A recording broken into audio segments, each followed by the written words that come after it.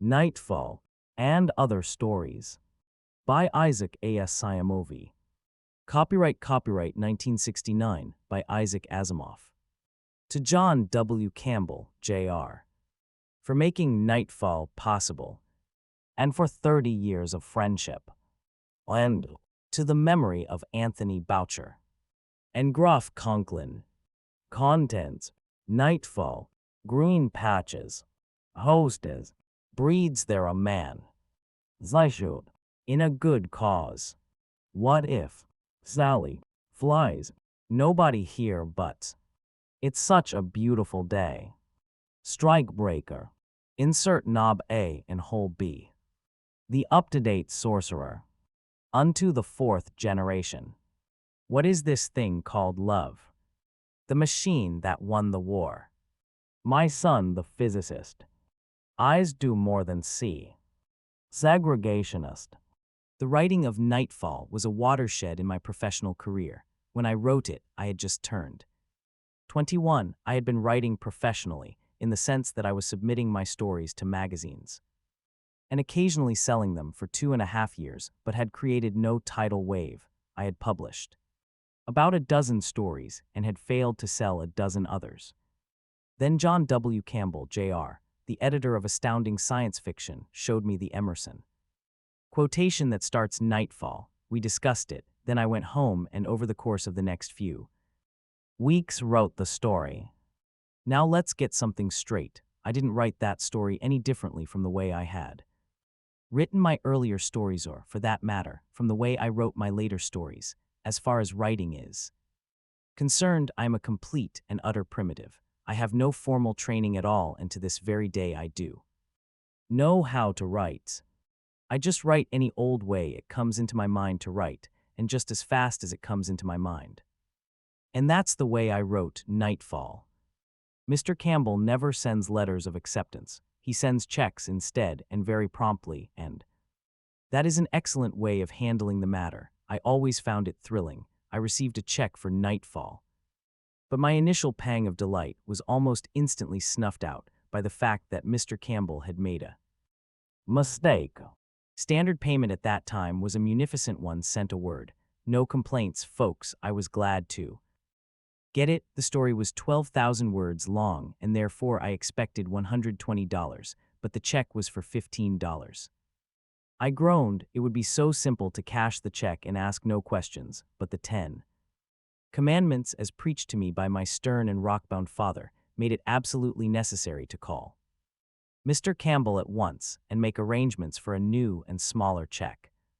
It turned out there was no mistake. The story seemed so good to Mr. Campbell that he gave me a bonus of ¼ cent a word. I had never, till then, received so huge a payment for any story, and that was just the beginning. When the story appeared, it was given the lead position and the cover.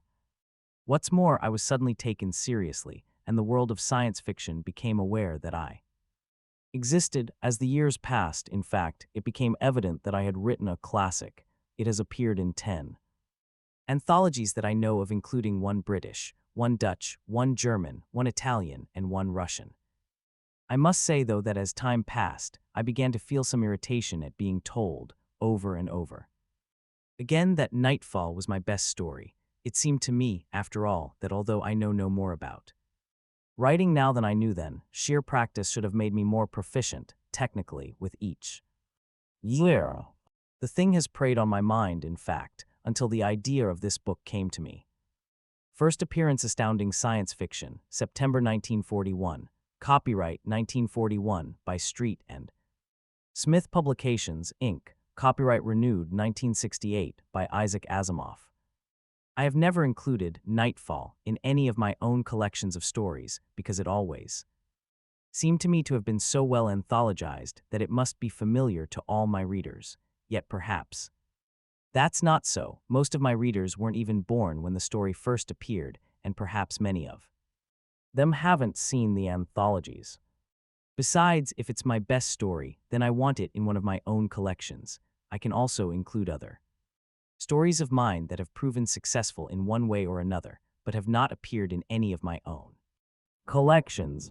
So with Doubleday's kind permission, I have prepared Nightfall and other stories, with all the tales in the order of publication. Nightfall itself is the first, and now you can see for yourself how my writing has developed or has failed to develop with the years. Then you can decide for yourself why or if Nightfall is better than the others. I don't know enough about writing to be able to tell. Nightfall. If the stars should appear one night in 1,000 years, how would men believe and adore and preserve? For many generations, the remembrance of the city of God. Emerson. Atone 77, director of Saro University, thrust out a belligerent lower lip and glared at the young newspaperman in a hot fury. Thermon 762 took that fury in his stride. In his earlier days, when his now widely syndicated column was only a mad idea in a coup. B reporter's mind, he had specialized in impossible interviews. It had cost him bruises, black eyes, and broken bones, but it had given him an ample supply of coolness and self-confidence. So he lowered the outthrust hand that had been so pointedly ignored and calmly waited for the aged director to get over the worst. Astronomers were queer ducks anyway, and if Atone's actions of the last 2 months meant anything, this same Atone was the queer duckiest of the lot. Atone 77 found his voice, and though it trembled with restrained emotion, the careful, somewhat pedantic phraseology for which the famous astronomer was noted did not abandon him. "Sir," he said, "you display an infernal gall in coming to me with that impudent proposition of yours." The husky telephotographer of the observatory, Binet 25, thrust a tongue's tip across dry lips and interposed nervously, "Now, sir, after all." The director turned to him and lifted a white eyebrow. "Do not interfere, Binet. I will credit you with good intentions in bringing this man here, but I will tolerate no insubordination now." Thermon decided it was time to take a part. "Director Atone, if you'll let me finish what I started saying, I think." "I don't believe, young man," retorted Atone, "that anything you could say now would count much. As compared with your daily columns of these last 2 months, you have led a vast newspaper campaign against the efforts of myself and my colleagues to organize the world against the menace, which it is now too late to avert. You have done your best with your highly personal attacks to make the staff of this observatory objects of ridicule." The director lifted a copy of the Saro City Chronicle from the table and shook it at Thermon. Furiously, "Even a person of your well-known impudence should have hesitated before coming to me with a request that he be allowed to cover today's events for his paper. Of all newsmen, you." Atone dashed the newspaper to the floor, strode to the window, and clasped his arms behind his back. "You may leave," he snapped over his shoulder. He stared moodily out at the skyline where Gamma, the brightest of the planet's 6 suns, was setting. It had already faded and yellowed into the horizon mists, and Atone knew he would never see it again as a sane man. He whirled. "No, wait, come here," he gestured peremptorily. "I'll give you your story." The newsman had made no motion to leave, and now he approached the old man slowly. Atone gestured outward. "Of the 6 suns, only Beta is left in the sky. Do you see it?" The question was rather unnecessary. Beta was almost at zenith, its ruddy light flooding the landscape to an unusual orange as the brilliant rays of setting Gamma died. Beta was at aphelion. It was small, smaller than Thermon had ever seen it before, and for the moment it was undisputed ruler of Lagash's sky. Lagash's own sun, Alpha, the one about which it revolved, was at the antipodes, as were the 2 distant companion pairs. The red dwarf Beta, Alpha's immediate companion, was alone, grimly alone. Atone's upturned face flushed redly in the sunlight. "In just under 4 hours," he said, "civilization as we know it comes to an end. It will do so because, as you see, Beta is the only sun in the sky." He smiled grimly. "Print that, there'll be no one to read it." "But if it turns out that 4 hours pass and another 4 and nothing happens?" asked Thermon softly. "Don't let that worry you. Enough will happen." "Granted, and still nothing happens." For a second time, Binet 25 spoke. "Sir, I think you ought to listen to him." Their man said, "Put it to a vote, Director Atone." There was a stir among the remaining 5 members of the observatory staff, who till now had maintained an attitude of wary neutrality. "That," stated Atone flatly, "is not necessary." He drew out his pocket watch. "Since your good friend Binet insists so urgently, I will give you 5 minutes. Talk away." "Good. Now, just what difference would it make if you allowed me to take down an eyewitness account of what's to come? If your prediction comes true, my presence won't hurt, for in that case my column would never be written. On the other hand, if nothing comes of it, you will just have to expect ridicule or worse. It would be wise to leave that ridicule to friendly hands." Atone snorted. "Do you mean yours when you speak of friendly hands?" "Certainly." Thermon sat down and crossed his legs. "My columns may have been a little rough, but I gave you people the benefit of the doubt every time. After all, this is not the century to preach. The end of the world is at hand to Lagash. You have to understand that people don't believe the Book of Revelations anymore, and it annoys them to have scientists turn about face and tell us the cultists are right. After all, no such thing, young man," interrupted Atone. "While a great deal of our data has been supplied us by the cult, our results contain none of the cult's mysticism. Facts are facts, and the cult's so-called mythology has certain facts behind it. We've exposed them and ripped away their mystery. I assure you that the cult hates us now worse than you do." "I don't hate you. I'm just trying to tell you that the public is in an ugly humor. They're angry." Atone twisted his mouth in derision. "Let them be angry." "Yes, but what about tomorrow?" "There'll be no tomorrow." "But if there is, say that there is, just to see what happens. That anger might take shape into something serious. After all, you know, business has taken a nosedive these last 2 months. Investors don't really believe the world is coming to an end, but just the same they're being cagey with their money. Until it's all over. Johnny Public doesn't believe you either, but the new spring furniture might just as well wait a few months just to make sure. You see the point. Just as soon as this is all over, the business interests will be after your hide. They'll say that if crackpots, begging your pardon, can upset the country's prosperity anytime they want simply by making some cockeyed prediction, it's up to the planet to prevent them. The sparks will fly, sir." The director regarded the columnist sternly. "And just what were you proposing to do to help the situation?" "Well," Thermon grinned, "I was proposing to take charge of the publicity. I can handle things so that only the ridiculous side will show. It would be hard to stand, I admit, because I'd have to make you all out to be a bunch of gibbering idiots, but if I can get people laughing at you, they might forget to be angry. In return for that, all my publisher asks is an exclusive story." Binet nodded and burst out, "Sir, the rest of us think he's right. These last 2 months we've considered everything but the 1,000,000 to 1 chance that there is an error somewhere in our theory or in our calculations. We ought to take care of that, too." There was a murmur of agreement from the men grouped about the table, and Atone's expression became that of one who found his mouth full of something bitter and couldn't get rid of it.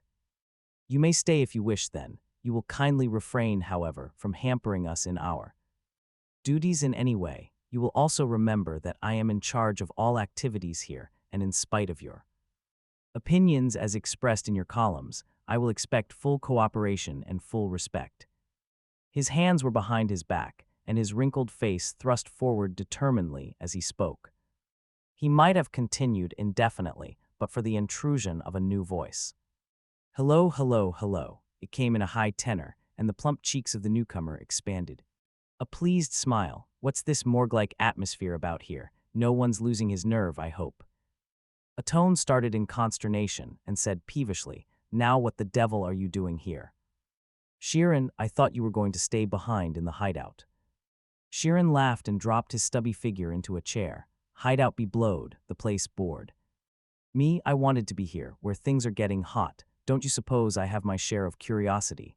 I want to see these stars the cultists are forever speaking about." He rubbed his hands and added in a sober tone, "It's freezing outside. The wind's enough to hang icicles on your nose. Beta doesn't seem to give any Heat at all at the distance it is. The white-haired director ground his teeth in sudden exasperation. Why do you go out of your way to do crazy things, Sheeran? What kind of good are you around here? What kind of good am I around there? Sheeran spread his palms in comical resignation. A psychologist isn't worth his salt in the hideout. They need men of action and strong, healthy women that can breed children. Me, I'm 100 pounds too heavy for a man of action, and I wouldn't be a success at breeding children, so why bother them with an extra mouth to feed? I feel better over here. Their man spoke briskly. Just what is the hideout, sir? Sheeran seemed to see the columnist for the first time. He frowned and blew his ample cheeks out. And just who in Lagash are you, redhead? Atone compressed his lips and then muttered sullenly, That's their man 762, the newspaper. Fellow, I suppose you've heard of him. The columnist offered his hand, and of course, you're Sheeran 501 of Saro University. I've heard of you. Then he repeated, What is this hideout, sir? Well, said Sheeran, we have managed to convince a few people of the validity of our prophecy. Of doom to be spectacular about it, and those few have taken proper measures. They consist mainly of the immediate members of the families of the observatory staff, certain of the faculty of Saro University, and a few outsiders. Altogether, they number about 300, but 3/4 are women and children. I see, they're supposed to hide where the darkness and the stars can't get at them, and then hold when the rest of the world goes poof. If they can, it won't be easy, with all of mankind insane, with the great cities going up in flames. Environment will not be conducive to survival, but they have food, water, shelter, and weapons. They've got more, said Atone. They've got all our records except for what we will collect. Today, those records will mean everything to the next cycle, and that's what must survive. The rest can go. Hang. Their man uttered a long, low whistle and sat brooding for several minutes. The men about the table had brought out a multi-chess board and started a 6-member game. Moves were made rapidly and in silence, all eyes bent in furious concentration on the board. Their man watched them intently and then rose and approached Atone, who sat apart in whispered conversation with Sheeran. Listen, he said, let's go somewhere where we won't bother the rest of the fellows. I want to ask some questions. The aged astronomer frowned sourly at him, but Sheeran chirped up, Certainly, it will do me good to talk, it always does. Atone was telling me about your ideas concerning world reaction to a failure of the prediction, and I agree with you. I read your column pretty regularly, by the way, and as a general thing, I like your views. Please, Sheeran, growled Atone. All right, we'll go into the next room. It has softer chairs anyway. There were softer chairs in the next room. There were also thick red curtains on the windows and a maroon carpet on the floor. With the bricky light of Beta pouring in, the general effect was one of dried blood. Their man shuddered. Say, I'd give 10 credits for a decent dose of white light for just a second. I wish Gamma or Delta were in the sky. What are your questions? Asked Atone. Please remember that our time is limited, in a little over an hour and a quarter we're going upstairs, and after that there will be no time for talk. Well, here it is. Their man leaned back and folded his hands on his chest. You people seem so all fired serious about this that I'm beginning to believe you. Would you mind explaining what it's all about? Atone exploded. Do you mean to sit there and tell me that you've been bombarding us with ridicule without even finding out what we've been trying to say? The columnist grinned sheepishly. It's not that bad, sir. I've got the general idea. You say there is going to be a worldwide darkness in a few hours, and that all mankind will go violently insane. What I want now is the science behind it. No, you don't, broke in Sheeran. If you ask Atone for that, supposing him to be in the mood to answer at all, he'll trot out pages of figures and volumes of graphs. You won't make head or tail of it. Now, if you were to ask me, I could give you the layman's standpoint. All right, I ask you.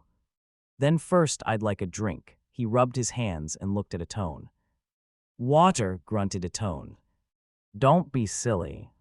Don't you be silly, no alcohol today. It would be too easy to get my men drunk. I can't afford to tempt them. The psychologist grumbled wordlessly. He turned to Thermon, impaled him with his sharp eyes, and began. You realize, of course, that the history of civilization on Lagash displays a cyclic character, but I mean cyclic. I know, replied Thermon cautiously, that is the current archaeological theory. Has it been accepted as a fact?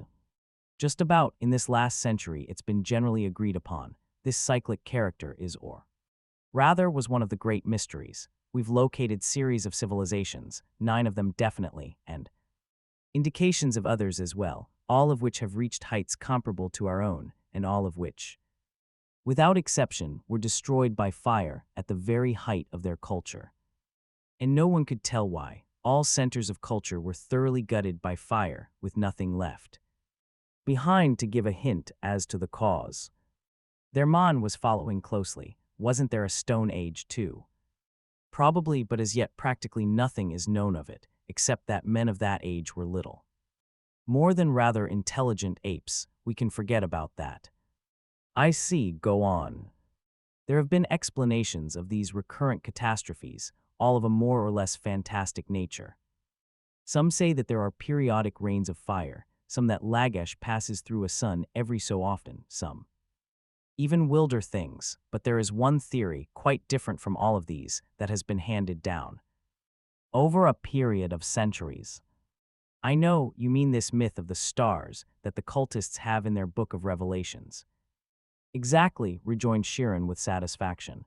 The cultists said that every 2050 years Lagash entered a huge cave, so that all the suns disappeared, and there came total darkness all over the world, and then, they say, things called stars appeared, which robbed men of their souls and left them unreasoning brutes, so that they destroyed the civilization they themselves had built up. Of course they mix all this up with a lot of religio-mystic notions, but that's the central idea. There was a short pause in which Sheeran drew a long breath, and now we come to the theory of universal gravitation. He pronounced the phrase so that the capital letters sounded, and at that point, a tone turned from the window, snorted loudly, and stalked out of the room. The two stared after him, and Thermon said, "What's wrong?" "Nothing in particular," replied Sheeran. "2 of the men were due several hours ago and haven't shown up yet." He's terrifically short-handed, of course, because all but the really essential men have gone to the hideout. You don't think the 2 deserted, do you? Who, Pharaoh and Yimot? Of course not. Still, if they're not back within the hour, things would be a little sticky. He got to his feet suddenly, and his eyes twinkled. Anyway, as long as a tone is gone. Tiptoeing to the nearest window, he squatted, and from the low window box beneath withdrew bottle of red liquid that gurgled suggestively when he shook it. "I thought a tone didn't know about this," he remarked as he trotted back to the table. "Here, we've only got 1 glass, so, as the guest, you can have it. I'll keep the bottle." And he filled the tiny cup with judicious care. Thermon rose to protest, but Sheeran eyed him sternly. "Respect your elders, young man." The newsman seated himself with a look of anguish on his face. "Go ahead then, you old villain." The psychologist's Adam's apple wobbled as the bottle appended, and then, with a satisfied grunt and a smack of the lips, he began again. "But what do you know about gravitation?" "Nothing, except that it is a very recent development, not too well established, and that the math is so hard that only 12 men in Lagash are supposed to understand it." "Teacha nonsense, baloney. I can give you all the essential math in a sentence. The law universal gravitation states that there exists a cohesive force among all bodies of the universe, such that the amount of this force between any 2 given bodies is proportional to the product of their masses, divided by the square of the distance between them. Is that all? That's enough. It took 400 years to develop it. Why that long? It sounded simple enough, the way you said it. Because great laws are not divined by flashes of inspiration, whatever you may think. It usually takes the combined work of a world full of scientists over a period of centuries. After Genovi 40, one discovered that Lagash rotated about the sun Alpha rather than vice versa, and that was 400 years ago. Astronomers have been working. The complex motions of the six suns were recorded and analyzed, and unwoven, theory after theory was advanced and checked and counterchecked and modified and abandoned. And revived and converted to something else. It was a devil of a job. Thermon nodded thoughtfully and held out his glass for more liquor. Sheeran grudgingly allowed a few ruby drops to leave the bottle. It was 20 years ago, he continued after remoistening his own throat, that it was finally demonstrated that the law of universal gravitation accounted exactly for the orbital motions of the six suns. It was a great triumph. Sheeran stood up and walked to the window, still clutching his bottle, and now we're getting to the point. In the last decade, the motions of Lagash about Alpha were computed according to gravity, and if did not account for the orbit observed, not even when all perturbations due to the other suns were included.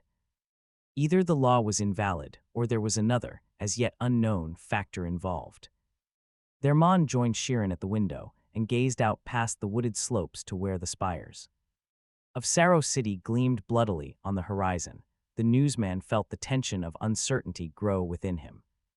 As he cast a short glance at Beta, it glowered redly at Zenith, dwarfed and evil. "Go ahead, sir," he said softly.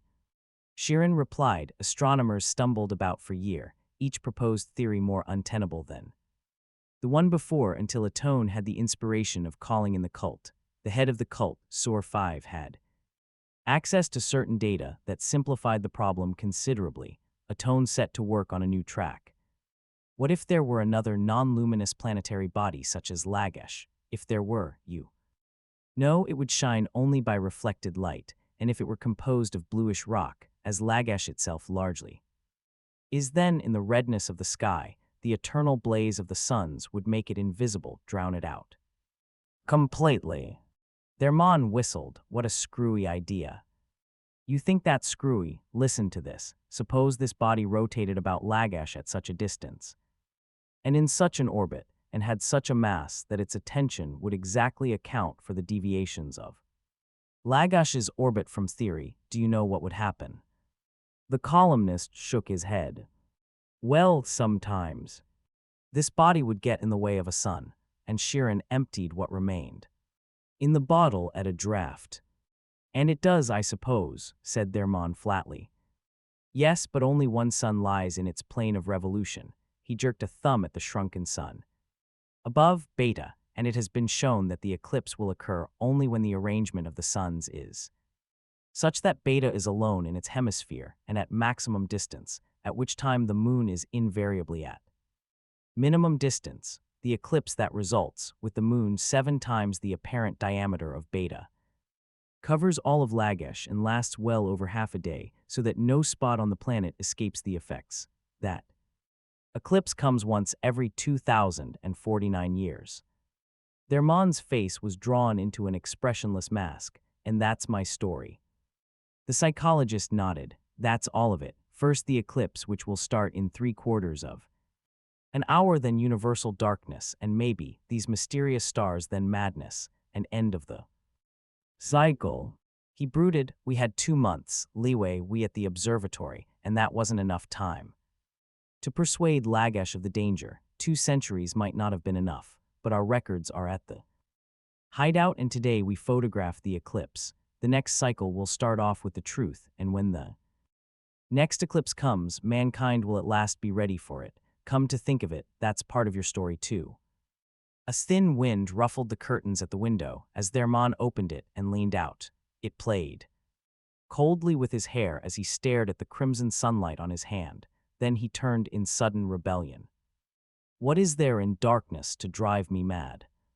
Sheeran smiled to himself as he spun the empty liquor bottle with abstracted motions of his hand. Have you ever experienced darkness, young man? The newsman leaned against the wall and considered. No, can't say I have, but I know what it is. Just he made vague motions with his fingers and then brightened. Just no light, like in caves. Have you ever been in a cave? In a cave, of course not. I thought not. I tried last week just to see, but I got out in a hurry. I went in until the mouth of the cave was just visible as a blur of light, with black everywhere else. I never thought a person my weight could run that fast. Dermon's lip curled. Well, if it comes to that, I guess I wouldn't have run if I had been there. The psychologist studied the young man with an annoyed frown. My, don't you talk big. I dare you to draw the curtain. Dermon looked his surprise and said, What for? If we had 4 or 5 suns out there, we might want to cut the light down a bit for comfort, but now we haven't enough light as it is. That's the point, just draw the curtain, then come here and sit down. All right, Dermon reached for the tasseled string and jerked. The red curtain slid across the wide window, the brass rings hissing their way along the crossbar, and a dusk-red shadow clamped down on the room. Dermon's footsteps sounded hollowly in the silence as he made his way to the table, and then they stopped halfway. I can't see you, sir, he whispered. Feel your way, ordered Sharon in a strained voice. But I can't see you, sir. The newsman was breathing harshly. I can't see anything. What did you expect? Came the grim reply. Come here and sit down. The footsteps sounded again, waveringly, approaching slowly. There was the sound of someone fumbling with a chair. Dermon's voice came thinly. Here I am, I feels, all right. You like it, do you? And no, it's pretty awful. The walls seem to be, he paused. They seem to be closing in on me. I keep wanting to push them away, but I'm not going mad. In fact, the feeling isn't as bad as it was. All right, draw the curtain back again. There were cautious footsteps through the dark, the rustle of Dermon's body against the curtain. As he felt for the tassel, and then the triumphant rouage of the curtain slithering back, red light flooded the room, and with a cry of joy Dermon looked up at the sun. Sharon wiped the moistness off his forehead with the back of a hand and said shakily, and that was just a dark room. It can be stood, said Dermon lightly. Yes, a dark room can, but were you at the Jongler Centennial Exposition 2 years ago? No, it so happens I never got around to it. 6,000 miles was just a bit too much to travel. Even for the exposition. Well, I was there. You remember hearing about the tunnel of mystery that broke all records in the amusement area for the first month or so, anyway. Yes, wasn't there some fuss about it?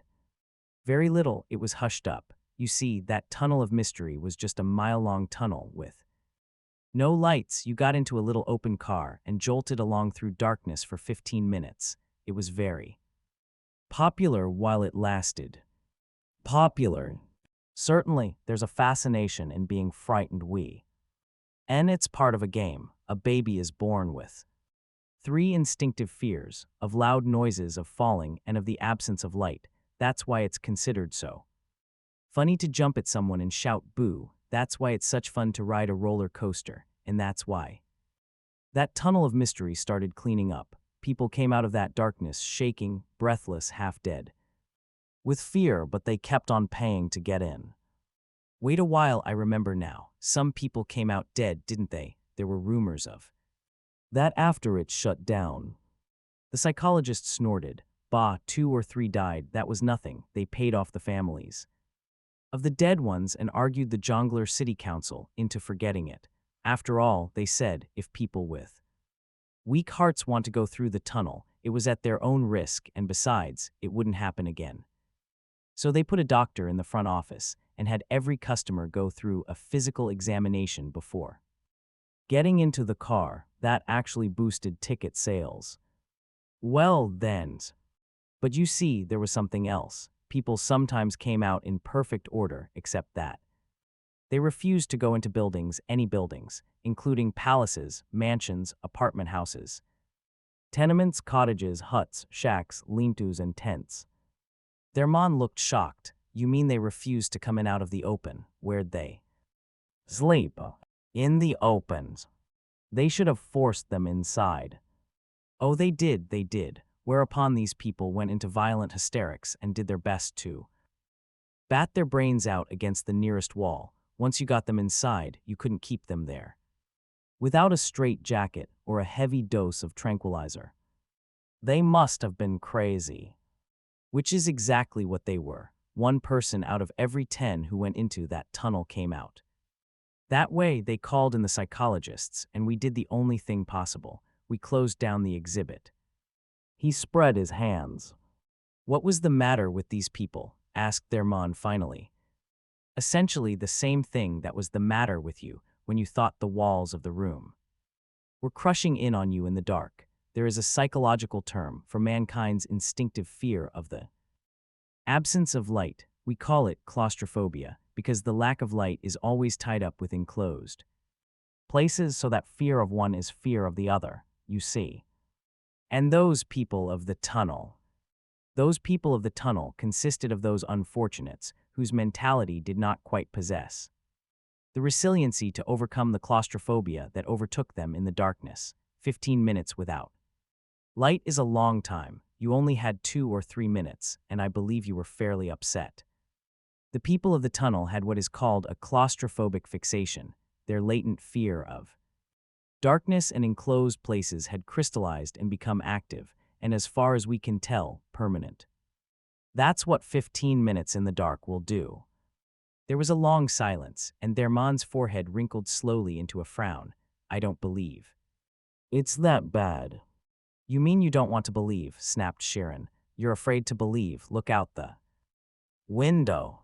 Thermon did so, and the psychologist continued without pausing. Imagine darkness. Everywhere, no light as far as you can see. The houses, the trees, the fields, the earth, the sky black, and stars thrown in, for all I know, whatever they are. Can you conceive it? Yes, I can, declared Thermon truculently. And Sharon slammed his fist down upon the table in sudden passion. You lie, you can't conceive. That, your brain wasn't built for the conception any more than it was built for the conception of infinity, or of eternity. You can only talk about it. A fraction of the reality upsets you, and when the real thing comes, your brain is going to be presented with the phenomenon outside its limits of comprehension. You will go mad completely and permanently. There is no question of it. He added sadly, and another couple of millennia of painful struggle comes to nothing. Tomorrow there won't be a city standing unharmed in all Lagash. Thermon recovered part of his mental equilibrium. That doesn't follow. I still don't see that I can go loony just because there isn't a sun in the sky, but even if I did, and everyone else did, how does that harm the cities? Are we going to blow them down? But Sharon was angry too. If you were in darkness, what would you want more than anything else? What would it be that every instinct would call for? Light, damn you, light.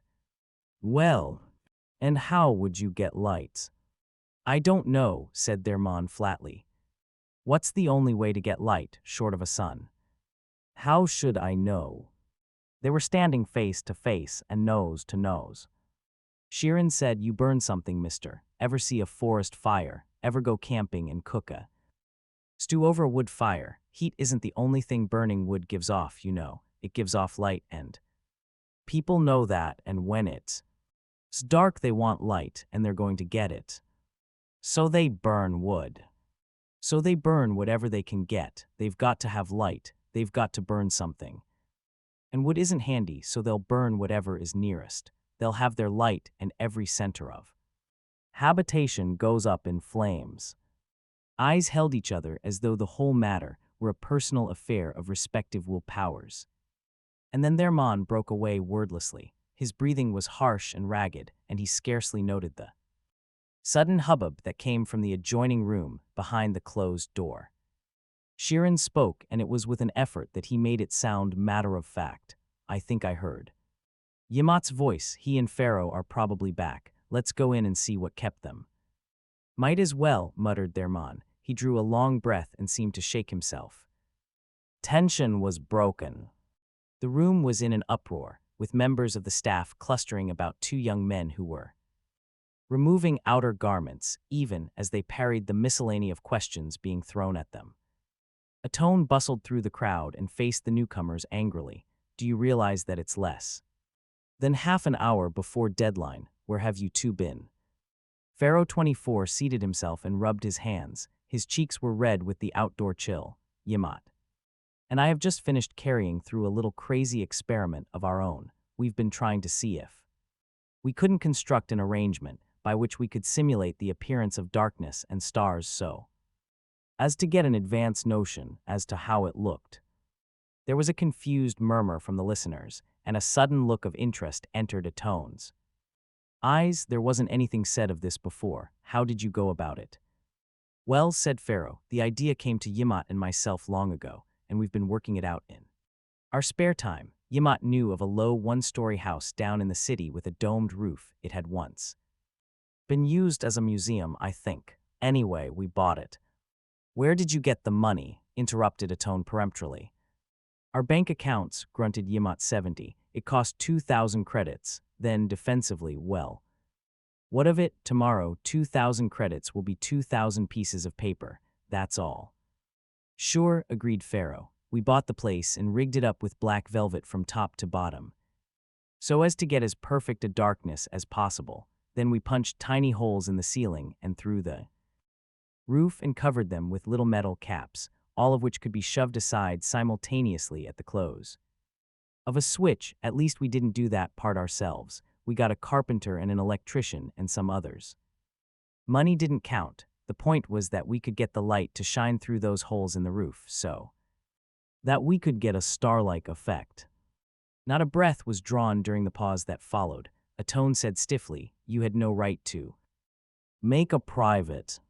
Pharaoh seemed abashed. I know, sir, but frankly, Yimot and I thought the experiment was a little dangerous. If the effect really worked, we half expected to go mad from what Sheeran says about all this.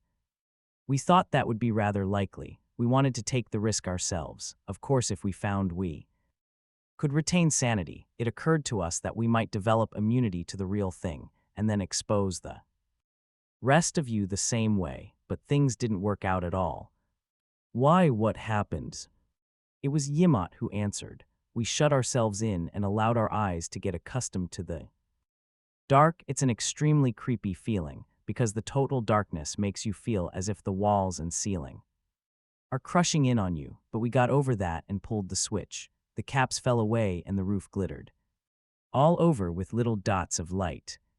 Well, nothing. That was the wacky part of it. Nothing happened. It was just a roof with holes in it, and that's just what it looked like. We tried it over and over again. That's what kept us so late, but there just isn't any effect at all.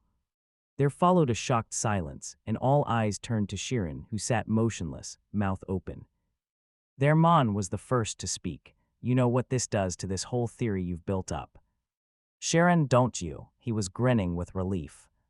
But Sheeran raised his hand. Now wait a while, just let me think this through. And then he snapped his fingers, and when he lifted his head, there was neither surprise nor uncertainty in his eyes. Of course. He never finished. From somewhere up above there sounded a sharp clang, and Binet, starting too, his feet dashed up the stairs with a what the devil. The rest followed after. Things happened quickly. Once up in the dome, Binet cast one horrified glance at the shattered photographic plates and at the man bending over them, and then hurled himself fiercely at the intruder. Getting a death grip on his throat, there was a wild thrashing, and as others of the staff joined in, the SDR. Anger was swallowed up and smothered under the weight of half a dozen angry men. Atone came up last, breathing heavily, led him up. There was a reluctant unscrambling, and the stranger, panting harshly, with his clothes torn and his forehead bruised, was hauled to his feet. He had a short yellow beard curled elaborately in the style affected by the cultists. Binet shifted his hold to a collar grip and shook the man savagely. All right, rat, what's the idea, these plates? I wasn't after them, retorted the cultist coldly. That was an accident. Binet followed his glowering stare and snarled. I see, you were after the cameras themselves. The accident with the plates was a stroke of luck for you then. If you had touched Snapping Bertha or any of the others, you would have died by slow torture. As it is, he drew his fist back. Atone grabbed his sleeve. Stop that, let him go. The young technician wavered, and his arm dropped reluctantly. Atone pushed him aside and confronted the cultist. You're Latimer, aren't you? The cultist bowed stiffly and indicated the symbol upon his hip. I am Latimer 25, adjutant of the 3rd class to His Serenity, Soar 5. And Atone's white eyebrows lifted. You were with His Serenity when he visited me last week, weren't you? Latimer bowed a second time. Now then, what do you want? Nothing that you would give me of your own free will. Soar 5 sent you, I suppose, or is this your own idea? I won't answer that question. Will there be any further visitors? I won't answer that either. Atone glanced at his timepiece and scowled. Now, man, what is it your master wants of me? I have fulfilled my end of the bargain. Latimer smiled faintly, but said nothing. I asked him, continued Atone angrily, for data only the cult could supply, and it was given to me. For that, thank you. In return, I promised to prove the essential truth of the creed of the cult. There was no need to prove that, came the proud retort. It stands proven by the book of Revelations. For the handful that constitute the cult, yes, don't pretend to mistake my meaning. I offered to present scientific backing for your beliefs, and I did. The cultist's eyes narrowed bitterly. Yes, you did with a fox's subtlety for your pretended explanation backed our beliefs, and at the same time removed all necessity for them. You made of the darkness and of the stars a natural phenomenon and removed all its real significance. That was blasphemy. If so, the fault isn't mine. The facts exist. What can I do but state them? Your facts are a fraud and a delusion. Atone stamped angrily. How do you know? And the answer came with the certainty of absolute faith. I know. The director purpled and Binet whispered urgently. Atone waved him silent. And what does Soar 5 want us to do, he still thinks, I suppose, that in trying to warn the world to take measures against the menace of madness, we are placing innumerable souls in jeopardy. We aren't succeeding, if that means anything to him. The attempt itself has done harm enough, and your vicious effort to gain information by means of your devilish instruments must be stopped. We obey the will of the stars, and I only regret that my clumsiness prevented me from wrecking your infernal devices. It wouldn't have done you too much good, returned Atone. All our data, except for the direct evidence we intend collecting right now, is already safely cached and well beyond possibility of harm.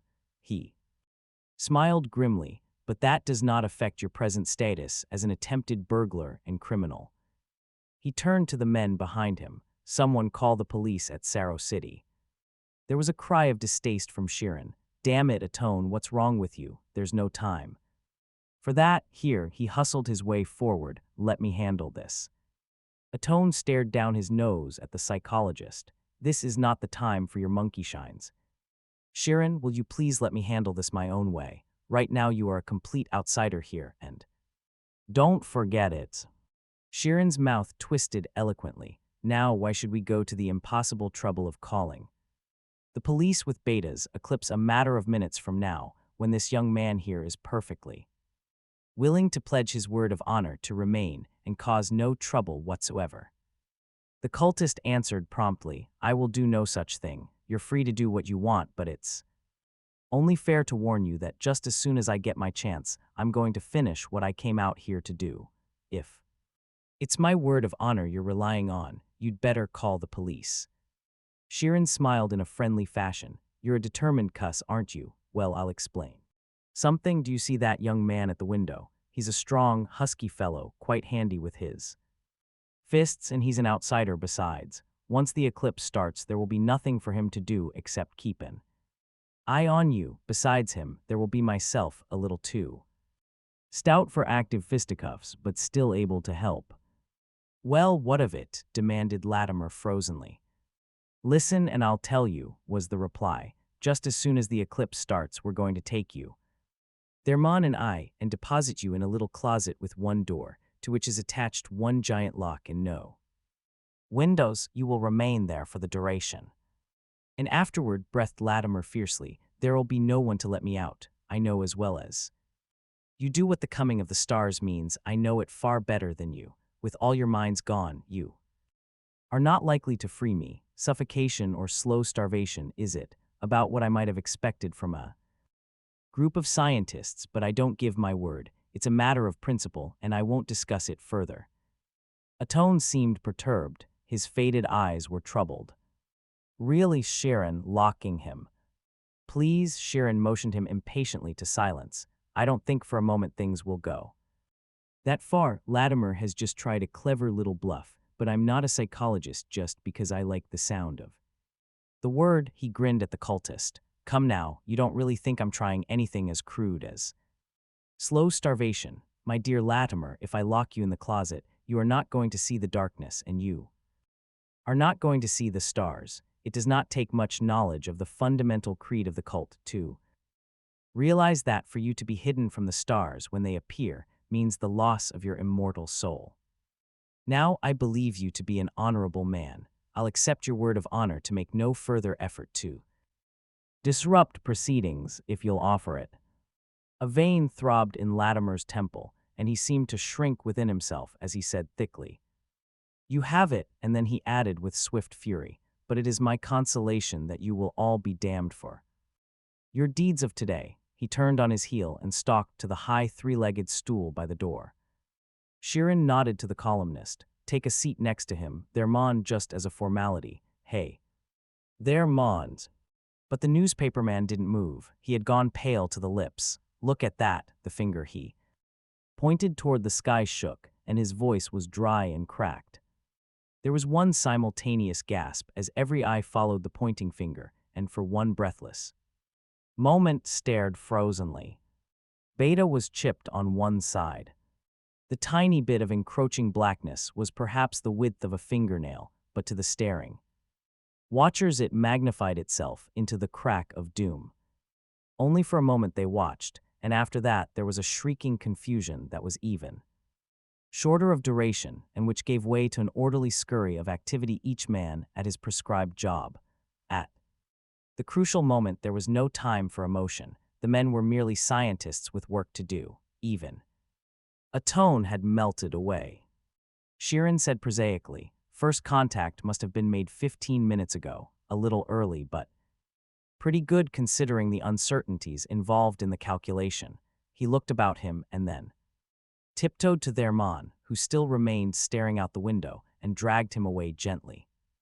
Atone is furious, he whispered, so stay away. He missed first contact on account of this fuss with Latimer, and if you get in his way, he'll have you thrown out the window. Their Mon nodded shortly and sat down. Sheeran stared in surprise at him. The devil, man, he exclaimed, you're shaking. Their Mon licked dry lips and then tried to smile. I don't feel very well, and that's a fact.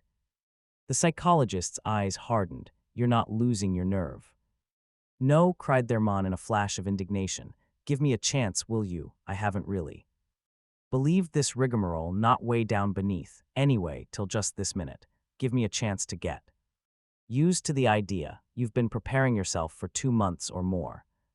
You're right at that, replied Sheeran thoughtfully. Listen, have you got a family, parents? Wife, children? Their Mon shook his head. You mean the hideout, I suppose. No, you don't have to worry about that. I have a sister, but she's 2,000 miles away. I don't even know her exact address. Well then, what about yourself? You've got time to get there, and they're one short anyway.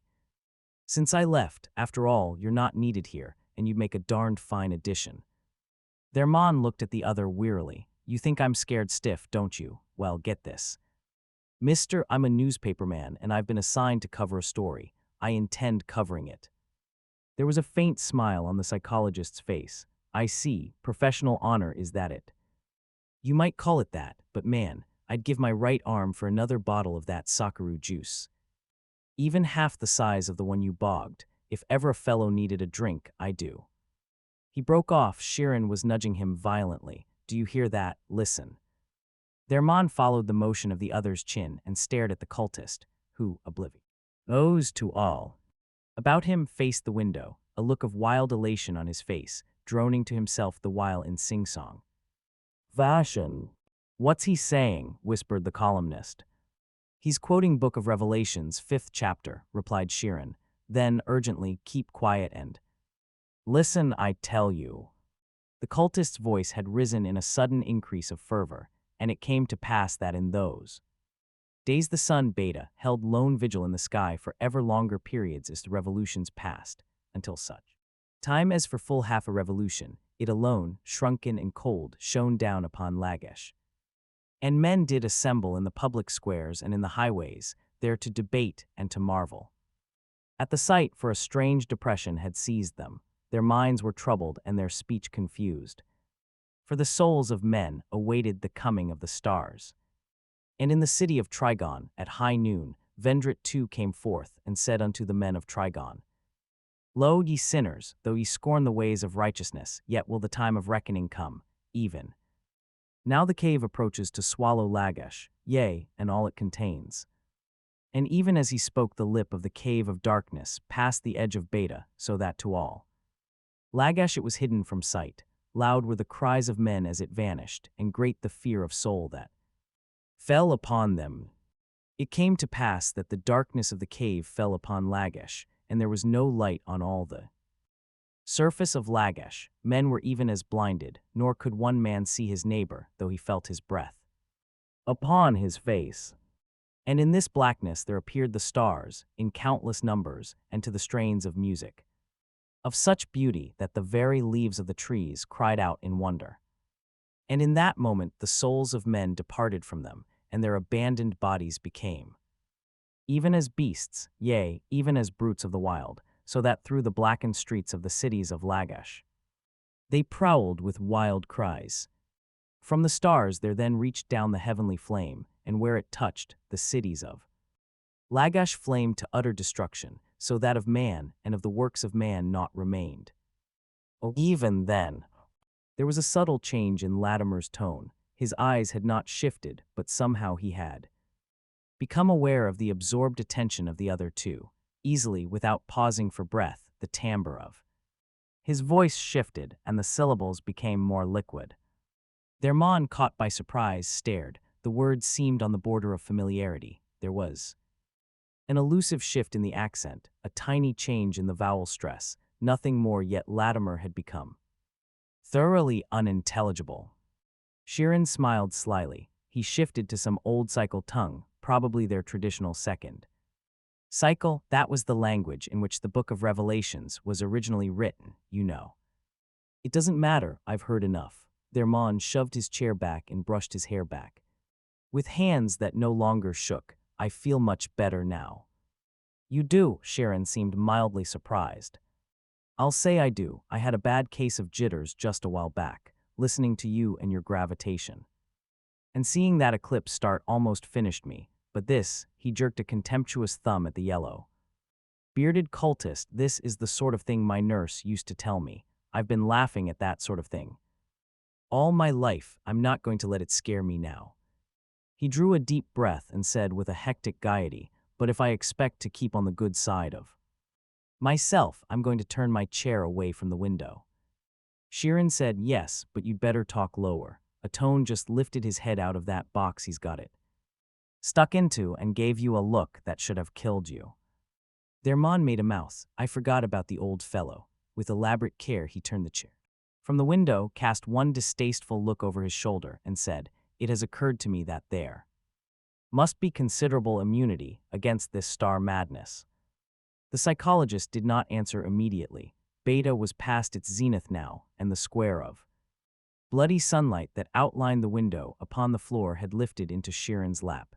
He stared at its dusky color thoughtfully and then bent and squinted into the sun itself. The chip in its side had grown to a black encroachment that covered a third of Beta. He shuddered.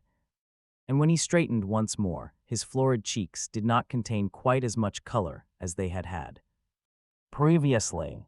With a smile that was almost apologetic, he reversed his chair also. There are probably 2 million people in Saro City that are all trying to join the cult at once in one gigantic revival. Then, ironically, the cult is in for an hour of unexampled prosperity. I trust they'll make the most of it. Now, what was it you said? Just this, how did the cultists manage to keep the Book of Revelations going from cycle to cycle? And how on Lagash did it get written in the first place? There must have been some RT of immunity for if everyone had gone mad, who would be left to write the book? Sheeran stared at his questioner ruefully. Well, now, young man, there isn't any eyewitness. Answer to that, but we've got a few damned good notions as to what happened. You see, there are three kinds of people who might remain relatively unaffected. First, the very few who don't see the stars at all. The seriously retarded, or those who drink themselves into a stupor at the beginning of the eclipse, and remain so to the end. We leave them out because they aren't really witnesses. Then there are children below 6, to whom the world as a whole is too new and strange for them to be too frightened at stars and darkness. They would be just another item in an already surprising world. You see that, don't you? The other nodded doubtfully. I suppose so. Lastly, there are those whose minds are too coarsely grained to be entirely toppled. The very insensitive would be scarcely affected. Oh, such people as some of our older, work-broken peasants. Well, the children would have fugitive memories, and that, combined with the confused, incoherent babblings of the half-mad morons, formed the basis for the Book of Revelations. Naturally, the book was based, in the first place, on the testimony of those least qualified to serve as historians, that is, children and morons, and was probably edited and re-edited through the cycles.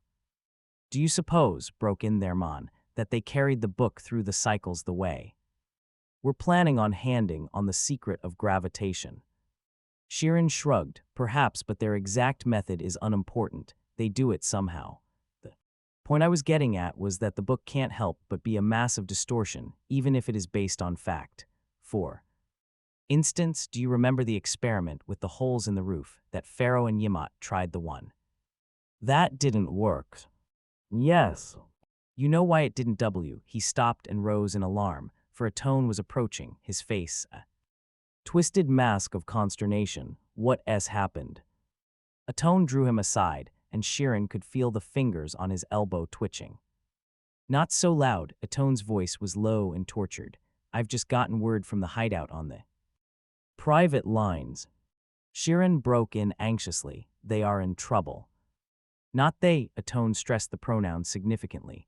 They sealed themselves off just a while ago. And they're going to stay buried till day after tomorrow. They're safe, but the city, Sheeran, it's a shambles. You have no idea. He was having difficulty in speaking. Well, snapped Sheeran impatiently. What of it? It will get worse. What are you shaking about?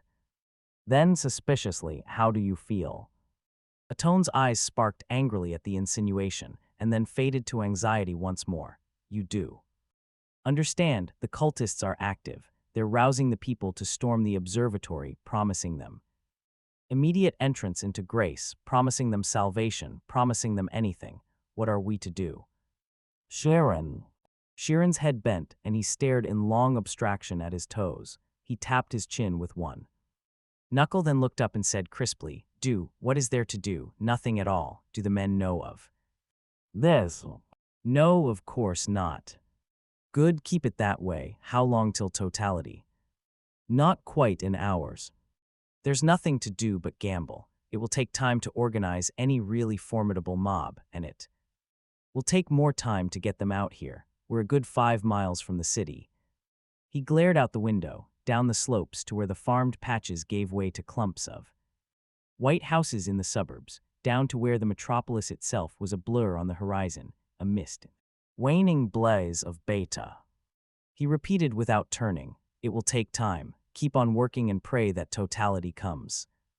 First, beta was cut in half, the line of division pushing a slight concavity into the still bright portion of the sun. It was like a gigantic eyelid shutting slantwise over the light of a world.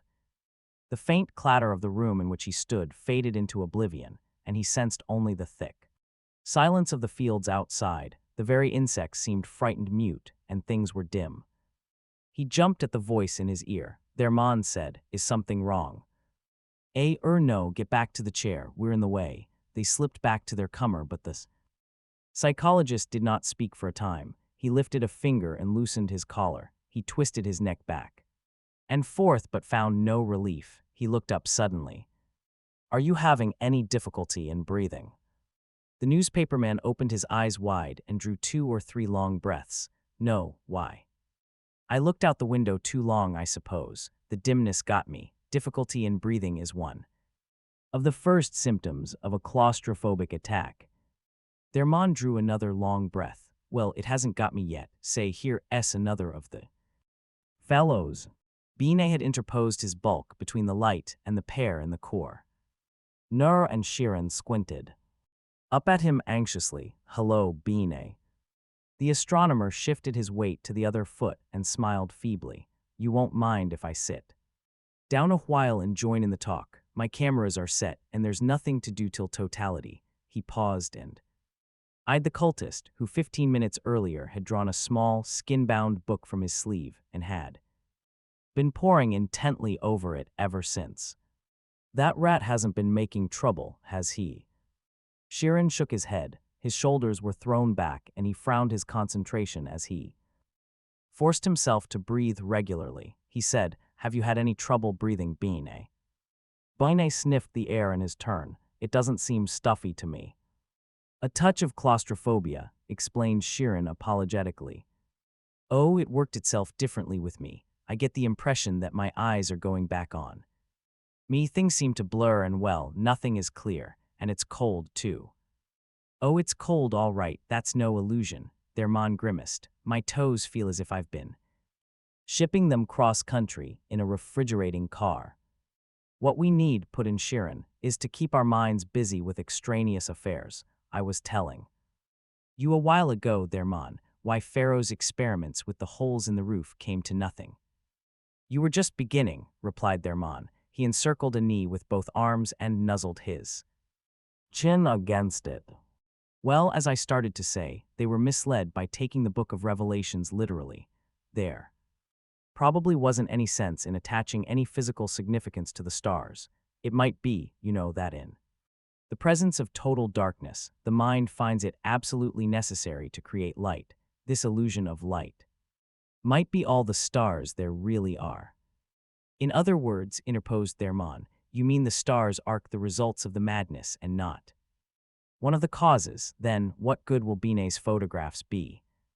To prove that it is an illusion, maybe, or to prove the opposite, for all I know. Then again. But Binet had drawn his chair closer, and there was an expression of sudden enthusiasm on his face. Say, I'm glad you two got onto this subject. His eyes narrowed, and he lifted one finger. I've been thinking about these stars, and I've got a really cute notion.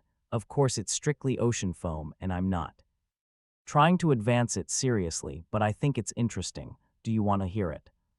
He seemed half reluctant, but Shirin leaned back and said, Go ahead, I'm listening. Well then, supposing there were other suns in the universe, he broke off a little bashfully. I mean suns that are so far away that they're too dim to see. It sounds as if I've been reading some of that fantastic fiction, I suppose. Not necessarily. Still, isn't that possibility eliminated by the fact that, according to the law of gravitation, they would make themselves evident by their attractive forces? Not if they were far enough off, rejoined Binet. Really far off, maybe as much as 4 light years or even more. We'd never be able to detect perturbations then because they'd be too small. Say that there were a lot of suns that far off, a dozen or 2 maybe. Thermon whistled melodiously. What an idea for a good Sunday supplement article. 2 dozen suns in a universe 8 light years across. Wow, that would shrink our world into insignificance. The readers would eat it up. Only an idea, said Binet with a grin, but you see the point. During an eclipse, these dozen suns would become visible because there'd be no real sunlight to drown them out, since they're so far off. They'd appear small, like so many little marbles. Of course, the cultists talk of millions of stars, but that's probably exaggeration. There just isn't any place in the universe you could put 1,000,000 suns unless they touch one another. Shirin had listened with gradually increasing interest. You've hit something there, Binet, and exaggeration is just exactly what would happen. Our minds, as you probably know, can't grasp directly any number higher than 5. Above that there is only the concept of many. A dozen would become 1,000,000. Just like that, a damn good idea.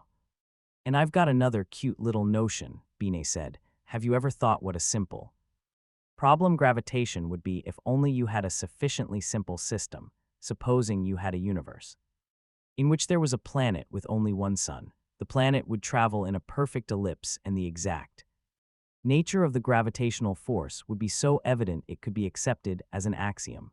Astronomers on such a world would start off with gravity probably before they even invented the telescope. Naked eye observation would be enough. But would such a system be dynamically stable? Questioned Sheeran doubtfully. Sure, they call it the one-and-one case. It's been worked out mathematically, but it's the philosophical implications that interest me. It's nice to think about, admitted Sheeran, as a pretty abstraction like a perfect gas, or absolute zero. Of course, continued Binet, there's the catch that life would be impossible on such a planet. It wouldn't get enough heat and light, and if it rotated, there would be total darkness half of each day. You couldn't expect life, which is fundamentally dependent upon light, to develop under those conditions. Besides, Sheeran's chair went over backward as he sprang to his feet in a rude interruption. Atones brought out the lights. Binet said, turned to stare, and then grinned halfway around his head in open relief. There were half a dozen foot-long, inch-thick rods cradled in Atone's arms. He glared over them at the assembled staff members. Get back to work, all of you. Sheeran, come here and help me. Sheeran trotted to the older man's side, and one by one, in utter silence, the two adjusted the rods. In makeshift metal holders suspended from the walls, with the air of one carrying through the most sacred item of a religious ritual, Sheeran scraped a large, clumsy match into spluttering life and passed it to Atone, who carried the flame to the upper end of one of the rods. It hesitated there a while, playing futilely about the tip, until a sudden, crackling flare cast Atone's lined face into yellow highlights. He withdrew the match, and a spontaneous cheer rattled the window. The rod was topped by 6 inches of wavering flame. Methodically, the other rods were lighted, until 6 independent fires turned the rear of the room yellow. The light was dim, dimmer even than the tenuous sunlight. The flames reeled crazily, giving birth to drunken, swaying shadows. The torches smoked devilishly and smelled like a bad day in the kitchen, but they emitted yellow light. There was something about yellow light after 4 hours of somber, dimming beta. Even Latimer had lifted his eyes from his book and stared in wonder. Sheeran warmed his hands at the nearest, regardless of the soot that gathered upon them in a fine gray powder, and muttered ecstatically to himself, "Beautiful, beautiful, I never realized before what wonderful color yellow is." But Thermon regarded the torches suspiciously. He wrinkled his nose at the rancid odor and said, "What are those things?" "Wood," said Sheeran shortly. "Oh no, they're not. They aren't burning. The top inch is charred and the flame just keeps shooting up out of nothing.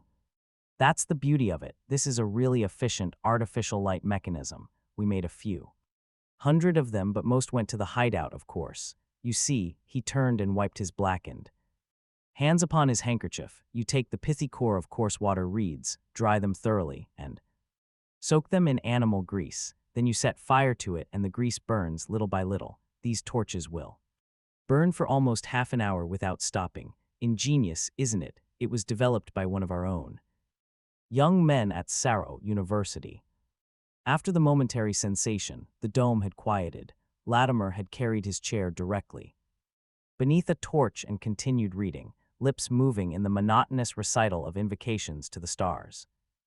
Binet had drifted away to his cameras once more, and Thermon seized the opportunity to add to his notes on the article he was going to write for the Saro City Chronicle the next day, a procedure he had been following for the last 2 hours in a perfectly methodical, perfectly conscientious, and, as he was well aware, perfectly meaningless fashion, but as the gleam of amusement in Sheeran's eyes indicated, careful note-taking occupied his mind with something other than the fact that the sky was gradually turning a horrible deep purple red, as if it were one gigantic, freshly peeled beet, and so it fulfilled its purpose.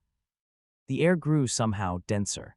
Dusk, like a palpable entity, entered the room, and the dancing Circle of yellow light about the torches etched itself into ever-sharper distinction against the gathering.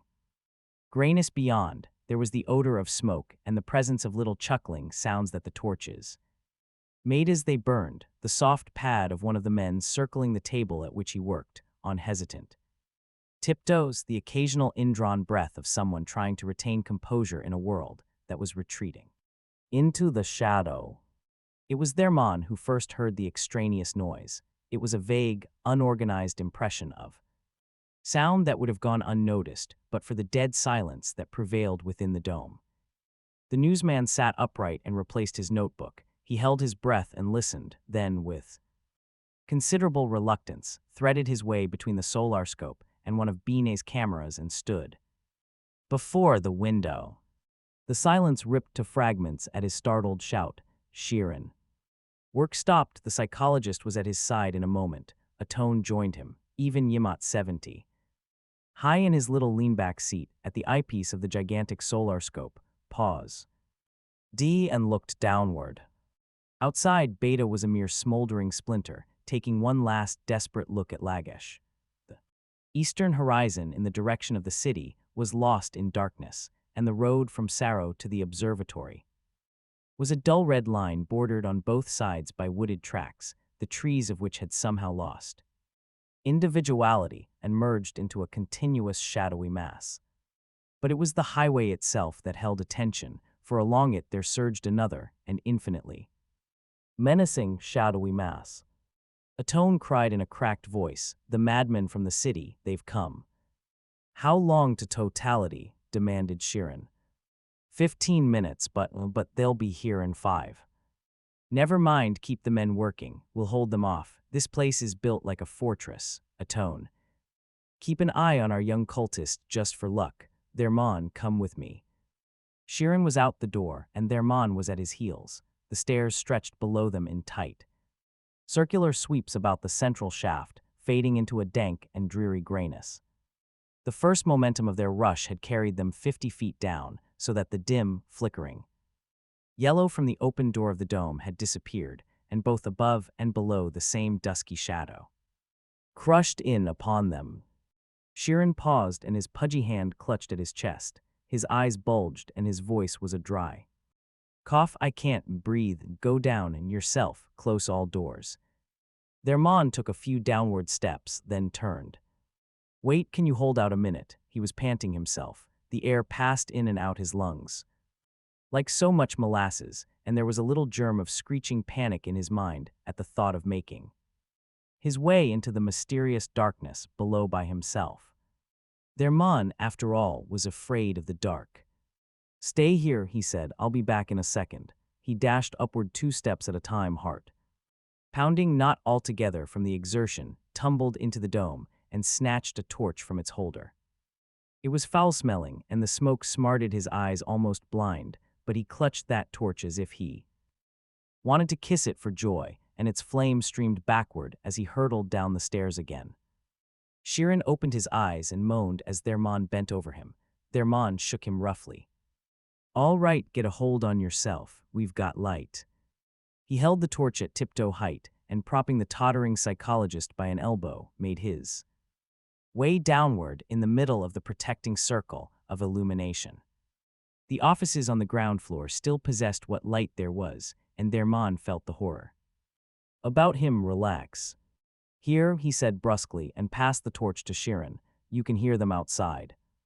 And they could, little scraps of hoarse, wordless shouts. But Sheeran was right. The observatory was built like a fortress, erected in the last century when the Neo-Gavachian style of architecture was at its ugly height. It had been designed for stability and durability rather than for beauty. The windows were protected by the grillwork of inch-thick iron bars sunk deep into the concrete sills. The walls were solid masonry that an earthquake couldn't have touched, and the main door was a huge oaken slab reinforced with iron. Thermon shot the bolts, and they slid shut with a dull clang. At the other end of the corridor, Sheeran cursed weakly. He pointed to the lock of the back door, which had been neatly gemmed into uselessness. "That must be how Latimer got in," he said. "Well, don't stand there," cried Thermon impatiently. Help drag up the furniture and keep that torch out of my eyes, the smoke's killing me.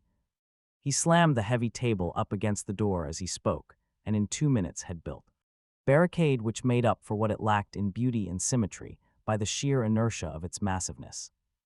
Somewhere dimly far off, they could hear the battering of naked fists upon the door, and the screams and yells from outside had a sort of half-reality. That mob had set off from Saro City with only two things in mind: the attainment of cultist salvation by the destruction of the observatory, and a maddening fear that all but paralyzed them. There was no time to think of ground cars, or of weapons, or of leadership, or even of organization. They made for the observatory on foot and assaulted it with bare hands. And now that they were there, the last flash of beta, the last ruby-red drop of flame, flickered feebly over a humanity that had left only stark, universal fear. Their mon groaned, "Let's get back to the dome." In the dome, only Yimot, at the solar scope, had kept his place. The rest were clustered about the cameras. And Binet was giving his instructions in a hoarse, strained voice. "Get it straight, all of you. I'm snapping beta just before totality and changing the plate.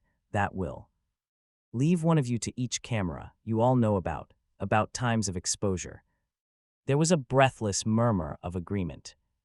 Binet passed a hand over his eyes. "Are the torches still burning? Never mind, I see them." He was leaning hard against the back of a chair. "Now remember, don't try to look for good shots. Don't waste time trying to get T2 stars at a time in the scope field. One is enough, and if you feel yourself going, get away from the camera."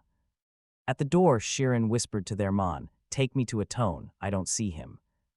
The newsman did not answer immediately. The vague forms of the astronomers wavered and blurred, and the torches overhead had become only yellow splotches. "It's dark," he whimpered. Sheeran held out his hand. "Atone," he stumbled forward. "Atone."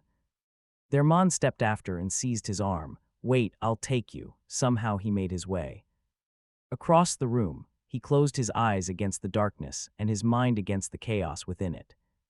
No one heard them or paid attention to them. Sheeran stumbled against the wall. "Atone." The psychologist felt shaking hands touching him, then withdrawing, a voice muttering, "Is that you, Sheeran?" Atoned, he strove to breathe normally. "Don't worry about the mob. The place will hold them off." Latimer, the cultist, rose to his feet, and his face twisted in desperation. His word was pledged, and to break it would mean placing his soul in mortal peril. Yet that word had been forced from him and had not been given freely. The stars would come soon. He could not stand by and allow, and yet his word was pledged. Binet's face was dimly flushed as it looked upward at Beta's last ray, and Latimer, seeing him bend over his camera, made his decision. His nails cut the flesh of his palms as he tensed himself. He staggered crazily as he started his rush. There was nothing before him but shadows. The very floor beneath his feet lacked substance, and then someone was upon him and he went down with clutching fingers at his throat. He doubled his knee and drove it hard into his assailant. "Let me up or I'll kill you." Their mon cried out sharply and muttered through a blinding haze of pain, "You double-crossing rat." The newsman seemed conscious of everything at once. He heard Binet croak, "I've got it, at your cameras, men," and then there was the strange awareness that the last thread of sunlight had thinned out and snapped. Simultaneously, he heard one last choking gasp from Binet and a queer little cry from Sheeran. Hysterical giggle that cut off in a rasp, and a sudden silence, a strange, deadly silence from outside. And Latimer had gone limp in his loosening grasp. Their mon peered into the cultist's eyes and saw the blankness of them, staring upward, mirroring the feeble yellow of the torches. He saw the bubble of froth upon Latimer's lips and heard the low animal whimper in Latimer's throat. With the slow fascination of fear, he lifted himself on one arm and turned his eyes toward the blood-curdling blackness of the window. Through it shone the stars. Not Earth's feeble 3,600 stars visible to the eye. Lagash was in the center of a giant cluster. 30,000 mighty suns shone down in a soul-searing splendor that was more frighteningly Cold in its awful indifference than the bitter wind that shivered across the cold, horribly bleak world. Thermon staggered to his feet, his throat constricting him to breathlessness, all the muscles of his body writhing in an intensity of terror and sheer fear beyond bearing. He was going mad and knew it.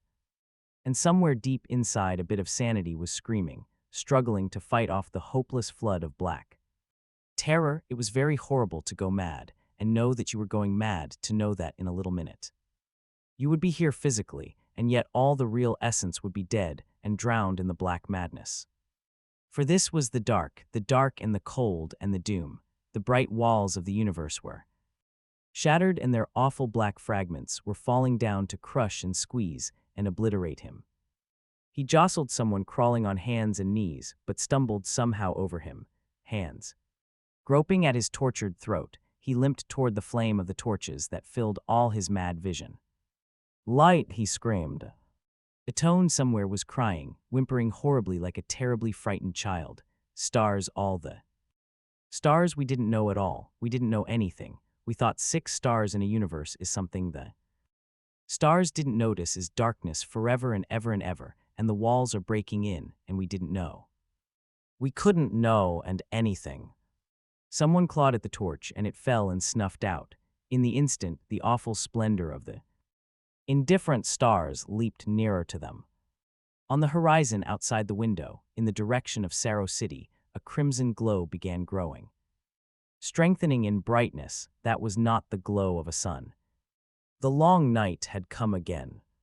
In 1948, I woke up one morning to read in the New York Times that Street and Smith Publications had discontinued all its pulp magazines. Then, Astounding Science Fiction was one of the Street and Smith pulps. Everything went black before my eyes. You see, during the 6-year period from 1943 to 1948 inclusive, I had sold and published 13 science fiction stories, every single one of them to Astounding. During that period I had labored constantly with the feeling that I was not a writer at all, but merely a person who happened to click it off with one particular market, and that if anything happened to Astounding or to Mr. Campbell, its editor, I was through. With great difficulty I finished the article and found, near the end, the utterly casual statement, almost as an afterthought, that Astounding was the one exception. It was the only pulp magazine Street and Smith was going to retain.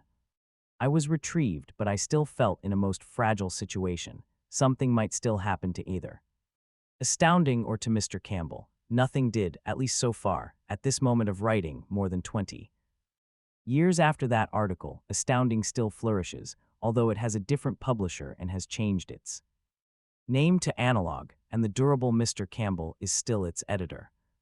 I sold 4 more stories to Astounding in 1949 and 1950 before breaking the string. Then, in 1950, a new science fiction magazine came into sudden, vigorous life under the energetic leadership of its editor, Horace L. Gold. Mr. Gold searched strenuously for stories while the new magazine was being formed, and he asked me if I would submit some. I hesitated, for I was not at all sure that Mr. Gold would like them, and I was wondering whether I could bear rejections that would serve as proof that I was not a real writer, but only a one-editor author. Mr. Gold was, however, persuasive. I wrote 2 stories and he took them both. The first story I felt might have been a forced sale. He needed it for the maiden issue in a big hurry. The second story, which appeared in the second issue, did not have to be bought, it seemed to me. I accepted the sale as deserved, and a more than 7-year agony of self-doubt was relieved. It is this second story which follows. But one thing, editors have the frequent urge to change the titles of stories. Heaven knows why. Some editors have it worse than others, and Mr. Gold had a rather acute case. My own title for this story was Green Patches, for reasons that will seem perfectly clear when you read the story. For some obscure reason, Mr. Gold didn't like it, and when the story appeared, it bore the name Misbegotten Missionary. Except for the alliteration, I could see no reason why this new title should appeal to any rational person. So I am seizing the opportunity now to change the title back to what it had been.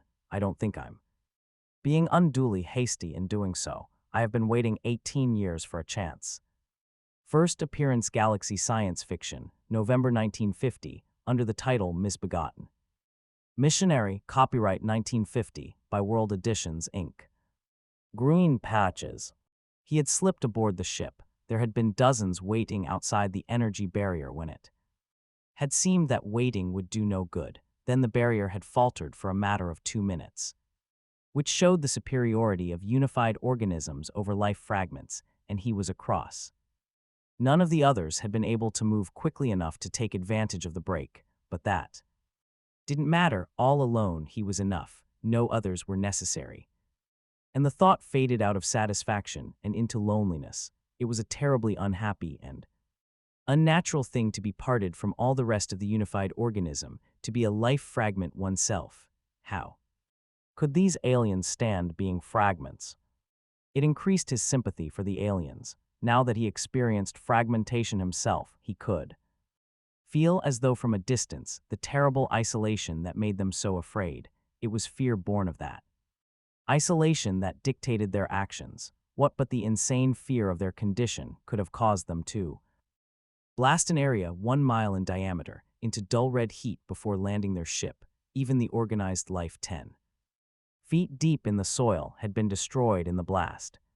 He engaged reception, listening eagerly, letting the alien thought saturate him. He enjoyed the touch of life upon his consciousness. He would have to ration that enjoyment. He must not forget himself.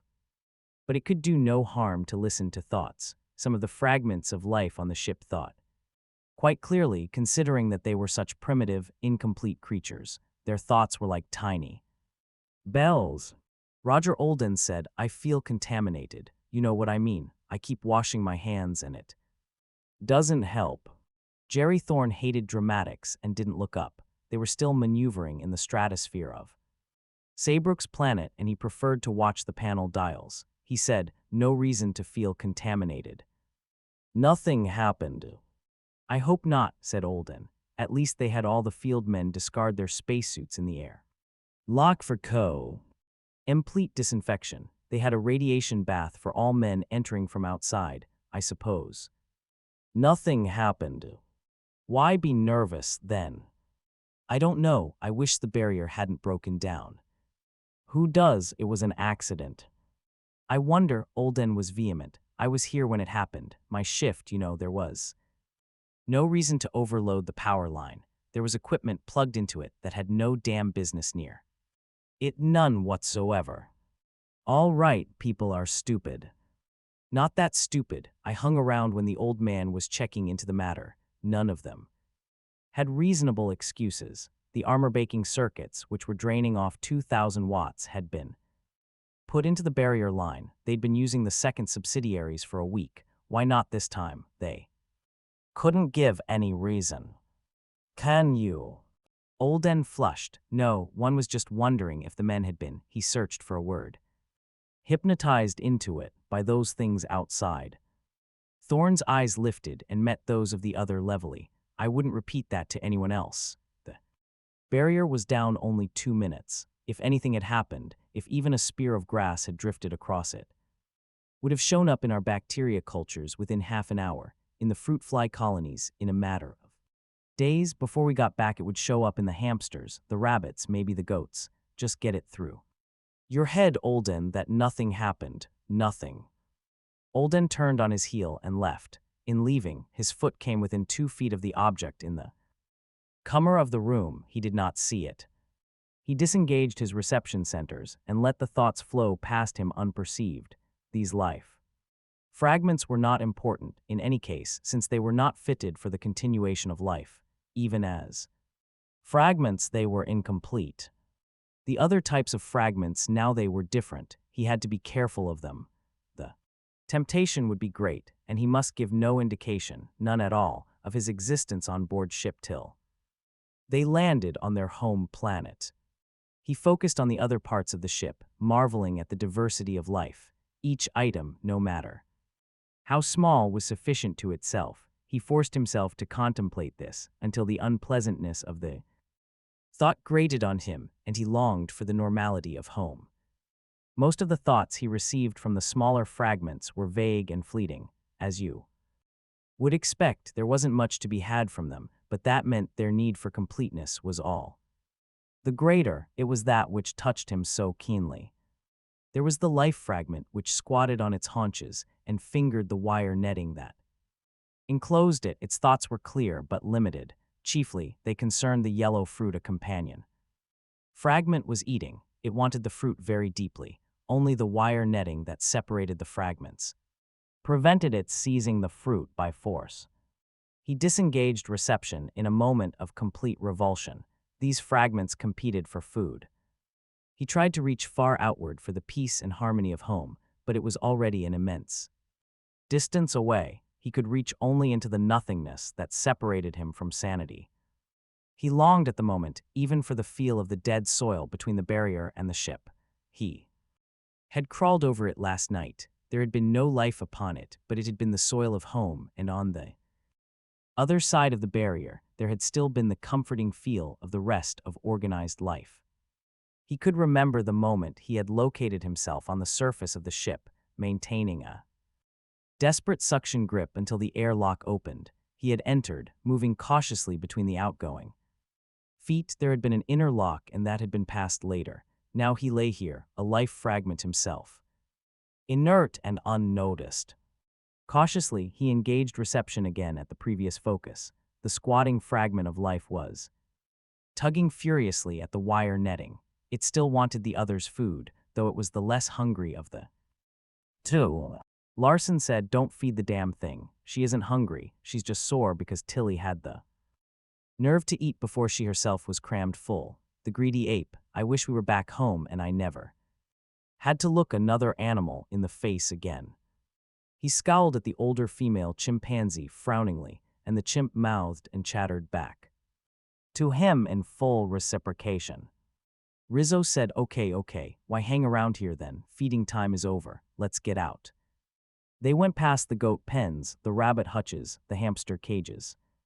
Larson said bitterly, "You volunteer for an exploration voyage. You're a hero. They send you off with speeches and make a zookeeper out of you. They give you double pay." "All right, so what? I didn't sign up just for the money. They said at the original briefing that it was even odds we wouldn't come back, that we'd end up like Saybrook. I signed up because I wanted to do something important." "Just a bloomin' bloody hero," said Rizzo. "I'm not an animal nurse." Rizzo paused to lift a hamster out of the cage and stroke it. "Hey," he said, "did you ever think that maybe one of these hamsters has some cute little baby hamsters inside, just getting started? Wise guy, they're tested every day."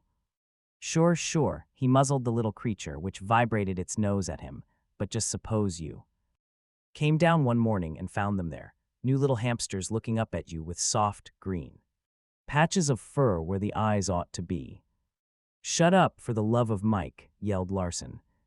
"Little soft green patches of shining fur," said Rizzo, and put the hamster down with a sudden loathing sensation. He engaged reception again and varied the focus. There wasn't a specialized life fragment at home that didn't have a rough counterpart on shipboard. There were the moving runners in various shapes, the moving swimmers, and the moving flyers. Some of the flyers were quite large, with perceptible thoughts. Others were small, gauzy-winged creatures.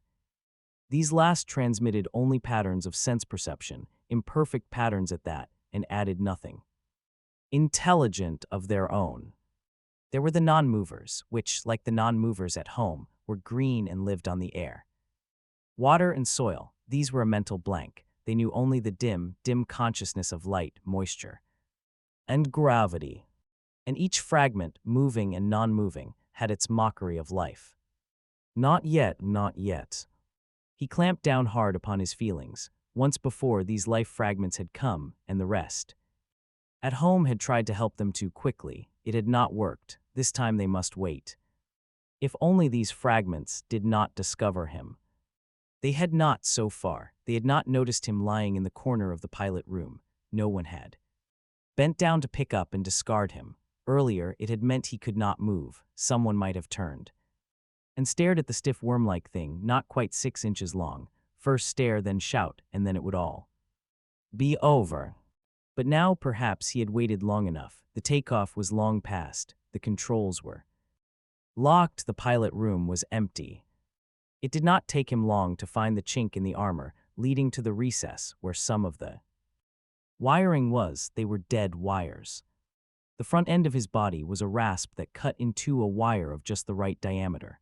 Then, 6 inches away, he cut it in two again. He pushed the snipped-off section of the wire ahead of him, packing it away neatly and invisibly into a corner of recess. Its outer covering was a brown elastic material, and its core was gleaming, ruddy metal. He himself could not reproduce the core, of course, but that was not necessary. It was enough that the pellicle that covered him had been carefully bred to resemble a wire's surface. He returned and grasped the cut sections of the wire before and behind. He tightened against them. As his little suction discs came into play, not even a seam showed. They could not find him now. They could look right at him and see only a continuous stretch of wire, unless they looked very closely indeed and noted that, in a certain spot on this wire, there were two tiny patches of soft and shining green fur. "It is remarkable," said Dr. Weiss, "that little green hairs can do so much."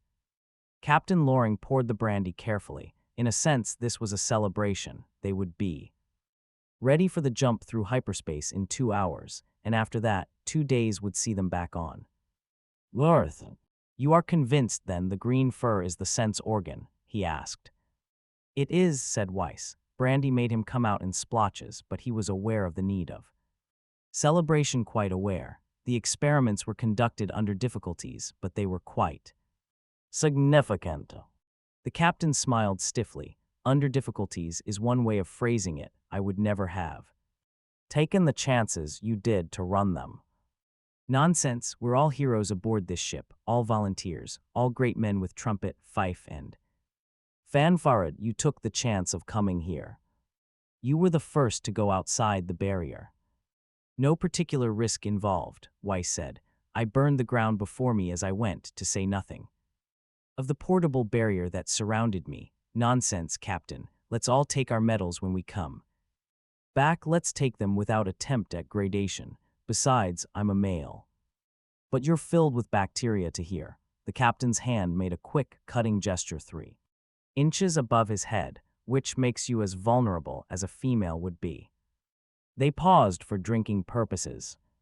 "Refill?" asked the captain.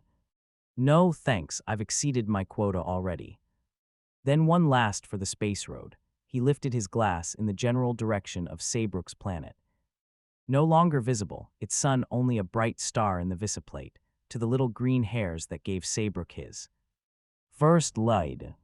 Weiss nodded. "A lucky thing. We'll quarantine the planet, of course." The captain said, "That doesn't seem drastic enough. Someone might always land by accident someday and not have Saybrook's insight or his guts. Suppose he did not blow up his ship, as Saybrook did. Suppose he got back to some inhabited place." The captain was somber. "Do you suppose they might ever develop interstellar travel on there?" "Oh, no. I doubt it. No proof, of course. It's just that they have such a completely different orientation. Their entire organization of life has made tools unnecessary. As far as we know, even a stone axe does exist on the planet." "I hope you're right. Oh, and Weiss, would you spend some time with Drake, the Galactic Press fellow?" "Yes, once we get back, the story of Saybrook's planet will be released for the public, and I do think it would be wise to over-sensationalize it. I've asked Drake to let you consult with him on the story. You're a biologist and enough of an authority to carry weight with him. Would you oblige?" "No pleasure." The captain closed his eyes wearily and shook his head. "Headache, Captain?" "No, just thinking of poor Saybrook." He was weary of the ship. A while back there had been a queer, momentary sensation, as though he had been turned inside out. It was alarming, and he had searched the minds of the keen thinkers for an explanation. Apparently the ship had leaped across vast stretches of empty space by cutting across something they knew as hyperspace. The keen thinkers were ingenious. But he was weary of the ship. It was such a futile phenomenon. these life fragments were skillful in their constructions, yet it was only a measure of their unhappiness, after all. They strove to find in the control of inanimate matter what they could not find in themselves. In their unconscious yearning for completeness, they built machines and scoured space, seeking. These creatures, he knew, could never, in the very nature of things, find that for which they were seeking, at least not until such time as he gave it to them. He quivered a little at the thought. Completeness. These fragments had no concept of it, even. Completeness was a poor word. In their ignorance, they would even fight it. There had been the ship that had come before. The first ship had contained many of the keen-thinking fragments. There had been two varieties, life producers and the sterile ones. How different this second ship was. The keen thinkers were all sterile, while the other fragments, the fuzzy thinkers and the no-thinkers, were all producers of life. It was strange.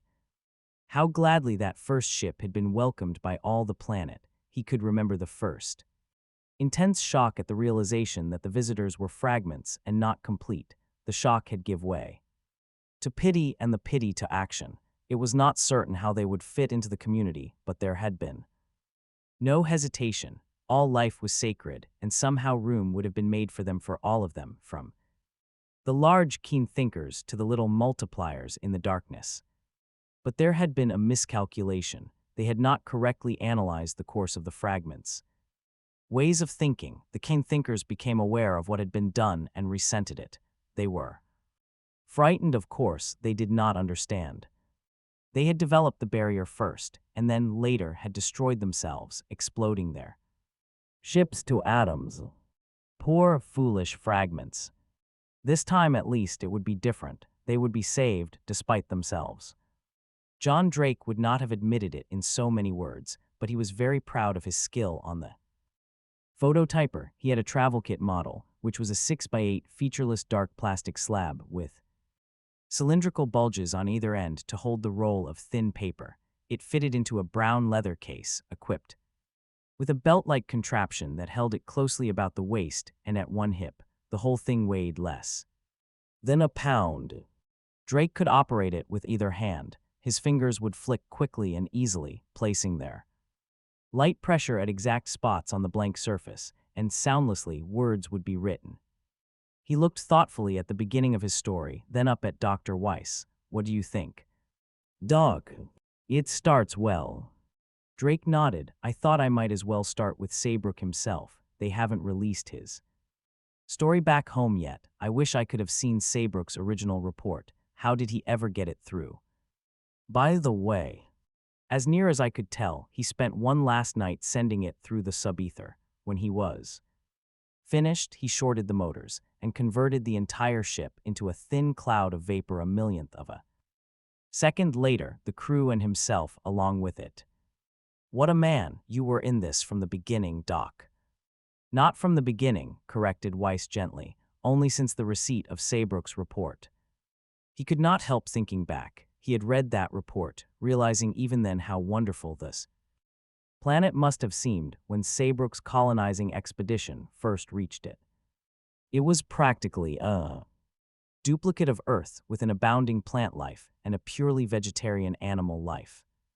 There had been only the little patches of green fur. How often had he used that phrase in his speaking and thinking, which seemed strange. No living individual on the planet had eyes. Instead, there was this fur. Even the plants, each blade or leaf or blossom, possessed the two patches of richer green. Then Saybrook had noticed, startled and bewildered, that there was no conflict for food on the planet. All plants grew pulpy appendages which were eaten by the animals. These were regrown in a matter of hours. No other parts of the plants were touched. It was as though the plants fed the animals as part of the order of nature, and the plants themselves did not grow in overpowering profusion. They might almost have been cultivated. They were spread across the available soil so discriminately. How much time, Weiss wondered, had Saybrook had to observe the strange law and order on the planet? The fact that insects kept their numbers reasonable, though no birds ate them, that the rodent-like things did not swarm, though no carnivores existed to keep them in check. And then there had come the incident of the white rats. That prodded Weiss. He said, "Oh, one correction, Drake. Hamsters were not the first animals involved, it was the white rats." "White rats," said Drake, making the correction in his notes.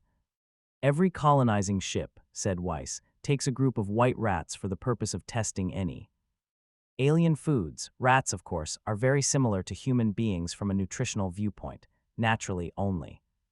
Female white rats are taken. Naturally, if only one sex was present, there was no danger of unchecked multiplication in case the planet proved favorable. Remember the rabbits in Australia. "Incidentally, why not use males?" asked Drake. "Females are hardier," said Weiss, "which is lucky since that gave the situation away, it turned out. Suddenly that all the rats were bearing young. Right now that's where I'm up to, so here's my chance to get some things straight, for my own information, Doc. How did Saybrook find out they were in a family way?" "Accidentally, of course. In the course of nutritional investigations, rats are dissected for evidence of internal damage. Their condition was bound to be discovered. A few more were dissected, same results. Eventually, all that lived gave birth to young with no male rats aboard. And the point is that all the young were born with little green patches of fur instead of eyes." "That is correct. Saybrook said so, and we corroborate him. After the rats, the pet cat of one of the children was obviously affected when it finally kittened. The kittens were not born with closed eyes, but with little patches of green fur. There was no tomcat aboard. Eventually, Saybrook had the women tested. He didn't tell them what for. He didn't want to frighten them. Every single one of them was in the early stages of pregnancy, leaving out of consideration those few who had been pregnant at the time of embarkation. Saybrook never waited for any child to be born, of course. He knew they would have no eyes, only shining patches of green fur. He even prepared bacterial cultures. Saybrook was a thorough man and found each bacillus to show microscopic green spots. Drake was eager. "That goes way beyond our briefing, or at least the briefing I got, but granted. That life on Saybrook's planet is organized into a unified whole. How is it done?" How are your cells organized into a unified whole? Take an individual cell out of your body, even a brain cell, and what is it by itself? Nothing. A little blob of protoplasm with no more capacity for anything human than an amoeba. Less capacity, in fact, since it couldn't live by itself, but put the cells together and you have something that could invent a spaceship or write a symphony. "I get the idea," said Drake. Weiss went on, "All life on Saybrook's planet is a single organism. In a sense, all life on Earth is too, but it's a fighting dependence, a dog-eat-dog dependence. The bacteria fix nitrogen, the plants fix carbon, animals eat plants and each other. Bacterial decay hits everything. It comes full circle, each grabs as much as it can and is, in turn, grabbed. On Saybrook's planet, each organism has its place, as each cell in our body does. Bacteria and plants produce food, on the excess of which animals feed, providing in turn carbon dioxide and nitrogenous wastes. Nothing is produced more or less than is needed. The scheme of life is intelligently altered to suit the local environment. No group of life forms multiplies more or less than is needed, just as the cells in our body stop multiplying when there are enough of them for a given purpose. When they don't stop multiplying, we call it cancer. And that's what life on Earth really is, the kind of organic organization we have. Compared to that on Saybrook's planet, 1b. Ig cancer, every species, every individual doing its best to thrive at the expense of every other species and individual. You sound as if you approve of Saybrook's planet, Doc. I do, in a way. It makes sense out of the business of living. I can see their viewpoint toward us. Suppose one of the cells of your body could be conscious of the efficiency of the human body as compared with that of the cell itself, and could realize that this was only the result of the union of many cells into a higher whole, and then suppose it became conscious of the existence of free-living cells with bare life and nothing more. It might feel a very strong desire to drag the poor thing into an organization. It might feel sorry for it, feel perhaps a sort of missionary spirit. The things on Saybrook's planet, or the thing, one Should use the singular feels just that, perhaps. And went ahead by bringing about virgin births. Doc, I've got to go easy on that angle of it. Post office regulations, you know. There's nothing ribald about it, Drake. For centuries we've been able to make the eggs of sea urchins, bees, frogs, etc. develop without the intervention of male fertilization. The touch of a needle was sometimes enough, or just immersion in the proper salt solution. The thing on Saybrook's planet can cause fertilization by the controlled use of radiant energy. That's why an appropriate energy barrier stops it. Interference, you see, or static. They can do more than stimulate the division and development of an unfertilized egg. They can impress their own characteristics upon its nucleoproteins so that the young are born with the little patches of green fur which serve as the planet's sense organ and means of communication. The young, in other words, are not individuals, but become part of the thing on Saybrook's planet. The thing on the planet, not at all incidentally, can impregnate any species, plant, animal, or microscopic. Potent stuff, muttered Drake. Totipotent, Dr. Weiss said sharply. Universally potent. Any fragment of it is totipotent, given time. A single bacterium from Saybrook's planet can convert all of Earth into a single organism. We've got the experimental proof of that. Drake said unexpectedly, You know, I think I'm a millionaire, Doc. Can you keep a secret? Weiss nodded, puzzled. I've got a souvenir from Saybrook's planet, Drake told him, grinning. It's only a pebble, but after the publicity the planet will get, combined with the fact that it's quarantined from here on in, the pebble will be all any human being will ever see of it. How much do you suppose I could sell the thing for? Weiss stared. A pebble. He snatched at the object shown him, a hard gray ovoid. You shouldn't have done that, Drake. It was strictly against regulations. I know, that's why I asked if you could keep a secret, if you could give me a signed note of authentication. What's the matter, Doc? Instead of answering, Weiss could only chatter and point. Drake ran over and stared down at the pebble. It was the same as before, except that the light was catching it at an angle, and it showed up two little green spots. Look very closely, they were patches of green hairs.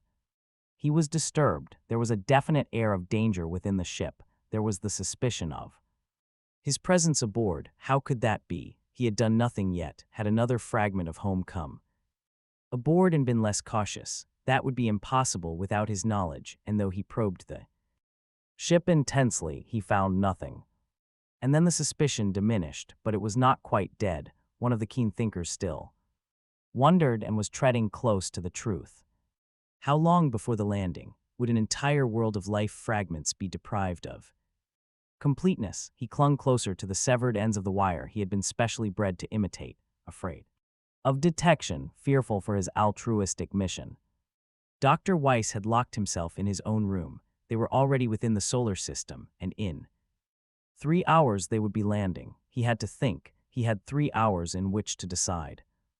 Drake's devilish pebble had been part of the organized life on Saybrook's planet, of course, but it was dead. It was dead when he had first seen it, and if it hadn't been, it was certainly dead after they fed it into the hypertonic motor and converted it into a blast of pure heat, and the bacterial cultures still showed normal when Weiss anxiously checked.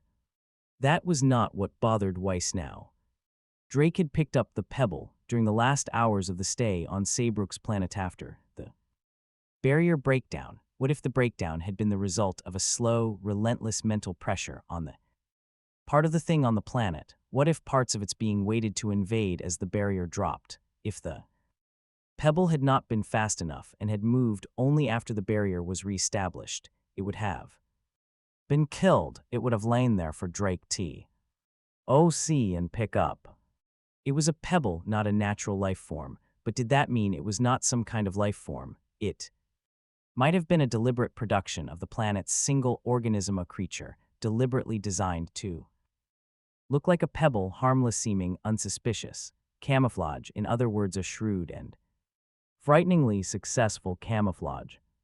Had any other camouflaged creature succeeded in crossing the barrier before it was re-established? With a suitable shape filched from the minds of the humans aboard ship, by the mind-reading organism of the planet. Would it have the casual appearance of a paperweight, of an ornamental brass-head nail in the captain's old-fashioned chair, and how would they locate it? Could they search every part of the ship for the telltale green patches even down to individual microbes? And why camouflage? Did it intend to remain undetected for a time? Why? So that it might wait for the landing on Earth's. An infection after landing could not be cured by blowing up a ship.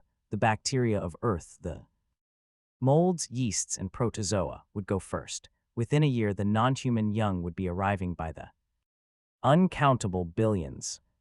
Weiss closed his eyes and told himself it might not be such a bad thing. There would be no more disease, since no bacterium would multiply at the expense of its host, but instead would be satisfied with its fair share of what was available. There would be no more overpopulation. The hordes of mankind would decline to adjust themselves to the food supply. There would be no more wars, no crime, no greed. But there would be no more individuality either. Humanity would find security by becoming a cog in a biological machine. A man would be brother to a germ or to a liver cell. He stood up. He would have a talk with Captain Loring. They would send their report and blow up the ship, just as Saybrook had done. He sat down again. Saybrook had had proof, while he had only the conjectures of a terrorized mind, rattled by the sight of 2 green spots on a pebble. Could he kill the 200 men on board ship? Because of a feeble suspicion. He had to think. He was straining. Why did he have to wait? If he could only welcome those who were aboard now. No. Yet a cooler, more reasoning part of himself told him that he could not. The little multipliers in the darkness would betray their new status in 15 minutes, and the keen thinkers had them under continual observation. Even 1 mile from the surface of their planet would be too soon, since they might still destroy themselves and their ship out in space. Better to wait for the main airlocks to open, for the planetary air to swirl in with millions of the little multipliers. Better to greet each one of them into the brotherhood of unified life and let them swirl out again to spread the message. Then it would be done, another world organized, complete. He waited. There was the dull throbbing of the engines working mightily to control the slow dropping of the ship, the shudder of contact with planetary surface. Then he let the jubilation of the keen thinkers sweep into reception, and his own jubilant thoughts answered them. Soon they would be able to receive as well as himself, perhaps not these particular fragments, but the fragments that would grow out of those which were fitted for the continuation of life. The main airlocks were about to be opened, and all thought ceased. Jerry Thorne thought, damn it, something's wrong now. He said to Captain Loring, sorry, there seems to be a power breakdown. The locks won't open. Are you sure, Thorne? The lights are on. Yes, sir, we're investigating it now. He tore away and joined Roger Olden at the airlock wiring box. What's wrong? Give me a chance, will you? Olden's hands were busy. Then he said, for the love of Pete, there's a 6-inch break in the 20-amp lead. What's that? Can't be. Olden held up the broken wires with their clean, sharp, sawn-through ends. Dr. Weiss joined them. He looked haggard, and there was the smell of brandy on his breath. He said shakily, what's the matter? They told him. At the bottom of the compartment, in one corner, was the missing section. Weiss bent over. There was a black fragment on the floor of the compartment. He touched it with his finger and it smeared, leaving a sooty smudge on his fingertip. He rubbed it off absently. There might have been something taking the place of the missing section of wire, something that had been alive and only looked like wire, yet something that would heat, die, and carbonize in a tiny fraction of a second once the electrical circuit which controlled the airlock had been closed. He said, how are the bacteria? A crew member went to check, returned and said, all normal, Doc. The wires had meanwhile been spliced, the locks opened, and Dr. Weiss stepped out into the anarchic world of life that was Earth's. Anarchy, he said, laughing a little wildly, and it will stay that way. By late 1950, my wife and I had come to the sad and reluctant conclusion that we were not going to have Any children, there was nothing particularly wrong that anyone could find, but neither was anything happening. My wife therefore decided we might as well adjust our way of life to childlessness, and prepared to take a greater role in my continuing to expand writing career. It seemed to us that efficiency might be increased if we worked as a team. I would dictate my stories and she would type them. I was a little dubious. It sounded great in theory, but I had never dictated a story. I was used to typing my stories and watching the sentences appear steadily, word by word, so I did not buy a dictating machine outright. I talked the salesman into letting me have it on 30-day approval.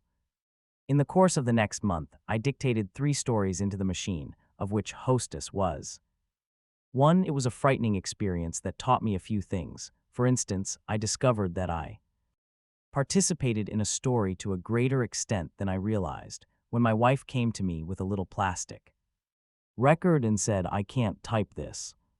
I listened to the passage she objected to, one in which 2 of my characters were quarreling with greater and greater vehemence. I found that as they grew more emotional, so did I, and when their quarrel reached its peak, I was making nothing more than incoherent sounds of rage. I had to dictate that part over again. Heavens, it never happens when I type. But it worked out well. When the stories were typed up, they sounded just like me, just as though I had typed them from the start. At least so it seemed to me. You can read Hostess and judge for yourself. Naturally, I was delighted. I looked up the salesman and told him I would buy the machine. I made out a check for the entire payment in a lump sum. Within a week, however, according to later calculation, we managed to get a child started. When the fact became unmistakable, we had a conversation in which my contribution consisted entirely of a frequently interjected, "You're kidding." Anyway, the dictating machine was never used again, though we still own it. 4 months after Hostess appeared, my son David was born. First appearance, Galaxy Science Fiction, May 1951. Copyright 1951 by World Editions, Inc. Hostess. Rose Smollett was happy about it, almost triumphant. She peeled off her gloves, put her hat away, and turned her brightening eyes upon her husband. She said, "Drake, we're going to have him here." Drake looked at her with annoyance. "You've missed supper. I thought you were going to be back by 7. "Oh, that doesn't matter. I ate something on the way home. But Drake, we're going to have him here." "Who here? What are you talking about?"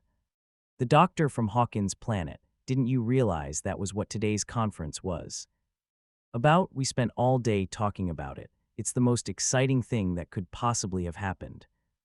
Drake Smollett removed the pipe from the vicinity of his face. He stared first at it and then at his wife. "Let me get this straight. When you say the doctor from Hawkins' planet, do you mean the Hawkinsite you've got at the Institute?" "Well, of course, who else could I possibly mean? And may I ask what the devil you mean by saying we'll have him here?" "Drake, don't you understand?" "What is there to understand? Your institute may be interested in the thing, but I'm not. What have we to do with it personally? It's institute business, isn't it?" "But darling," Rose said patiently, "the Hawkinsite would like to stay at a private house. Somewhere where he won't be bothered with official ceremony and where he'll be able to proceed more according to his own likes and dislikes. I find it quite understandable." "Why at our house?" "Because our place is convenient for the purpose, I suppose. They asked if I would allow it, and frankly," she added with some stiffness, "I consider it a privilege." "Look," Drake put his fingers through his brown hair and succeeded in rumpling it.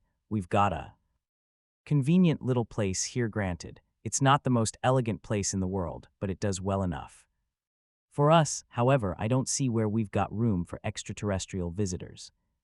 Rose began to look worried. She removed her glasses and put them away in their case. "He can stay in the spare room. He'll take care of it himself. I've spoken to him and he's very pleasant. Honestly, all we have to do is show a certain amount of adaptability." Drake said, "Sure, just a little adaptability. The Hawkinsites breathe cyanide. We'll just adapt ourselves to that, I suppose. He carries cyanide in a little cylinder. You won't even notice it."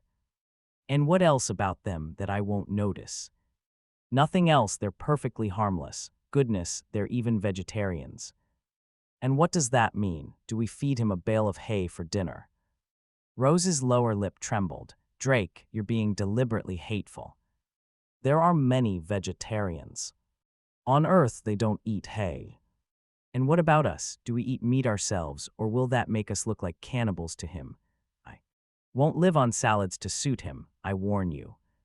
You're being quite ridiculous. Rose felt helpless. She had married late in life comparatively. Her career had been chosen. She herself had seemed well settled in it. She was a fellow in biology at the Jenkins Institute for the Natural Sciences with over 20 publications to her credit. In a word, the line was hewed, the path cleared. She had been set for a career in spinsterhood, and now, at 35, she was still a little amazed to find herself a bride of less than a year. Occasionally, it embarrassed her, too, since she sometimes found that she had not the slightest idea of how to handle her husband. What did one do when the man of the family became mulish? That was not included in any of her courses. As a woman of independent mind and career, she couldn't bring herself to cajolery. So she looked at him steadily and said simply, "It means very much to me." "Why?" "Because Drake, if he stays here for any length of time, I can study him really closely." Very little work has been done on the biology and psychology of the individual Hawkinsite, or of any of the extraterrestrial intelligences. We have some of their sociology and history, of course, but that's all, surely. You must see the opportunity. He stays here. We watch him, speak to him, observe his habits. Not interested. Oh, Drake, I don't understand you. You're going to say I'm not usually like this, I suppose. Well, you're not. Drake was silent for a while. He seemed withdrawn, and his high cheekbones and large chin were twisted and frozen into a brooding position. He said finally, "Look, I've heard a bit about the Hawkinsites in the way of my own business. You say there have been investigations of their sociology, but not of their biology. Sure, it's because the Hawkinsites don't like to be studied as specimens any more than we would. I've spoken to men who were in charge of security groups watching various Hawkinsite missions on Earth. The missions stay in the rooms assigned to them and don't leave for anything but the most important official business. They have nothing to do with Earthmen. It's quite obvious that they are as revolted by us as I personally am by them. In fact, I just don't understand why this Hawkinsite at the Institute should be any different. It seems to me to be against all the rules to have him come here by himself, anyway, and to have him want to stay in an Earthman's home just puts the maraschino cherry on top." Rose said wearily, "This is different. I'm surprised you can't understand it, Drake. He's a doctor. He's coming here in the way of medical research, and I'll grant you that he probably doesn't enjoy staying with human beings and will find us perfectly horrible, but he must stay just the same, do you suppose? Human doctors enjoy going into the tropics, or that they are particularly fond of letting themselves be bitten by infected mosquitoes." Drake said sharply, "What's this about mosquitoes? What have they to do with it?" "Why, nothing," Rose answered, surprised. "It just came to my mind, that's all. I was thinking of Reed and his yellow fever experiments." Drake shrugged. "Well, have it your own way." For a moment, Rose hesitated. "You're not angry about this, are you?" To her own ears she sounded unpleasantly girlish. No. And that, Rose knew, meant that he was. Rose surveyed herself doubtfully in the full-length mirror. She had never been beautiful and was quite reconciled to the fact, so much so that it no longer mattered. Certainly, it would not matter to a being from Hawkins' planet. What did bother her was this matter of being a hostess under the very queer circumstances of having to be tactful to an extraterrestrial creature, and at the same time to her husband as well. She wondered which would prove the more difficult. Drake was coming home late that day. He was not due for half an hour. Rose found herself inclined to believe that he had arranged that purposely in a sullen desire to leave her alone with her problem. She found herself in a state of mild resentment. He had called her just before noon at the Institute and had asked abruptly, "When are you taking him home?" She answered curtly, "In about 3 hours." All right, what's his name? His Hawkinsight name. Why do you want to know? She could not keep the chill from her words. Let's call it a small investigation of my own. After all, the thing will be in my house. Oh, for heaven's sake, Drake, don't bring your job home with you.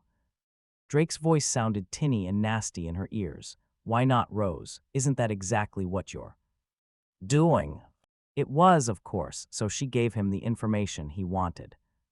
This was the first time in their married life that they had had even the semblance of a quarrel, and, as she sat there before the full-length mirror, she began to wonder if perhaps she ought not make an attempt to see his side of it. In essence, she had married a policeman. Of course, he was more than simply a policeman. He was a member of the World Security Board. It had been a surprise to her friends. The fact of the marriage itself had been the biggest surprise. But if she had decided on marriage, the attitude was, why not with another biologist? Or, if she had wanted to go afield, an anthropologist, perhaps, even a chemist, but why of all people a policeman? Nobody had exactly said those things, naturally, but it had been in the very atmosphere at the time of her marriage. She had resented it then and ever since. A man could marry whom he chose, but if a doctor of philosophy, female variety, chose to marry a man who never went past the bachelor's degree, there was shock. Why should there be? What business was it of theirs? He was handsome, in a way, intelligent in another way, and she was perfectly satisfied with her choice. Yet how much of this same snobbishness did she bring home with her? Didn't she always have the attitude that her own work, her biological investigations, were important, while his job was merely something to be kept within the four walls of his little office in the old UN buildings on the East River? She jumped up from her seat in agitation and, with a deep breath, decided to leave such thoughts behind her. She desperately did not want to quarrel with him, and she just wasn't going to interfere with him. She was committed to accepting the Hawkinsight as guest, but otherwise she would let Drake have his own way. He was making enough of a concession as it was. Hargthalen was standing quietly in the middle of the living room when she came down the stairs.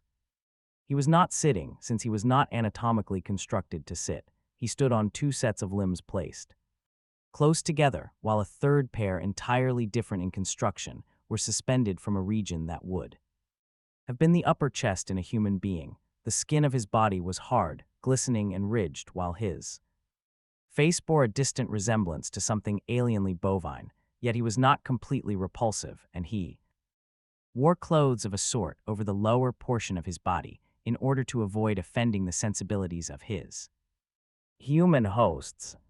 He said, Mrs. Smollett, I appreciate your hospitality beyond my ability to express it in your language, and he drooped so that his forelimbs touched the ground for a moment. Rose knew this to be a gesture signifying gratitude among the beings of Hawkins' planet. She was grateful that he spoke English as well as he did. The construction of his mouth, combined with an absence of incisors, gave a whistling sound to the sibilants. Aside from that, he might have been born on Earth for all the accent his speech showed. She said, My husband will be home soon, and then we will eat. Your husband? For a moment, he said nothing more, and then added, Yes, of course. She let it go. If there was one source of infinite confusion among the 5 intelligent races of the known galaxy, it lay in the differences among them with regard to their sex life and the social institutions that grew around it. The concept of husband and wife, for instance, existed only on Earth. The other races could achieve a sort of intellectual understanding of what it meant, but never an emotional one. She said, I have consulted the Institute in preparing your menu. I trust you will find nothing in it that will upset you. The Hawkinsight blinked its eyes rapidly. Rose recalled this to be a gesture of amusement.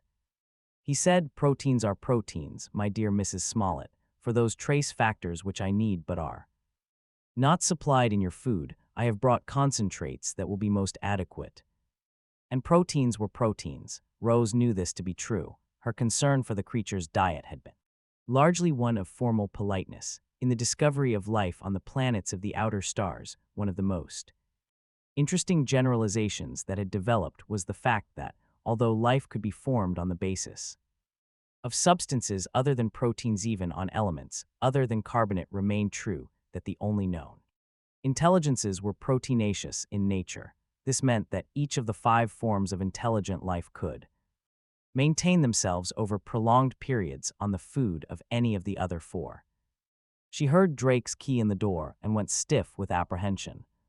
She had to admit he did well. He strode in and, without hesitation, thrust his hand out at the Hawkinsight, saying firmly, "Good evening, Dr. Thallen." The Hawkinsight put out his large and rather clumsy forelimb, and the two, so to speak, shook hands. Rose had already gone through that procedure and knew the queer feeling of a Hawkinsight hand in her own. It had felt rough and hot and dry. She imagined that, to the Hawkinsight, her own and Drake's felt cold and slimy.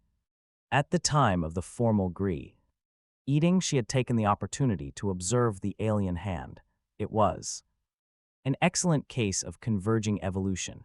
Its morphological development was entirely different from that of the human hand, yet it had brought itself into a fairly approximate similarity. There were 4 fingers, but no thumb. Each finger had 5 independent ball-and-socket joints. In this way, the flexibility lost with the absence of the thumb was made up for by the almost tentacular properties of the fingers. What was even more interesting to her biologist's eyes was the fact that each Hawkinsight finger ended in a vestigial hoof. Very small and, to the layman, unidentifiable as such, but clearly adapted at one time to running, just as man's had been to climbing. Drake said in friendly enough fashion, "Are you quite comfortable, sir?" The Hawkinsight answered, "Quite. Your wife has been most thoughtful in all her arrangements. Would you care for a drink?" The Hawkinsight did not answer, but looked at Rose with a slight facial contortion that indicated some emotion which, unfortunately, Rose could not interpret. She said nervously, "On Earth there is the custom of drinking liquids which have been fortified with ethyl alcohol. We find it stimulating." "Oh yes, I am afraid then that I must decline. Ethyl alcohol would interfere most unpleasantly with my metabolism." "Why, so it does to Earthmen too, but I understand, Dr. Thallen," Drake replied. "Would you object to my drinking?" "Of course not." Drake passed close to Rose on his way to the sideboard, and she caught only one word. He said, "God," in a tightly controlled whisper, yet he managed to put 17 exclamation points after it. The Hawkinsight stood at the table. His fingers were models of dexterity as they wove their way around the cutlery. Rose tried not to look at him as he ate. His wide, lipless mouth split his face alarmingly as he ingested food, and in chewing, his large jaws moved disconcertingly from side to side. It was another evidence of his ungulate ancestry. Rose found herself wondering if, in the quiet of his own room, he would later chew his cud, and was then panic-stricken lest Drake get the same idea and leave the table in disgust. But Drake was taking everything quite calmly. He said, "I imagine, Dr. Thallen, that the cylinder at your side holds cyanide." Rose started. She had actually not noticed it. It was a curved metal object, something like a water canteen that fitted flatly against the creature's skin, half hidden behind its clothing. But then Drake had a policeman's eyes. The Hawkinsight was not in the least disconcerted. "Quite so," he said, and his hoofed fingers held out a thin, flexible hose that ran up his body, its tint blending into that of his yellowish skin, and entered the corner of his wide mouth. Rose felt slightly embarrassed, as though at the display of intimate articles of clothing. Drake said, "And does it contain pure cyanide?" The Hawkinsight humorously blinked his eyes. "I hope you are not considering possible danger to Earthites. I know the gas is highly poisonous to you, and I do not need a great deal. The gas contained in the cylinder is 5% hydrogen cyanide, the remainder oxygen. None of it emerges except when I actually suck at the tube, and that need not be done frequently." "I see, and you really must have the gas to live." Rose was slightly appalled. One simply did not ask such questions without careful preparation. It was impossible to foresee where the sensitive points of an alien psychology might be, and Drake must be doing this deliberately, since he could not help realizing that he could get answers to such questions as easily from herself, or was it that he preferred not to ask her? The Hawkinsite remained apparently unperturbed. Are you not a biologist, Mr. Smollett? No, Dr. Thallen. But you are in close association with Mrs. Dr. Smollett. Drake smiled a bit. Yes, I am married to a Mrs. Doctor, but just the same I am not a biologist. Merely a minor government official. My wife's friends, he added, call me a policeman. Rose bit the inside of her cheek. In this case, it was the Hawkinsite who had impinged upon the sensitive point of an alien psychology. On Hawkins' planet, there was a tight caste system and intercaste associations were limited, but Drake wouldn't realize that. The Hawkinsite turned to her. May I have your permission, Mrs. Smollett, to explain a little of our biochemistry to your husband? It will be dull for you, since I am sure you must understand it quite well. Already, she said, by all means do, Dr. Thallen. He said, you see, Mr. Smollett, the respiratory system in your body and in the bodies of all air breathing creatures on Earth is controlled by certain metal-containing enzymes. I am taught the metal is usually iron, though sometimes it is copper. In either case, small traces of cyanide would combine with these metals and immobilize the respiratory system of the terrestrial living NG cell. They would be prevented from using oxygen and killed in a few minutes. The life on my own planet is not quite so constituted. The key respiratory compounds contain neither iron nor copper, no metal at all in fact. It is for this reason that my blood is colorless. Our compounds contain certain organic groupings which are essential to life, and these groupings can only be maintained intact in the presence of a small concentration of cyanide. Undoubtedly, this type of protein has developed through millions of years of evolution on a world which has a few tenths of a percent of hydrogen cyanide occurring naturally in the atmosphere. Its presence is maintained by a biological cycle. Various of our native microorganisms liberate the free gas. You make it extremely clear, Dr. Thallen, and very interesting, Drake said. What happens if you don't breathe it? Do you just go like that? He snapped his fingers. Not quite. It isn't equivalent to the presence of cyanide for you. In my case, the absence of cyanide would be equivalent to slow strangulation. It happens sometimes, in ill-ventilated rooms on my world, that the cyanide is gradually consumed and falls below the minimum necessary concentration. Results are very painful and difficult to treat. Rose had to give Drake credit. He really sounded interested, and the alien, thank heaven, did not mind the catechism. The rest of the dinner passed without incident. It was almost pleasant. Throughout the evening, Drake remained that way, interested, even more than that absorbed. He drowned her out, and she was glad of it. He was the one who was really colorful, and it was only her job. Her specialized training, that stole the color from him. She looked at him gloomily and thought, why did he marry me? Drake sat, one leg crossed over the other, hands clasped and tapping his chin gently, watching the Hawkinsite intently. The Hawkinsite faced him, standing in his quadruped fashion. Drake said, I find it difficult to keep thinking of you as a doctor. The Hawkinsite laughingly blinked his eyes. I understand what you mean, he said. I find it difficult to think of you as a policeman. On my world, policemen are very specialized and distinctive people. Are they? Said Drake somewhat dryly, and then changed the subject. I gather that you are not here on a pleasure trip.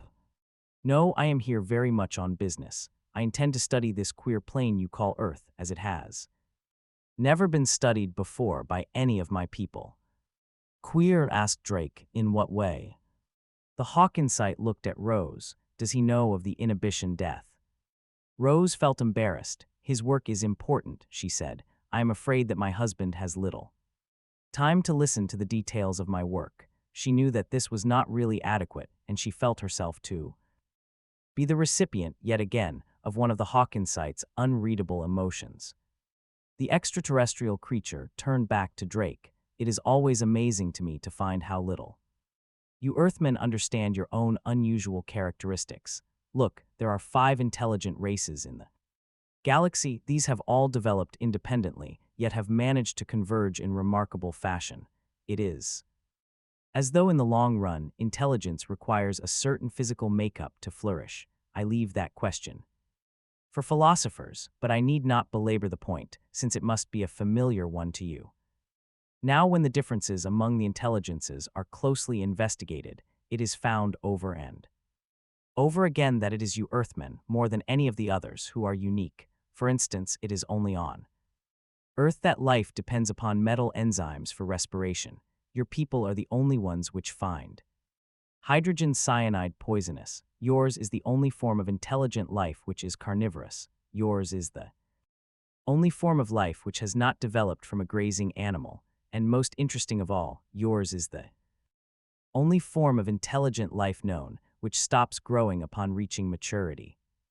Drake grinned at him. Rose felt her heart suddenly race. It was the nicest thing about him, that grin, and he was using it perfectly naturally. It wasn't forced or false. He was adjusting to the presence of this alien creature. He was being pleasant, and he must be doing it for her. She loved that thought and repeated it to herself. He was doing it for her. He was being nice to the Hawkinsight for her sake.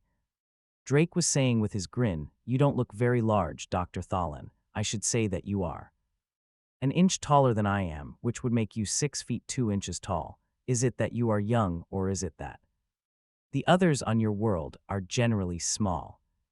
"Neither," said the Hawkinsight. "We grow at a diminishing rate with the years, so that at my age it would take 15 years to grow an additional inch. But in this is the important point, we never entirely stop, and of course, as a consequence, we never entirely die." Drake gasped, and even Rose felt hers. Elf sitting stiffly upright. This was something new. This was something which, to her knowledge, the few expeditions to Hawkins' planet had never brought back. She was torn with excitement, but held an exclamation back and let Drake speak for her. He said, "They don't entirely die. You're not trying to say, sir, that the people on Hawkins' planet are immortals?" "No people are truly immortal. If there were no other way to die, there would always be accident. And if that fails, there is boredom. Few of us live more than several centuries of your time. Still, it is unpleasant to think that death may come involuntarily. It is something which, to us, is extremely horrible. It bothers me even as I think of it now, this thought that against my will and despite all care, death may come." "We," said Drake grimly, "are quite used to it. You Earthmen live with the thought, we do not, and this is why we are disturbed to find that the incidence of inhibition death has been increasing in recent years." "You have not yet explained," said Drake, "just what the inhibition death is, but let me guess. Is the inhibition death a pathological cessation of growth?" "Exactly." "And how long after growth cessation does death follow?" "Within the year. It is a wasting disease, a tragic one, and absolutely incurable." "What causes it?" The Hawkinsight paused a long time before answering, and even then there was something strained and uneasy about the way he spoke. "Mr. Smollett, we know nothing about the cause of the disease." Drake nodded thoughtfully. Rose was following the conversation as though she were a spectator at a tennis match. Drake said, "And why do you come to Earth to study this disease?" "Because again, Earthmen are unique. They are the only intelligent beings who are immune. The inhibition death affects all the other races. Do your biologists know that, Mrs. Smollett?" He had addressed her suddenly, so that she jumped slightly. She said, "No, they don't." "I am not surprised. That piece of information is the result of very recent research, the inhibition death is easily diagnosed incorrectly, and the incidence is much lower on the other planets. In fact, it is a strange thing, something to philosophize over, that the incidence of the death is highest on my world, which is closest to Earth, and lower on each more distant planet, so that it is lowest on the world of the star Tempora, which is farthest from Earth, while Earth itself is immune. Somewhere in the biochemistry of the Earthite there is the secret of that immunity. How interesting it would be to find it." Drake said, "But look here, you can't say Earth is immune. From where I sit, it looks as if the incidence is 100%. All Earthmen stop growing and all Earthmen die. We've all got the Inhibition death. Not at all. Earthmen live up to 70 years after the cessation of growth. That is not the death. As we know it, your equivalent disease is rather one of unrestrained growth. Cancer, you call it, but come. I bore you. Rose protested instantly. Drake did likewise with even more vehemence, but the Hawkinsight determinedly changed the subject. It was then that Rose had her first pang of suspicion, for Drake circled Hargthalan warily with his words, worrying him, jabbing at him, attempting always to get the information. Back to the point where the Hawkinsight had left off. Not badly, not unskillfully, but Rose knew him and could tell what he was after, and what could he be after but that which was demanded by his profession. And as though in response to her thoughts, the Hawkinsight took up the phrase which had begun careening in her mind like a broken record on a perpetual turntable. He asked, "Did you not say you were a policeman?" Drake said curtly, "Yes." "Then there is something I would like to request you to do for me. I have been wantisk to all this evening since I discovered your profession, and yet I hesitate. I do not wish to be troublesome to my host and hostess. We'll do what we can. I have a profound curiosity as to how Earthmen live, a curiosity which is not perhaps shared by the generality of my countrymen, so I wonder, could you show me through one of the police departments on your planet?" "I do not belong to a police department in exactly the way you imagine," said Drake cautiously. "However, I am known to the New York Police Department. I can manage it without trouble, tomorrow. That would be most convenient for me. Would I be able to visit the Missing Persons Bureau?" "The what?" The Hawkinsight drew his 4 standing legs closer together, as if he were becoming more intense. "It is a hobby of mine, a little queer comer of interest I have always had. I understand you have a group of police officers whose sole duty it is to search for men who are missing." "And women and children," added Drake, "but why should that interest you so particularly?" "Because there again you are unique. There is no such thing as a missing son on our planet. I can't explain the mechanism to you, of course, but among the people of other worlds, there is always an awareness of one another's presence, especially if there is a strong, affectionate tie. We are always aware of each other's exact location, no matter where on the planet we might be." Rose grew excited again. The scientific expeditions to Hawkins' planet had always had the greatest difficulty in penetrating the internal emotional mechanisms of the natives, and here was one who talked freely, who would explain. She forgot to worry about Drake and intruded into the conversations. "Can you feel such awareness even now, on Earth?" The Hawkinsight said, "You mean across space? No, I'm afraid not, but you see the importance of the matter. All the uniqueness of Earth should be linked. If the lack of this sense can be explained, perhaps the immunity to inhibition death can be also. Besides, it strikes me as very curious that any form of intelligent community life can be built among people who lack this community awareness. How can an Earthman tell, for instance, when he has formed a congenial subgroup, a family? How can you too, for instance, know that there is a true tie between you?" Rose found herself nodding. How strongly she missed such a sense. But Drake only smiled. "We have our ways. It is as difficult to explain what we call love to you as it is for you to explain your sense to us." "I suppose so. Yet tell me truthfully, Mr. Smollett, if Mrs. Smollett were to leave this room and enter another without your having seen her do so, would you really not be aware of her location?" "I really would not." The Hawkinsight said, "Amazing." He hesitated, then added, "Please do not be offended at the fact that I find it revolting as well." After the light in the bedroom had been put out, Rose went to the door 3 times, opening it crack and peering out. She could feel Drake watching her. There was a hard kind of amusement in his voice.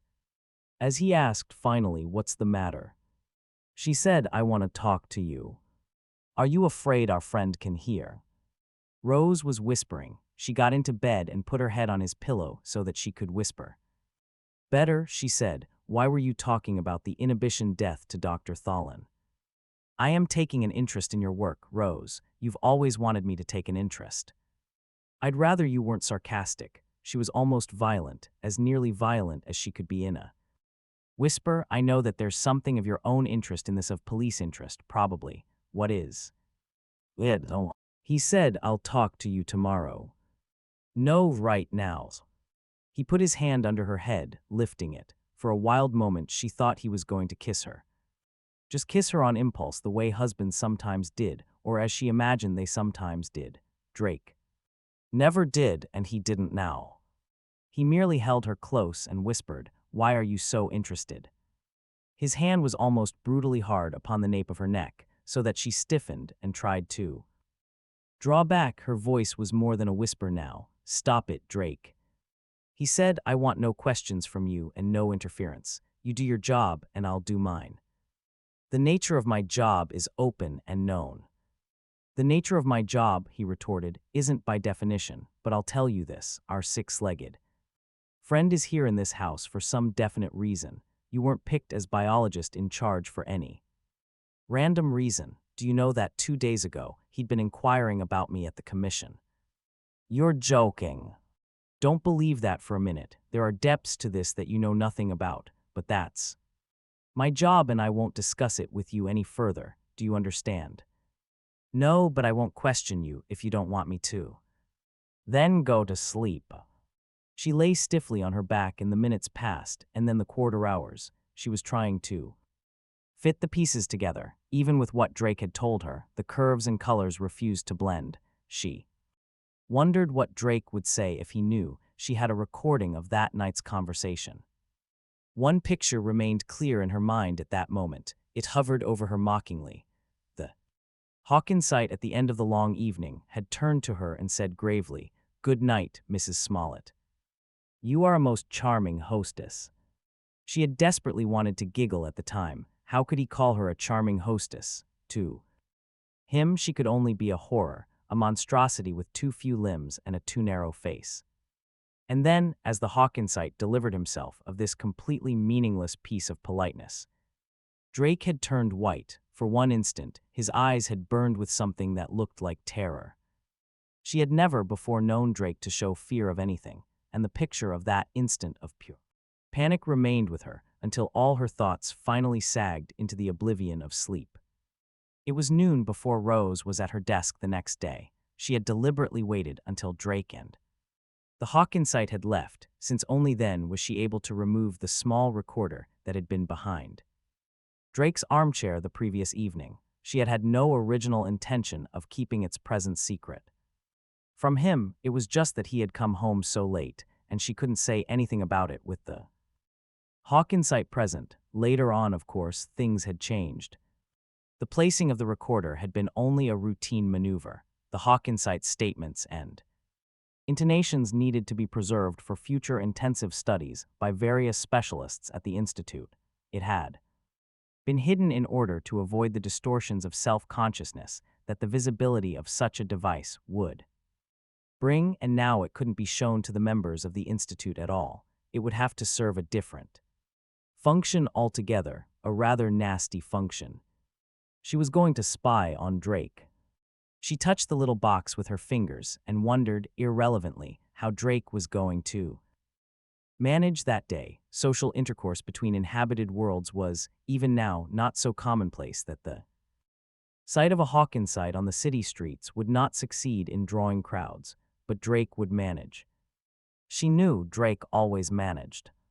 She listened once again to the sounds of last evening, repeating the interesting moments. She was dissatisfied with what Drake had told her. Why should the Hawkinsight have been interested in the two of them particularly? Yet Drake wouldn't lie. She would have liked to check at the Security Commission, but she knew she could not do that. Besides, the thought made her feel disloyal. Drake would definitely not lie.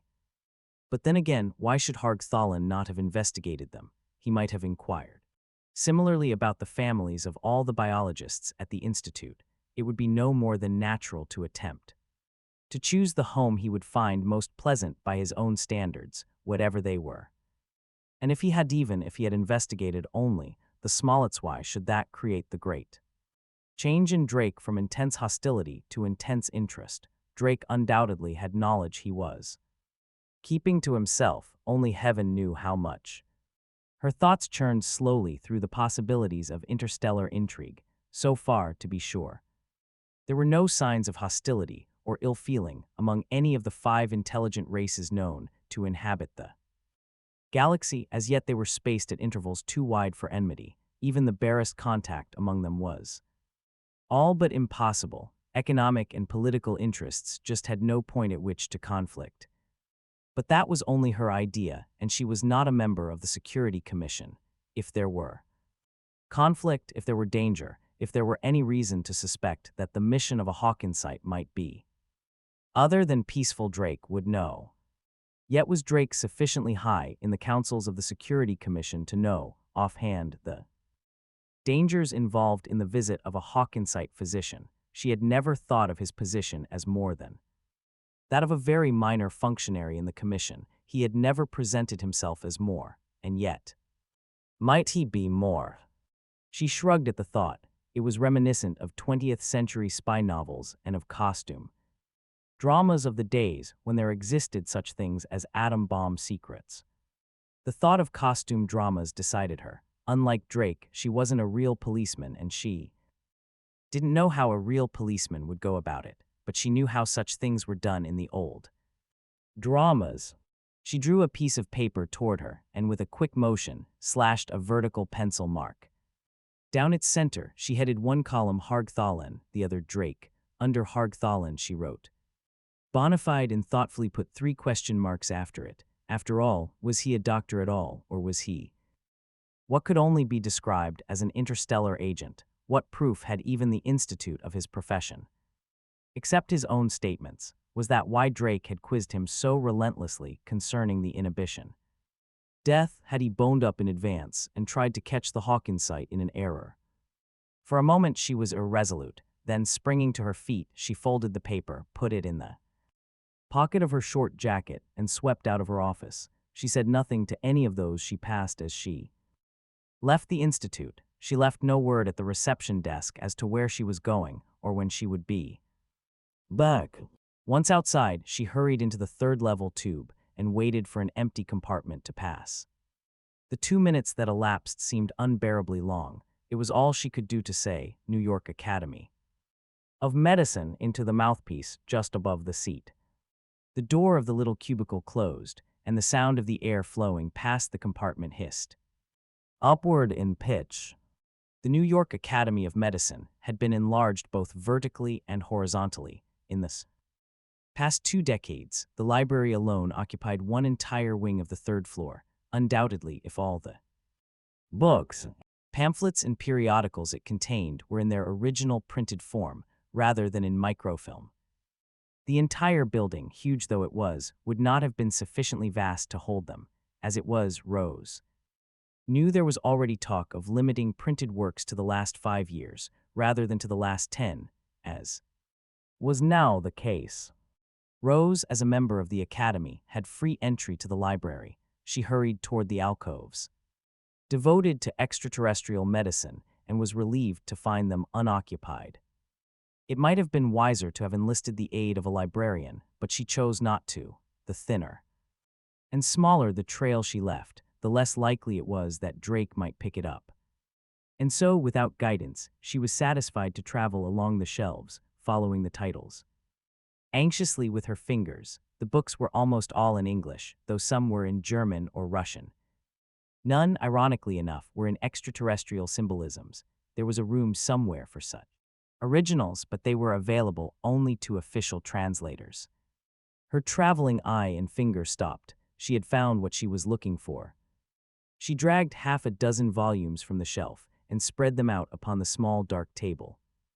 She fumbled for the light switch and opened the first of the volumes. It was entitled Studies on Inhibition. She leafed through it and then turned to the author index. The name of Hargthallen was there. One by one, she looked up the references indicated, then returned to the shelves for translations of such original papers as she could find. She spent more than 2 hours in the academy. When she was finished, she knew this much. There was a Hawkinsite doctor named Hargthallen who was an expert on the inhibition death. He was connected with the Hawkinsight Research Organization with which the Institute had been in correspondence. Of course, the Hargthalan she knew might simply be impersonating an actual doctor to make the role more realistic, but why should that be necessary?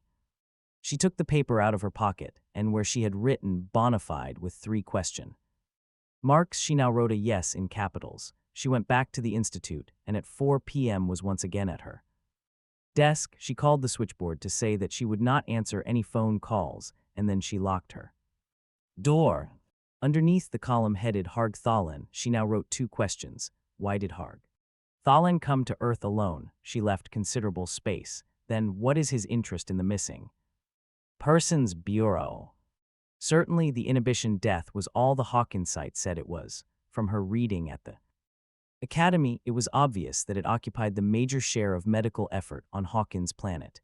It was more feared there than cancer was on Earth. If they had thought the answer to it lay on Earth, the Hawkinsights would have sent a full-scale expedition. Was it distrust and suspicion on their part that made them send only one investigator? What was it Hargthalan had said the night before? The incidence of the death was highest upon his own world, which was closest to Earth, lowest upon the world farthest from Earth.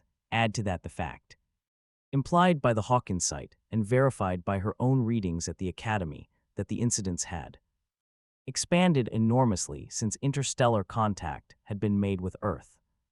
Slowly and reluctantly, she came to one conclusion: the inhabitants of Hawkins' planet might have decided that somehow Earth had discovered the cause of the inhibition death and was deliberately fostering it among the alien peoples of the galaxy, with the intention, perhaps, of becoming supreme among the stars.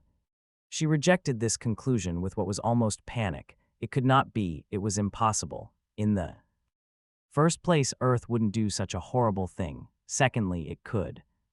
As far as scientific advance was concerned, the beings of Hawkins' planet were certainly the equals of Earthmen. The death had occurred there for thousands of years, and their medical record was one of total failure. Surely, Earth, in its long-distance investigations into alien biochemistry, could not have succeeded so quickly. In fact, as far as she knew, there were no investigations to speak of into Hawkinsight pathology on the part of Earth biologists and physicians.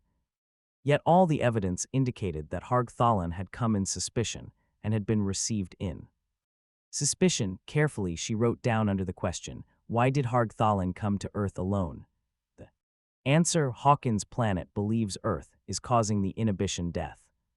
But then what was this business about the Bureau of Missing Persons? As a scientist, she was rigorous about the theories she developed. All the facts had to fit in, not merely some of them.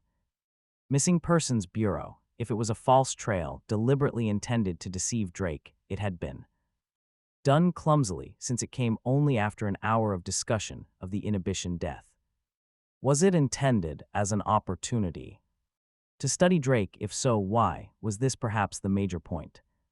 The Hawkinsight had investigated Drake before coming to them. Had he come because Drake was a policeman with entry to bureaus of missing persons? But why? She gave it up and turned to the column headed Drake. And there a question wrote itself, not in pen and ink upon the paper, but in the much more visible letters of thought on mind. Why did he marry me? Thought rose, and she covered her eyes with her hands, so that the unfriendly light was excluded.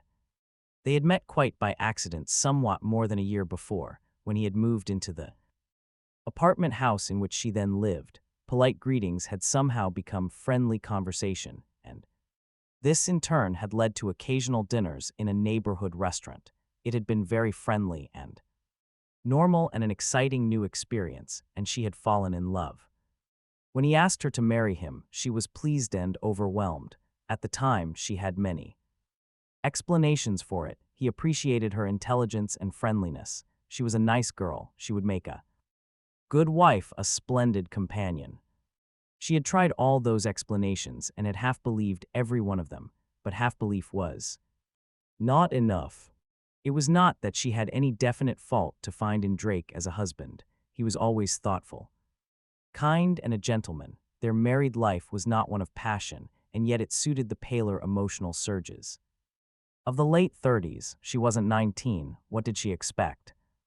That was it, she wasn't 19. She wasn't beautiful or charming or glamorous. What did she expect? Could she have expected Drake handsome and rugged, whose interest in intellectual pursuits was quite minor, who neither asked about her work in all the months of their marriage, nor offered to discuss his own with her? Why, then, did he marry her? But there was no answer to that question, and it had nothing to do with what Rose was trying to do.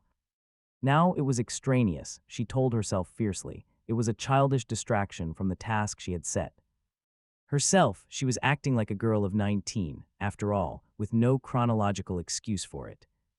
She found that the point of her pencil had somehow broken and took a new one. In the column headed Drake, she wrote, "Why is he suspicious of Hargthalan?" And under it she put an arrow pointing to the other column. What she had already written, there was sufficient explanation. If Earth was spreading the inhibition death, or if Earth knew it was suspected of such a deed, then, obviously, it would be preparing for eventual retaliation on the part of the aliens. In fact, the setting would actually be one of preliminary maneuvering for the first interstellar war of history. It was an adequate but horrible explanation. Now there was left the second question, the one she could not answer. She wrote it slowly. Why? Drake's reaction to Thalan's words, "You are a most charming hostess." She tried to bring back the exact setting. The Hawkins site had said it innocuously, matter-of-factly, politely, and Drake had frozen at the sound of it. Over and over, she had listened to that particular passage. In the recording, an Earthman might have said it in just such an inconsequential tone on leaving a routine cocktail party. The recording did not carry the sight of Drake's face. She had only her memory for that. Drake's eyes had become alive with fear and hate, and Drake was one who feared practically nothing. What was there to fear in the phrase, "You are a most charming hostess," that could upset him so? Jealousy. Absurd, the feeling that Thalan had been sarcastic, maybe, though unlikely. She was sure Thalan was sincere. She gave it up and put a large question mark under that second question. There were two of them. Now one under Hargthalan and one under Drake. Could there be a connection between Thalan's interest in missing persons and Drake's reaction to a polite party phrase? She could think of none. She put her head down upon her arms. It was getting dark in the office and she was very tired. For a while she must have hovered in that queer land between waking and sleeping, when thoughts and phrases lose the control of the conscious and disport themselves erratically and surrealistically through one's head. But no matter where they danced and leaped, they always returned to that one phrase, "You are a most charming hostess." Sometimes she heard it in Hargthalan's cultured, lifeless voice, and sometimes in Drake's vibrant one. When Drake said it, it was full of love, full of a love she never heard from him. She liked to hear him say it. She startled herself to wakefulness. It was quite dark in the office now, and she put on the desk light. She blinked, then frowned a little. Another thought must have come to her in that fitful half-sleep. There had been another phrase which had upset Drake. What was it? Her forehead furrowed with mental effort. It had not been last evening. It was not anything in the recorded conversation, so it must have been before that. Nothing came, and she grew restless. Looking at her watch, she gasped. It was almost 8. They would be at home waiting for her. But she did not want to go home. She did not want to face them. Slowly, she took up the paper upon which she had scrawled her thoughts of the afternoon, tore it into little pieces, and let them flutter into the little atomic flash ashtray upon her desk. They were gone in a little flare, and nothing was left of them. If only nothing were left of the thoughts they represented as well. It was no use. She would have to go home. They were not there waiting for her, after all. She came upon them getting out of a gyrocab just as she emerged from the tubes onto street level. The gyrocabbie, wide-eyed, gazed after his fares for a moment, then hovered upward and away. By unspoken mutual consent, the three waited until they had entered the apartment before speaking. Rose said disinterestedly, "I hope you have had a pleasant day, Dr. Thalan." "Quite, and a fascinating and profitable one as well, I think." "Have you had a chance to eat?" Though Rose had not herself eaten, she was anything but hungry. "Yes, indeed." Drake interrupted. We had lunch and supper sent up to us. Sandwiches. He sounded tired. Rose said, "Hello, Drake." It was the first time she had addressed him. Drake scarcely looked at her. "Hello." The Hawkinsight said, "Your tomatoes are remarkable vegetables. We have nothing to compare with them in taste on our own planet. I believe I ate 2 dozen, as well as an entire bottle of tomato derivative ketchup," explained Drake briefly. Rose said, "And your visit at the Missing Persons Bureau, Dr. Thalin, you say you found it profitable?" "I should say so, yes." Rose kept her back to him. She plumped up sofa cushions as she said, "In what way?" "I find it most interesting that the large majority of missing persons are males. Wives frequently report missing husbands, while the reverse is practically never the case." Rose said, "Oh, that's not mysterious, Dr. Thalin. You simply don't realize the economic setup we have on Earth. On this planet, you see, it is the male who is usually the member of the family that maintains it as an economic unit. He is the one whose labor is repaid in units of currency. The wife's function is generally that of taking care of home and children. Surely this is not universal." Drake put in, "More or less. If you are thinking of my wife, she is an example of the minority of women who are capable of making their own way in the world." Rose looked at him swiftly. Was he being sarcastic? The Hawkinsight said, "Your implication, Mrs. Smollett, is that women, being economically dependent upon their male companions, find it less feasible to disappear." "That's a gentle way of putting it," said Rose, "but that's about it." "And would you call the Missing Persons Bureau of New York a fair sampling of such cases in the planet at large?" "Why, I should think so," the Hawkinsight said abruptly. "And is there, then, an economic explanation for the fact that since interstellar travel has been developed, the percentage of young males among the missing is more pronounced than ever?" It was Drake who answered with a verbal snap. "Good Lord, that's even less of a mystery than the other. Nowadays, the runaway has all space to disappear into. Anyone who wants to get away from trouble need only hop the nearest space freighter. They're always looking for crewmen, no questions asked, and it would be almost impossible to locate the runaway after that if he really wanted to stay out of circulation. And almost always young men in their first year of marriage." Rose laughed suddenly. She said, "Why, that's just the time a man's troubles seem the greatest. If he survives the first year, there is usually no need to disappear at all." Drake was obviously not amused. Rose thought again that he looked tired and unhappy. Why did he insist on bearing the load alone? And then she thought that perhaps he had to. The Hawkinsight said suddenly, "Would it offend you if I disconnected for a period of time?" Rose said, "Not at all. I hope you haven't had too exhausting a day, since you come from a planet whose gravity is greater than that of Earth's. I'm afraid we too easily presume that you would show greater endurance than we do." "Oh, I am not tired in a physical sense." He looked for a moment at her legs and blinked very rapidly, indicating amusement. "You know, I keep expecting Earthmen to fall either forward or backward in view of their meager equipment of standing limbs. You must pardon me if my comment is overfamiliar, but your mention of the lesser gravity of Earth brought it to my mind. On my planet, 2 legs would simply not be enough, but this is all beside the point at the moment. It is just that I have been absorbing so many new and unusual concepts that I feel the desire for a little disconnection." Rose sh. Rugged inwardly. Well, that was as close as one race could get to another anyway, as nearly as the expeditions to Hawkins' planet could make out. Hawkinsights had the faculty for disconnecting their conscious mind from all its bodily functions and allowing it to sink into an undisturbed meditative process for periods of time lasting up to terrestrial days. Hawkinsights found the process pleasant, even necessary sometimes, though no Earthman could truly say what function it served.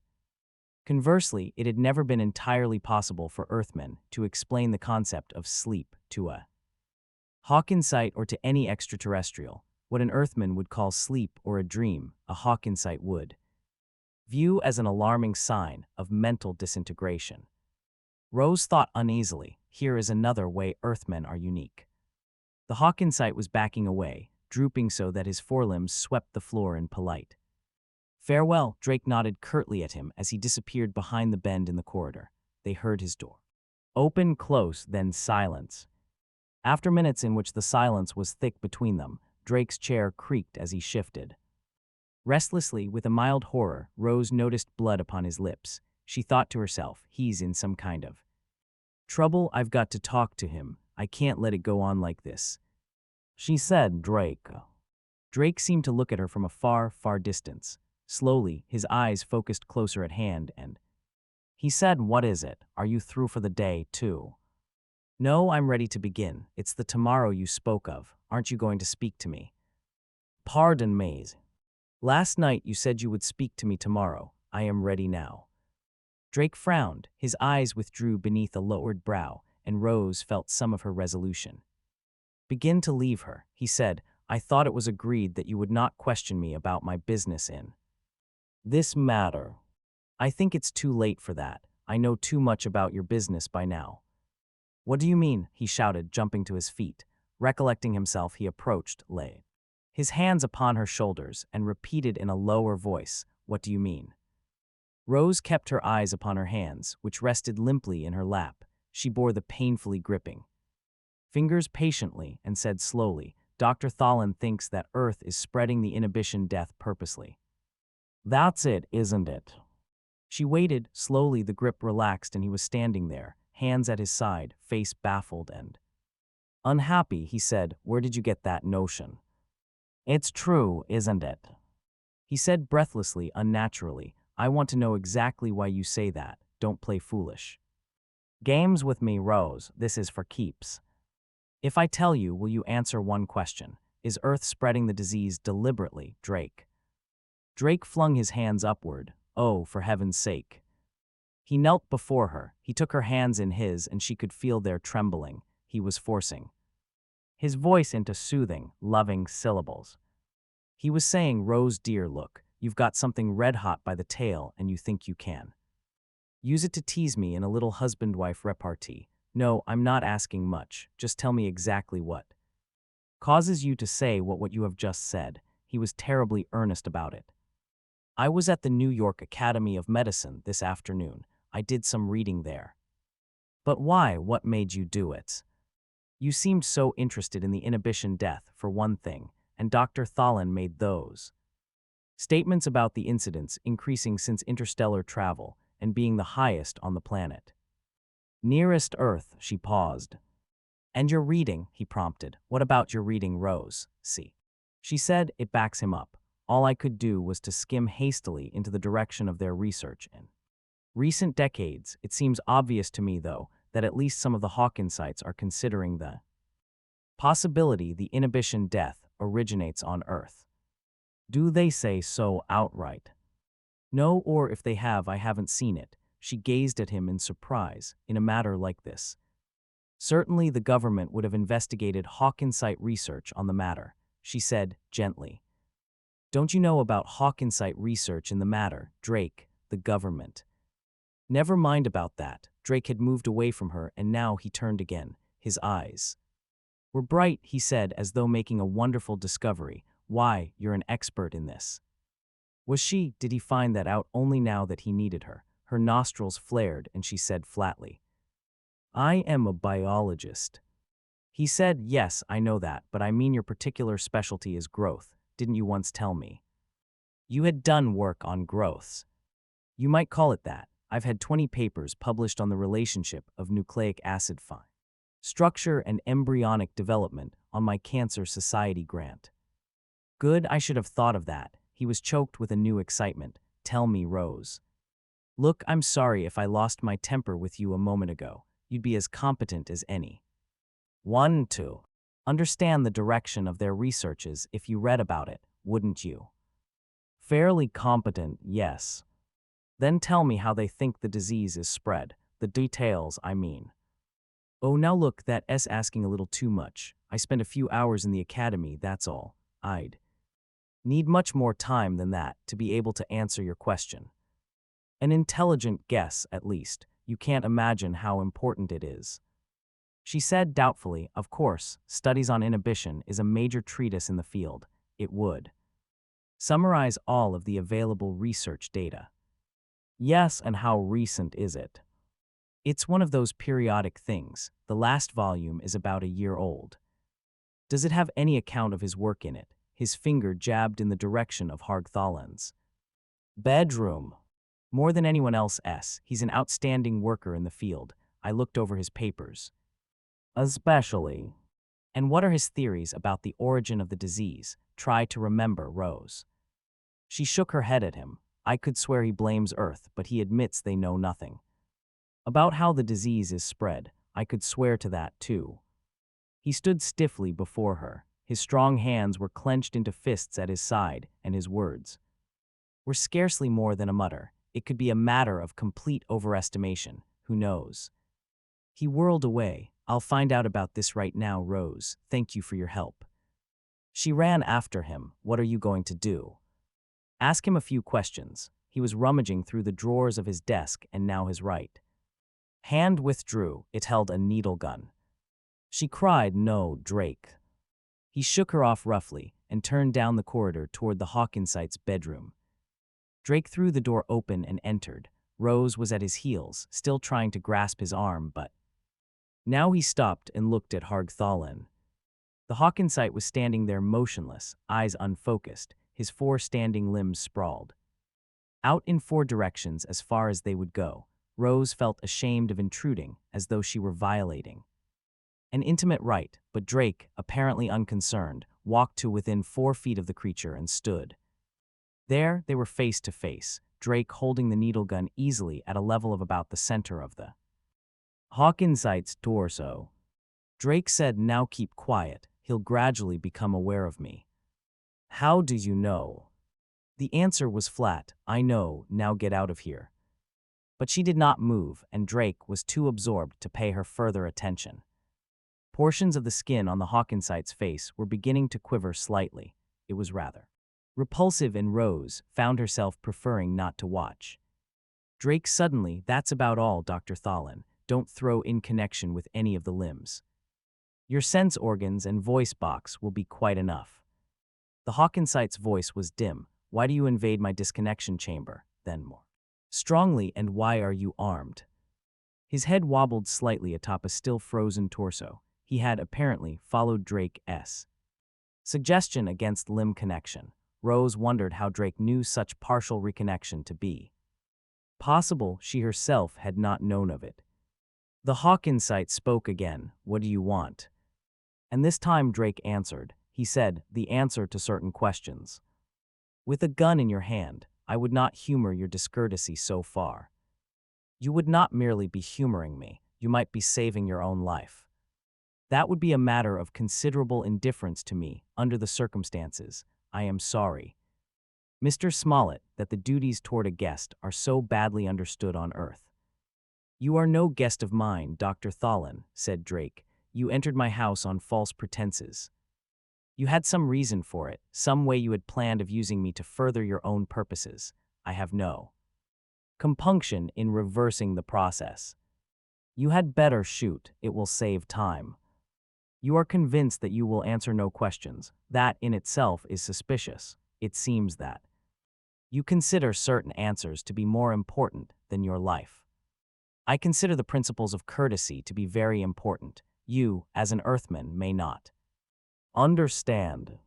"Perhaps not, but I, as an Earthman, understand one thing." Drake had jumped forward faster then Rose could cry out, faster than the Hawkinsite could connect his limbs. When he sprang backward, the flexible hose of Hargthalen's cyanide cylinder was in his hand, at the corner of the Hawkinsite's wide mouth where the hose had once been affixed. A droplet of colorless liquid oozed sluggishly from a break-in.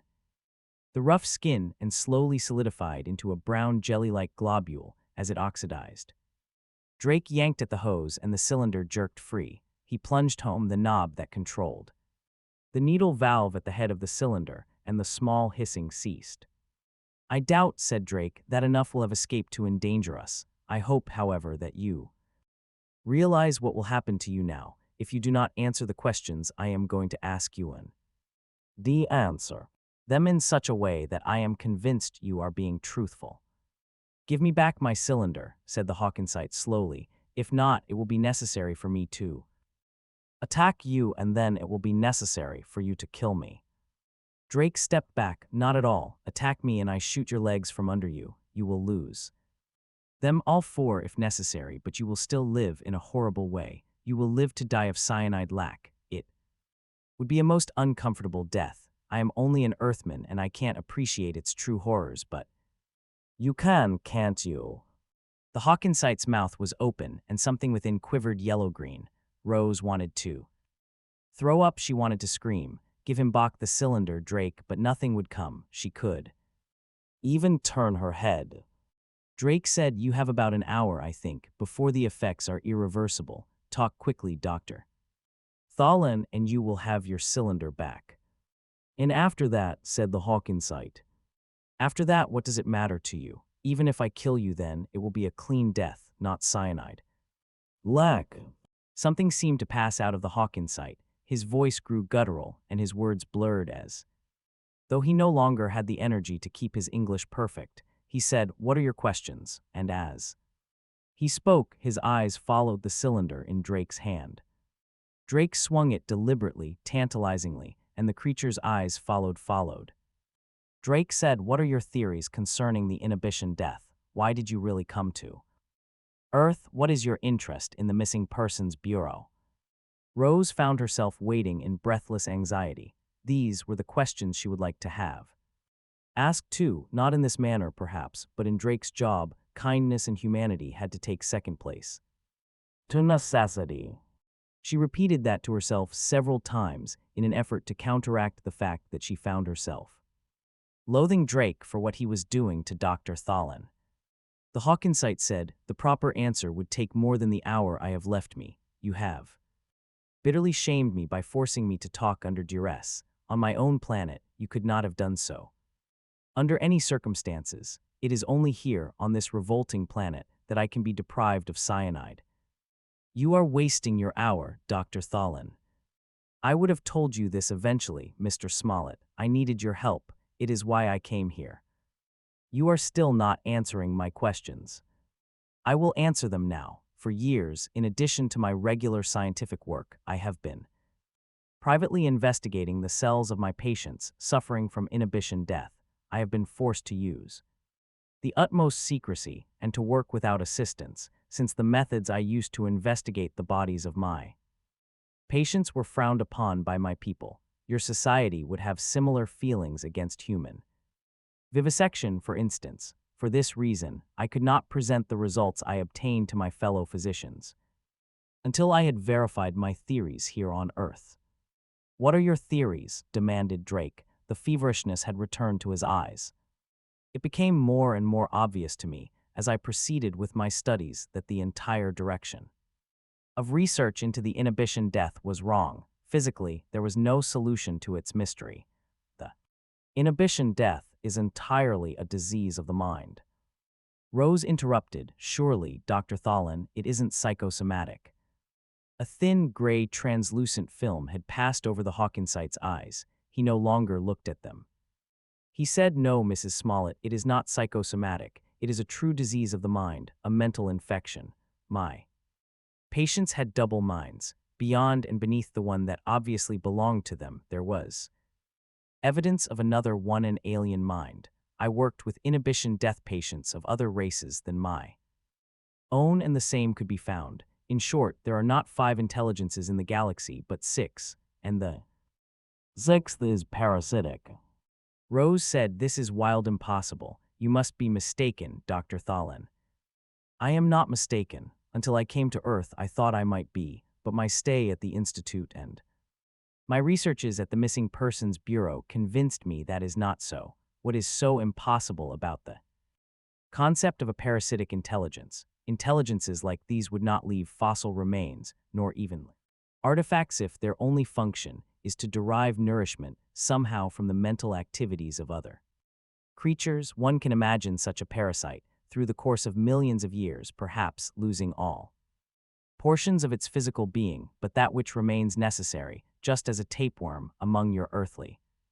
Physical parasites eventually lost all its functions but the single one of reproduction. In the case of the parasitic intelligence, all physical attributes would eventually be lost. It would become nothing but pure mind living in some mental fashion we cannot conceive of on the minds of others, particularly on the minds of Earthmen. Rose said, "Why? Particularly Earthmen." Drake simply stood apart, intent, asking no further questions. He was content, apparently, to let the Hawkinsight speak. "Have you not surmised that the sixth intelligence is a native of Earth? Mankind from the beginning has lived with it, has adapted to it, is unconscious of it. It is why the higher species of terrestrial animals, including man, do not grow after maturity and eventually die what is called natural death. It is the result of this universal parasitic infestation. It is why you sleep and dream, since it is then that the parasitic mind must feed and then that you are a little more conscious of it, perhaps. It is why the terrestrial mind, alone of the intelligences, is so subject to instability, where else in the galaxy are found split personalities and other such manifestations. After all, even now there must be occasional human minds which are visibly harmed by the presence of the parasite. Somehow these parasitic minds could traverse space. They had no physical limitations. They could drift between the stars in what would correspond to a state of hibernation. Why the first ones did it, I don't know. Probably no one will ever know. But once those first discovered the presence of intelligence on other planets in the galaxy, there was a small, steady stream of parasitic intelligences making their way through space. We of the outer worlds must have been a gourmet's dish for them, or they would have never struggled so hard to get to us. I imagine many must have failed to make the trip, but it must have been worth the effort to those who succeeded. But you see, we of the other worlds had not lived with these parasites for millions of years, as man and his ancestors had. We had not adapted ourselves to it. Our weak strains had not been killed off gradually through hundreds of generations until only the resistance were left. So where Earthmen could survive the infection for decades with little harm, we others die a quick death within a year. And is that why the incidence has increased since interstellar travel between Earth and the other planets has begun?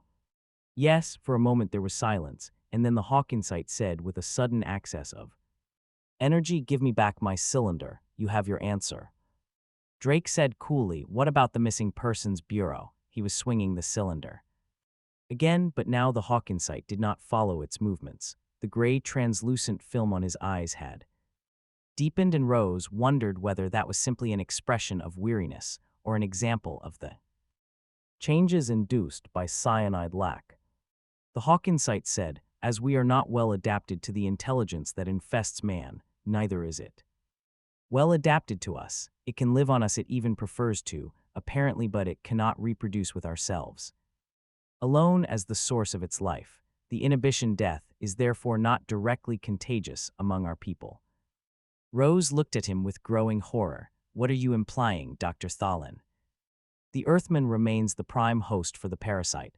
An Earthman may infect one of us if he remains among us, but the parasite, once it is located in an intelligence of the outer worlds, must somehow return to an Earthman if it expects to reproduce. Before interstellar travel, this was possible only by a passage of space, and therefore the incidence of infection remained infinitesimal. Now we are infected and reinfected as the parasites return to Earth and come back to us via the mind of Earthmen who travel through space." Rose said faintly, "And the missing persons are the intermediate hosts. The exact process by which it is done, I of course do not know. The masculine terrestrial mind seems better suited for their purposes. You'll remember that at the Institute I was told that the life expectancy of the average human male is 3 years less than that of the average female. Once reproduction has been taken care of, the infested male leaves by spaceship for the outer worlds. He disappears." "But this is impossible," insisted Rose. "What you say implies that the parasite mind can control the actions of its host. This cannot be, or we of Earth would have noticed their presence. The control, Mrs. Smollett, may be very subtle, and may, moreover, be exerted only during the period of active reproduction. I simply point to your missing persons bureau. Why do the young men disappear? You have economic and psychological explanations, but they are not sufficient. But I am quite ill now and cannot speak much longer. I have only this to say. In the mental parasite, your people and mine have a common enemy. Earthmen, too, need not die involuntarily except for its presence. I thought that if I found myself unable to return to my own world with my information because of the unorthodox methods I used to obtain it, I might bring it to the authorities on Earth and ask their help in stamping out this menace. Imagine my pleasure when I found that the husband of of the biologists at the Institute was a member of one of Earth's most important investigating bodies. Naturally, I did what I could to be made a guest at his home in order that I might deal with him privately, convince him of the terrible truth, utilize his position to help in the attack on the parasites. This is, of course, now impossible. I cannot blame you too far. As Earthmen, you cannot be expected to understand the psychology of my people. Nevertheless, you must understand this. I can have no further dealing with either of you. I could not even bear to remain any longer on Earth. Drake said, then you alone, of all your people, have any knowledge of this theory of yours. I atone. Drake held out the cylinder. Your cyanide, Dr. Thalin. The Hawkinsite groped for it eagerly. His supple fingers manipulated the hose and the needle valve with the utmost delicacy. In the space of 10 seconds, he had it in place and was inhaling the gas. Huge breaths, his eyes were growing clear and transparent. Drake waited until the Hawkinsite breathings had subsided to normal, and then, without expression, he raised his needle gun and fired. Rose screamed. The Hawkinsite remained standing. His four lower limbs were incapable of buckling, but his head lolled, and from his suddenly flaccid mouth, the cyanide hose fell, disregarded. Once again, Drake closed the needle valve, and now he tossed the cylinder aside and stood there somberly, looking at the dead creature. There was no external mark to show that he had been killed. The needle gun's pellet, thinner than the needle which gave the gun its name, entered the body noiselessly and easily, and exploded with devastating effect only within the abdominal cavity. Rose ran from the room, still screaming. Drake pursued her, seized her arm. She heard the hard, flat sounds of his palm against her face without feeling them, and subsided into little bubbling sobs. Drake said, I told you to have nothing to do with this. Now what do you think you'll do? She said, let me go. I want to leave. I want to go away. Because of something it was my job to do. You heard what the creature was saying, do you? Suppose I could allow him to return to his world and spread those lies. They would believe him, and what do you think would happen then? Can you imagine what an interstellar war might be like? They would. Imagine they would have to kill us all to stop the disease. With an effort that seemed to turn her inside out, Rose steadied. She looked firmly into Drake's eyes and said, what Dr. Thalin said were no lies and no mistakes, Drake. Oh, come now, you're hysterical. You need sleep. I know what he said is so because the Security Commission knows all about that same theory. And knows it to be true. Why do you say such a preposterous thing? Because you yourself let that slip twice. Drake said, sit down. She did so, and he stood there looking curiously at her. So I have given myself away twice, have I? You've had a busy day of detection, my dear. You have facets you keep well hidden. He sat down and crossed his legs. Rose thought, yes, she had had a busy day. She could see the electric clock on the kitchen wall. From where she sat, it was more than 2 hours past midnight. Thalin had entered their house 35 hours before, and now he lay murdered in the spare bedroom. Drake said, well, aren't you going to tell me where I pulled my 2 boners? You turned white when Thalin referred to me as a charming hostess. Hostess has a double meaning, you know, Drake. A host is one who harbors a parasite. Number 1, said Drake. What's number 2? That's something you did before Thalin entered the house. I've been trying to remember it. For hours, do you remember, Drake? You spoke about how unpleasant it was for Hawkinsites to associate With Earthmen, and I said Hargthalin was a doctor and had to. I asked you if you thought that human doctors particularly enjoyed going to the tropics or letting infected mosquitoes bite them. Do you remember how upset you became? Drake laughed. I had no idea I was so transparent. Mosquitoes are hosts for the malaria and yellow fever parasites, he sighed. I've done my best to keep you out of this. I tried to keep the Hawkinside away. I tried threatening you. Now there's nothing left but to tell you the truth. I must, because only the truth or death will keep you quiet, and I don't want to kill you. She shrank back in her chair, eyes wide. Drake said the commission knows the truth. It does us no good. We can only do all in our power to prevent the other worlds from finding out.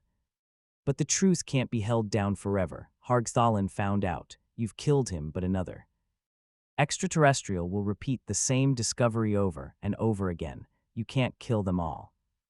We know that too, agreed Drake. We have no choice. Why? Cried Rose. Hargthalin gave you the solution. He made no suggestions or threats of war between worlds. He suggested that we combine with the other intelligences and help to wipe out the parasite, and we can, if we, in common with all the others, put every scrap of effort into it. You mean we can trust him? Does he speak for his government or for the other races? Can we dare to refuse the risk? Drake said, you don't understand. He reached toward her and took one of her cold, unresisting hands between both of his. He went on, I may seem silly trying to teach you anything about your specialty, but I want you to hear me out. Hargthalin was right. Man and his prehistoric ancestors have been living with this parasitic intelligence for uncounted ages, certainly for a much longer period than we have been truly Homo sapiens. In that interval, we have not only become adapted to it, we have become dependent upon it. It is no longer a case of parasitism. It is a case of mutual cooperation. You biologists have a name for it. She tore her hand away. What are you talking about? Symbiosis. Exactly. We have a disease of our own, remember. It is a reverse disease, one of unrestrained growth. We've mentioned it already as a contrast to the inhibition death. Well, what is the cause of cancer? How long have biologists, physiologists, biochemists, and all the others been working on it? How much success have they had with it? Why, can't you answer that for yourself now? She said slowly, no, I can't. What are you talking about? It's all very well to say that if we could remove the parasite, we would have eternal growth and life if we wanted it, or at least until we got tired of being too big or of living too long and did away with ourselves neatly. But how many millions of years has it been since the human body has had occasion to grow in such an unrestrained fashion? Can it do so any longer? Is the chemistry of the body adjusted to that? Has it got the proper whatchamacallits? Enzymes, Rose supplied in a whisper. Yes, enzymes. It's impossible for us, if for any reason the parasitic intelligence, as Hargthalin calls it, does leave the human body, or if its relationship to the human mind is in any way impaired. Growth does take place, but not in any orderly fashion. We call the growth cancer, and there you have it. There's no way of getting rid of the parasite. We're together for all eternity to get rid of their inhibition death. Extraterrestrials must first wipe out all vertebrate life on Earth. There is no other solution for them, and so we must keep knowledge of it from them. Do you understand? Her mouth was dry and it was difficult to talk. I understand, Drake. She noticed that his forehead was damp and that there was a line of perspiration down each cheek. And now you'll have to get it out of the apartments. It's late at night and I'll be able to get the body out of the building. From there on, he turned to her. I don't know when I'll be back. I understand, Drake, she said again. Hargthalin was heavy. Drake had to drag him through the apartment. Rose turned away. Retching, she hid her eyes until she heard the front door close. She whispered to herself, I understand. Drake. It was 3 a.m. Nearly an hour had passed since she had heard the front door click gently into place. Behind Drake and his burden, she didn't know where he was going, what he intended doing. She sat there numbly. There was no desire to sleep, no desire to move. She kept her mind traveling in tight circles, away from the things she knew and which she wanted not to know. Parasitic minds, was it only a coincidence or was it some queer racial memory, some tenuous, long-sustained wisp of tradition or insight, stretching back through incredible millennia that kept current? The odd myth of human beginnings, she thought to herself, there were two intelligences on earth to begin with. There were humans in the Garden of Eden and also the serpent, which was more subtle than any beast of the field. The serpent infected man and as a result it lost its limbs. Its physical attributes were no longer necessary, and because of the infection, man was driven out of the garden of eternal life. Death entered the world. Yet despite her efforts, the circle of her thoughts expanded and returned to Drake. She shoved and it returned. She counted to herself. She recited the names of the objects in her field of vision. She cried, "No. No, no," and it returned. It kept returning. Drake had lied to her. It had been a plausible story. It would have held good under most circumstances, but Drake was not a biologist. Cancer could not be, as Drake had said, a disease that was an expression of a lost ability for normal growth. Cancer attacked children while they were still growing. It could even attack embryonic tissue. It attacked fish, which, like extraterrestrials, never stopped growing while they lived and died only by disease or accident. It attacked plants which had no minds and could not be parasitized. Cancer had nothing to do with the presence or absence of normal growth. It was the general disease of life to which no tissue of no multicellular organism was completely immune. He should not have bothered lying. He should not have allowed some obscure sentimental weakness to persuade him to avoid the necessity of killing her in that manner. She would tell them at the institute the parasite could be beaten. Its absence would not cause cancer, but who would believe her? She put her hands over her eyes. The young men who disappeared were usually in the first year of their marriage. Whatever the process of reproduction of the parasite intelligences, it must involve close association with another parasite, the type of close and continuous association that might only be possible if their respective hosts were in equally close relationship, as in the case of newly married couples.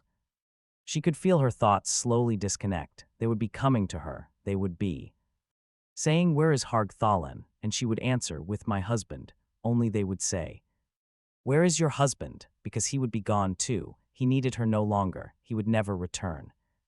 They would never find him because he would be out in space. She would report them both, Drake Smollett and Hargthalen, to the Missing Persons Bureau. She wanted to weep but couldn't. She was dry-eyed and it was painful. And then she began to giggle and couldn't stop. It was very funny. She had looked for the answers to so many questions and had found them all. She had even found the answer to the question she thought had no bearing on the subject. She had finally learned why Drake had married her. The dropping of the atomic bomb in 1945 made science fiction respectable. Once the horror at Hiroshima took place, anyone could see that science fiction writers were not merely dreamers and crackpots after all, and that many of the motifs of that class of literature were now permanently part of the newspaper headlines. I suppose that science fiction writer and reader were, on the whole, pleased if not at the effect of the atom bomb itself, then at least at the crystallization into fact of something that had been so science fictional. I myself was ambivalent, quite apart from the frightening aspects of nuclear explosions and the mildly irrational feeling that such things as atom bombs belonged to us and not to the real world. I also felt that reality might have a stultifying effect on the field. And I think it did to a certain extent. There was a tendency for the new reality to nail the science fiction writer to the ground. Prior to 1945, science fiction had been wild and free, and its motifs and plot varieties remained in the realm of fantasy, and we could do as we pleased. After 1945, there came the increasing need to talk about the AEC and to mold all the infinite scope of our thoughts to the small bit of them that had become real. In fact, there was the birth of something I called tomorrow fiction, the science fiction story that was no more new than tomorrow's headlines. Believe me, there can be nothing duller than tomorrow's headlines in science fiction, as in Example, consider Neville shoots on the beach. Surely to the science fiction, fan as opposed to the general. Public this must seem very milk and watery, so there's a nuclear war to start the story within what else? Is no. I resisted the temptation to base a story slavishly on the present until I could think of a way to do. So without making myself a minion of the headlines and of topicality, I wanted to write a story that would deal with the things of tomorrow without becoming outdated the day after tomorrow. The result was Breeds There a Man, which, despite all its topicality, is as much science fiction now as it was in 1951 when it was written. First appearance Astounding Science Fiction, June 1951. Copyright 1951 by Street and Smith. Publications, Inc. Breeds There a Man. Police Sergeant Mankiewicz was on the telephone and he wasn't enjoying it. His conversation was sounding like a one-sided view of a firecracker. He was saying, that's right. He came in here and said, put me in jail because I want to kill myself. I can't help that. Those were his exact words. It sounds crazy to me, too. Look, mister, the guy answers the description. You ask me for information and I'm giving it to you. He has exactly that scar on his right cheek, and he said his name was John Smith. He didn't say it was Dr. anything at all. Well, sure, it's a phony. Nobody is named John Smith, not in a police station anyway. He's in jail now. Yes, I mean it. Resisting an officer, assault and battery, malicious mischief, that's 3 counts. I don't care who he is. It's all right, I'll hold on. He looked up at Officer Brown and put his hand over the mouthpiece of the phone. It was a ham. Of a hand that nearly swallowed up the phone altogether. His blunt-featured face was ruddy and steaming. Under a thatch of pale yellow hair. He said, trouble, nothing but trouble at a precinct station. I'd rather be pounding a beat any day. Who's on the phone? Asked Brown. He had just come in and didn't really care, he thought. Mankiewicz would look better on a suburban beat, too. Oak Ridge, long distance, a guy called Grant, head of something Geological Division, and now he's getting somebody else at 75 cents a min hello. Mankiewicz got a new grip on the phone and held himself down. Look, he said, let me go through this from the beginning. I want you to get it straight and then. If you don't like it, you can send someone down here. The guy doesn't want a lawyer. He claims he just wants to stay in jail and, brother, that's all right with me. Well, will you listen? He came in yesterday, walked right up to me and said, Officer, I want you to put me in jail because I want to kill myself. So I said, Mister, I'm sorry you want to kill yourself. Do it, because if you do, you'll regret it the rest of your life. I am serious. I'm just telling you what I said. I'm not saying it was a funny joke, but I've got my own troubles here, if you know what I mean. Do you think all I've got to do here is to listen to cranks who walk in and give me a chance, will you? I said, I can't put you in jail for wanting to kill yourself. That's no crime. And he said, but I don't want to die. So I said, look, bud, get out of here. I mean, if a guy wants to commit suicide, all right. And if he doesn't want to, all right. But I don't want him weeping on my shoulder.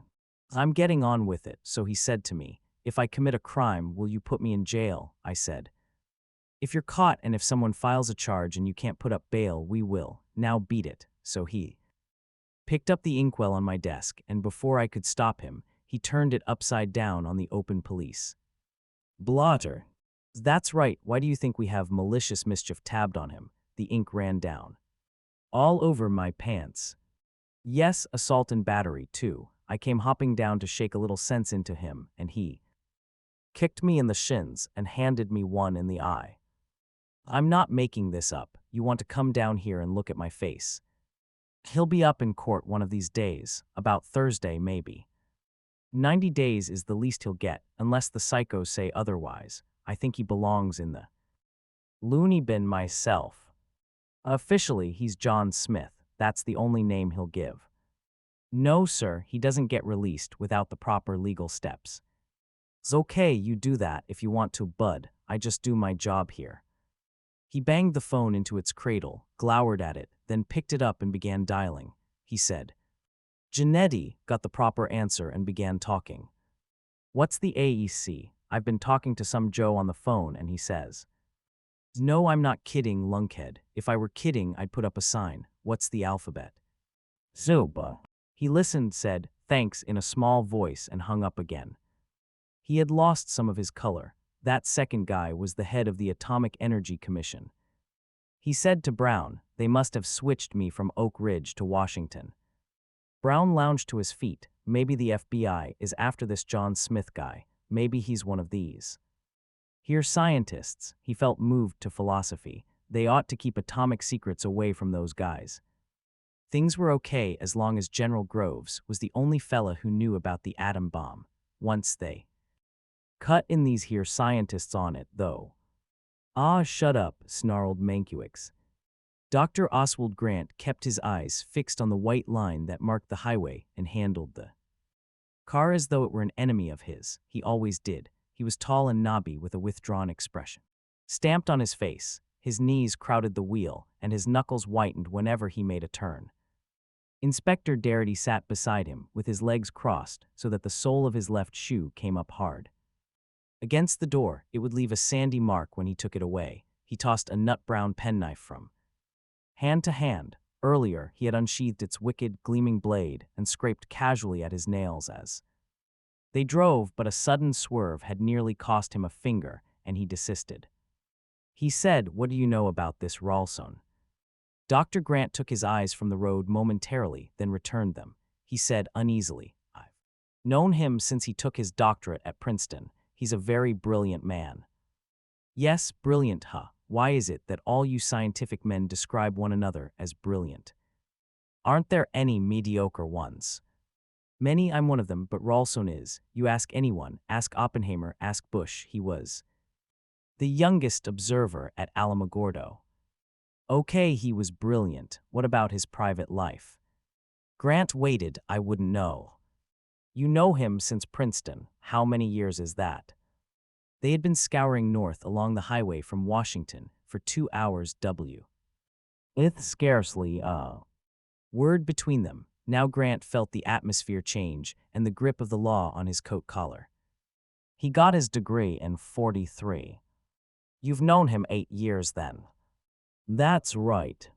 And you don't know about his private life. A man's life is his own, Inspector. He wasn't very sociable. A great many of the men are like that. They work under pressure, and when they're off the job, they're not interested in continuing the lab. Acquaintanceships. Did he belong to any organizations that you know of? No. The inspector said, did he ever say anything to you that might indicate he was disloyal? Grant shouted no, and there was silence for a while. Then Darity said, how important is Ralston in atomic research? Grant hunched over the wheel and said, as important as any one man can be, I grant you that no. One is indispensable, but Ralston has always seemed to be rather unique. He has the engineering mentality. What does that mean? He isn't much of a mathematician himself, but he can work out the gadgets that put someone else's math into life. There's no one like him when it comes to that. Time and again, Inspector, we've had problem to lick and no time to lick it in. There were nothing but blank minds all around until he put some thought into it and said, why don't you try so-and-so? Then he'd go away. He wouldn't even be interested. Enough to see if it worked, but it always did. Always. Maybe we would have got it ourselves eventually. But it might have taken months of additional time. I don't know how he does it. It's no use asking him. Either he just looks at you and says it was obvious and walks away. Of course, once he's shown us how to do it, it is obvious.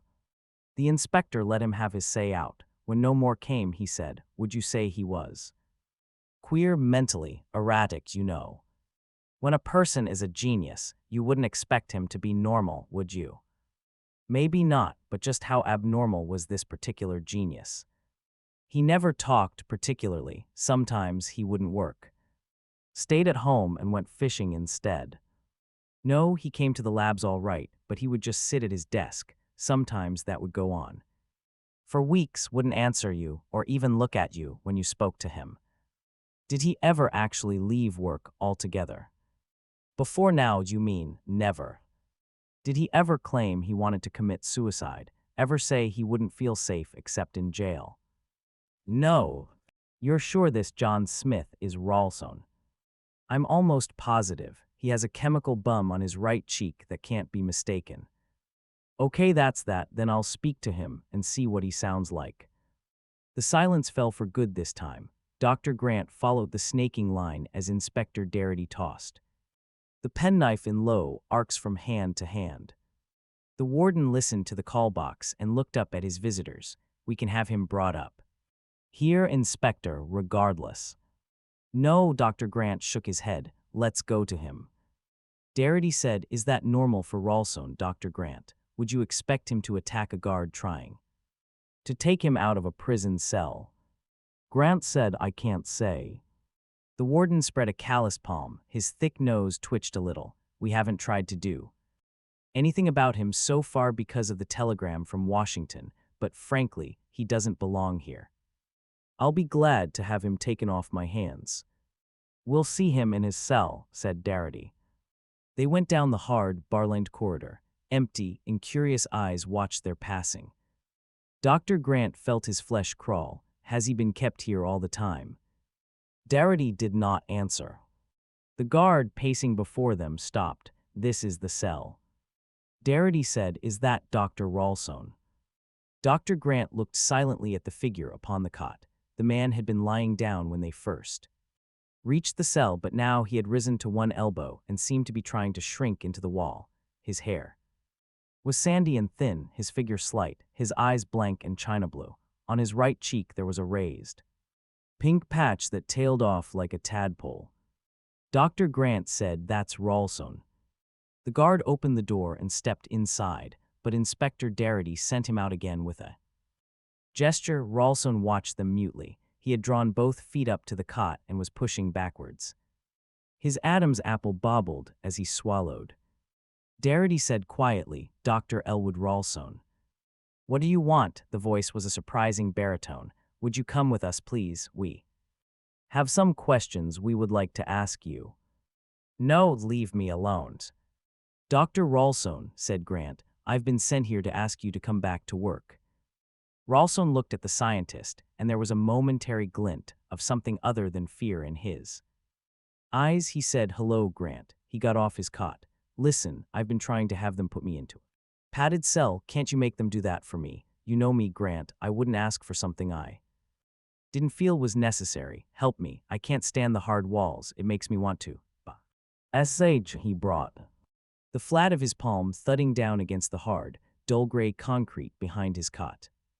Darity looked thoughtful. He brought out his penknife and unbent the reaming blade, carefully. He scraped at his thumbnail and said, Would you like to see a doctor? But Ralston didn't answer that. He followed the gleam of metal, and his lips parted and grew wet. His breath became ragged and harsh. He said, Put that away. Darity paused. Put what away? The knife. Don't hold it in front of me. I can't stand looking at it. Darity said, Why not? He held it out. Anything wrong with it? It's a good knife. Ralston lunged. Darity stepped back and his left hand came down on the other's wrist. He lifted the knife high in the air. What's the matter, Ralston? What are you after? Grant cried a protest, but Darity waved him away. Darity said, What do you want, Ralston? Ralston tried to reach upward and bent under the other's appalling grip. He gasped, Give me the knife. Why, Ralston? What do you want to do with it? Please, I've got to, he was pleading. I've got to stop living. You want to die. No, but I must.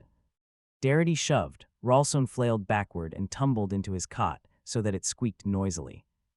Slowly, Darity bent the blade of his penknife into its sheath and put it away. Ralston covered his face. His shoulders were shaking, but otherwise he did not move. There was the sound of shouting from the corridor as the other prisoners reacted to the noise. Issuing from Ralston's cell, the guard came hurrying down, yelling, Quiet, as he went. Darity looked up. It's all right, guard. He was wiping his hands upon a large white handkerchief. I think we'll get a doctor for him. Dr. Gottfried Blostein was small and dark and spoke with a trace of an Austrian accent. He Needed only a small goatee to be the layman's caricature of a psychiatrist, but he was clean-shaven and very carefully dressed. He watched Grant closely, assessing him, blocking in certain observations and deductions. He did this automatically, now, with everyone he met. He said, "You give me a sort of picture. You describe a man of great talent, perhaps even genius. You tell me he has always been uncomfortable with people, that he has never fitted in with his laboratory environment, even though it was there that he met the greatest of success. Is there another environment, too, which he has fitted himself? I don't understand. It is not given to all of us to be so fortunate as to find a congenial type of company at the place, or in the field where we find it necessary to make a living. Often, one compensates by playing an instrument, or going hiking, or joining some club. In other words, one creates a new type of society when not working, in which one can feel more at home. It need not have the slightest connection with what one's ordinary occupation is. It is an escape and not necessarily an unhealthy one." He smiled and added, "Myself, I collect stamps. I am an active member of the American Society of Philatelists." Grant shook his head. "I don't know what he did outside working hours. I doubt that he did anything like what you've mentioned." Well, that would be sad. Relaxation and enjoyment are wherever you find them, but you must find them somewhere, no? Have you spoken to Dr. Ralston yet about his problems? No. Aren't you going to? Oh yes, but he has been here only a week. One must give him a chance to recover. He was in a highly excited state when he first came here. It was almost a delirium. Let him rest and become accustomed to the new environment. I will question him then. Will you be able to get him back to work? Blaustein smiled. How should I know? I don't even know what his sickness is. Couldn't you at least get rid of the worst of it, this suicidal obsession of his, and take care of the rest of the cure while he's at work? Perhaps. I couldn't even venture an opinion so far without several interviews. How long do you suppose it will all take? In these matters, Dr. Grant, nobody can say. Grant brought his hands together in a sharp slap. Do what seems best then, but this is more important than you know. Perhaps, but you may be able to help me, Dr. Grant. How? Can you get me certain information, which may be classified as top secret? What kind of information? I would like to know the suicide rate since 1945 among nuclear scientists. Also, how many have left their jobs to go into other types of scientific work, or to leave science altogether. Is this in connection with Ralston? Don't you think it might be an occupational disease, this terrible unhappiness of his? Well, a good many have left their jobs, naturally. Why naturally, Dr. Grant? You must know how it is, Dr. Blaustein. The atmosphere in modern atomic research is one of great pressure and red tape. You work with the government, you work with military men, you can't talk about your work, you have to be full what you say. Naturally, if you get a chance at a job in a university where you can fix your own hours, do your own work, write papers that don't have to be submitted to the AEC, attend conventions that aren't held behind locked doors, you take it and abandon your field of specialty forever. There are always non-military applications. Of course, there was one man who did leave for another reason. He told me once he couldn't sleep nights. He said he'd hear 100,000 screams coming from Hiroshima when he put the lights out. The last I heard of him, he was a clerk in a haberdashery. And do you ever hear a few screams yourself? Grant nodded. It isn't a nice feeling to know that even a little of the responsibility of atomic destruction might be your own. How did Ralston feel? He never spoke of anything like that. In other words, if he felt it, he never even had the safety valve effect of letting off steam to the rest of you. I guess he hadn't. Yet nuclear research must be done, no? I'll say. What would you do, Dr. Grant, if you felt you had to do something that you couldn't do? Grant shrugged. I don't know. Some people kill themselves. You mean that's what has Ralston down? I don't know, I do not know. I will speak to Dr. Ralston this evening. I can promise nothing of course, but I will let you know whatever I can. Grant rose. Thanks, doctor. I'll try to get the information you want. Elwood Ralston's appearance had improved in the week he had been at Dr. Blostein's sanatorium. His face had filled out and some of the restlessness had gone out of him. He was tieless and beltless. His shoes were without laces. Blostein said, "How do you feel, Dr. Ralston?" "Rested. You have been treated well." "No complaints, doctor." Blostein's hand fumbled for the letter opener, with which it was his habit to play during moments of abstraction, but his fingers met nothing. It had been put away, of course, with anything else possessing a sharp edge. There was nothing on his desk now but papers. He said, "Sit down, Dr. Ralston. How do your symptoms progress?" "You mean, do I have what you would call a suicidal impulse?" "Yes, it gets worse or better. Depending on my thoughts, I think, but it's always with me. There is nothing you can do to help." "Perhaps you are right. There are often things I cannot help, but I would like to know as much as I can about you. You are an important man." Ralston snorted. "You do not consider that to be so?" asked Blostein. "No, I don't. There are no important men, any more than there are important individual bacteria." "I don't understand." "I don't expect you to. And yet it seems to me that behind your statement there must have been much thought. It would certainly be of the greatest interest to have you tell me some of this thought." For the first time Ralston smiled. It was not a pleasant smile. His nostrils were white. He said, "It is amusing to watch you, doctor. You go about your business so conscientiously. You must listen to me.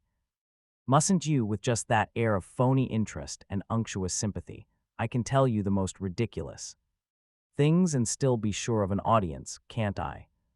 Don't you think my interest can be real, even granted that it is professional too?" "No, I don't."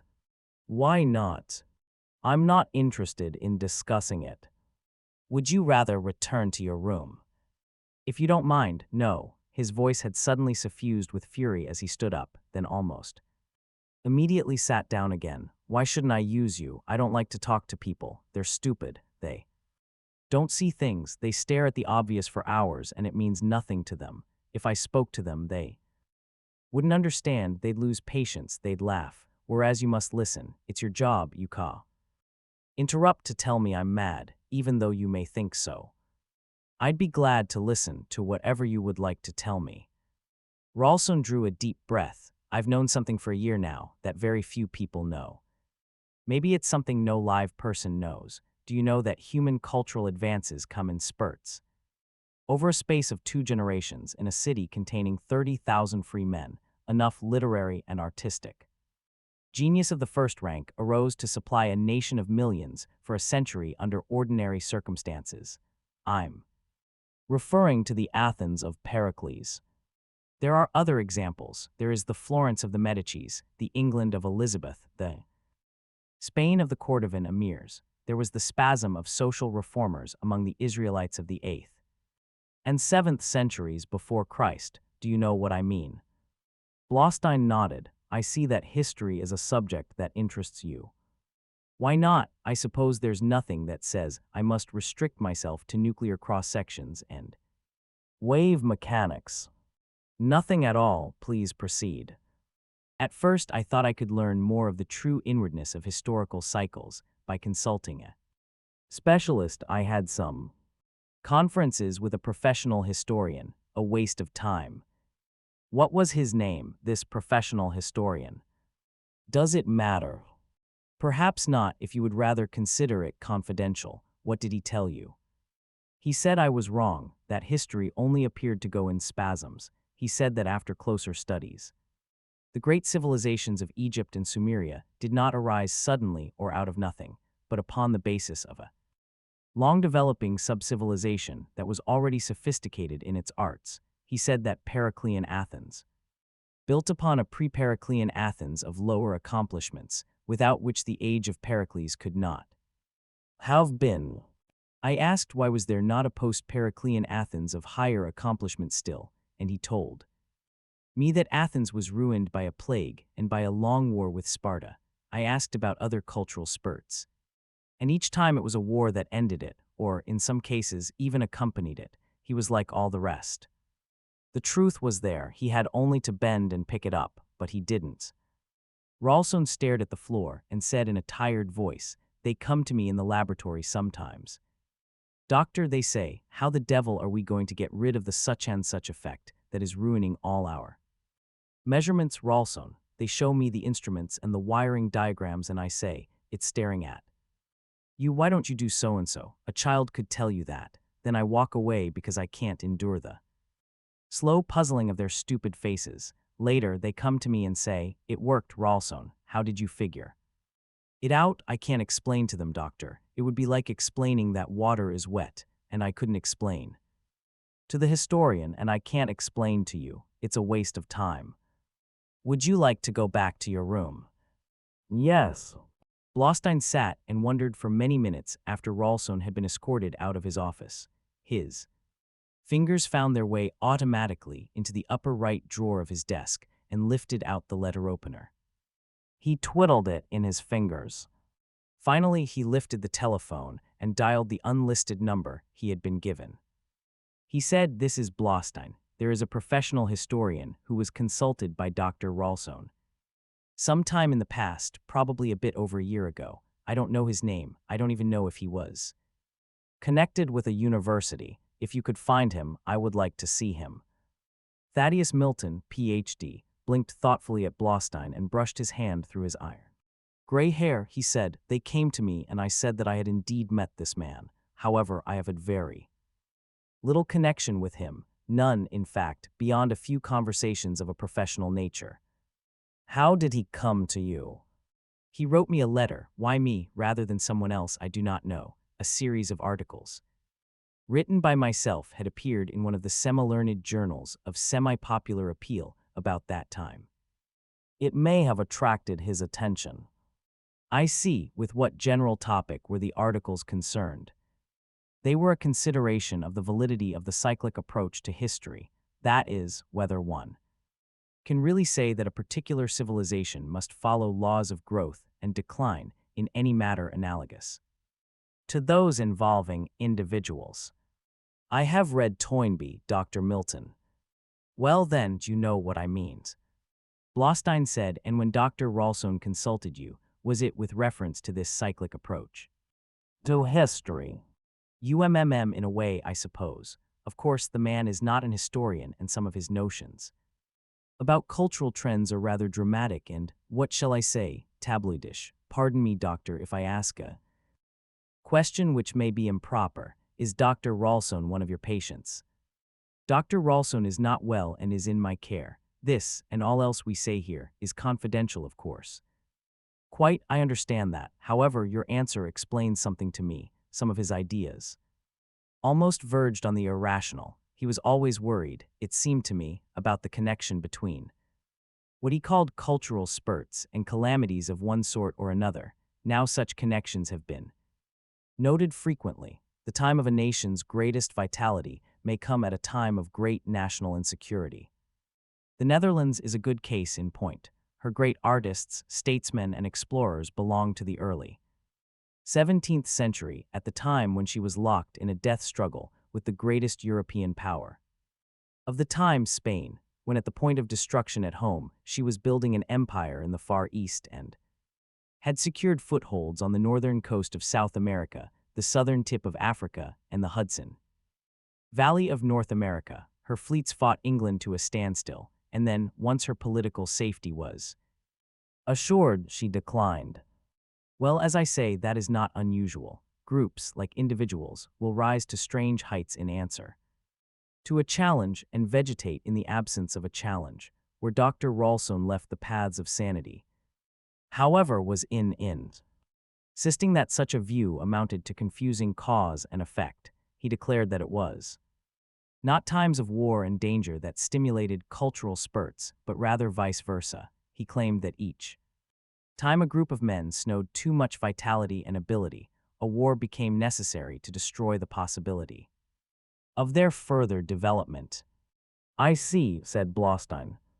I rather laughed at him, I am afraid. It may be that that was why he did not keep the last appointment we made. Just toward the end of that last conference, he asked me, in the most intense fashion imaginable, whether I did not think it queer that such an improbable species as man was dominant on Earth.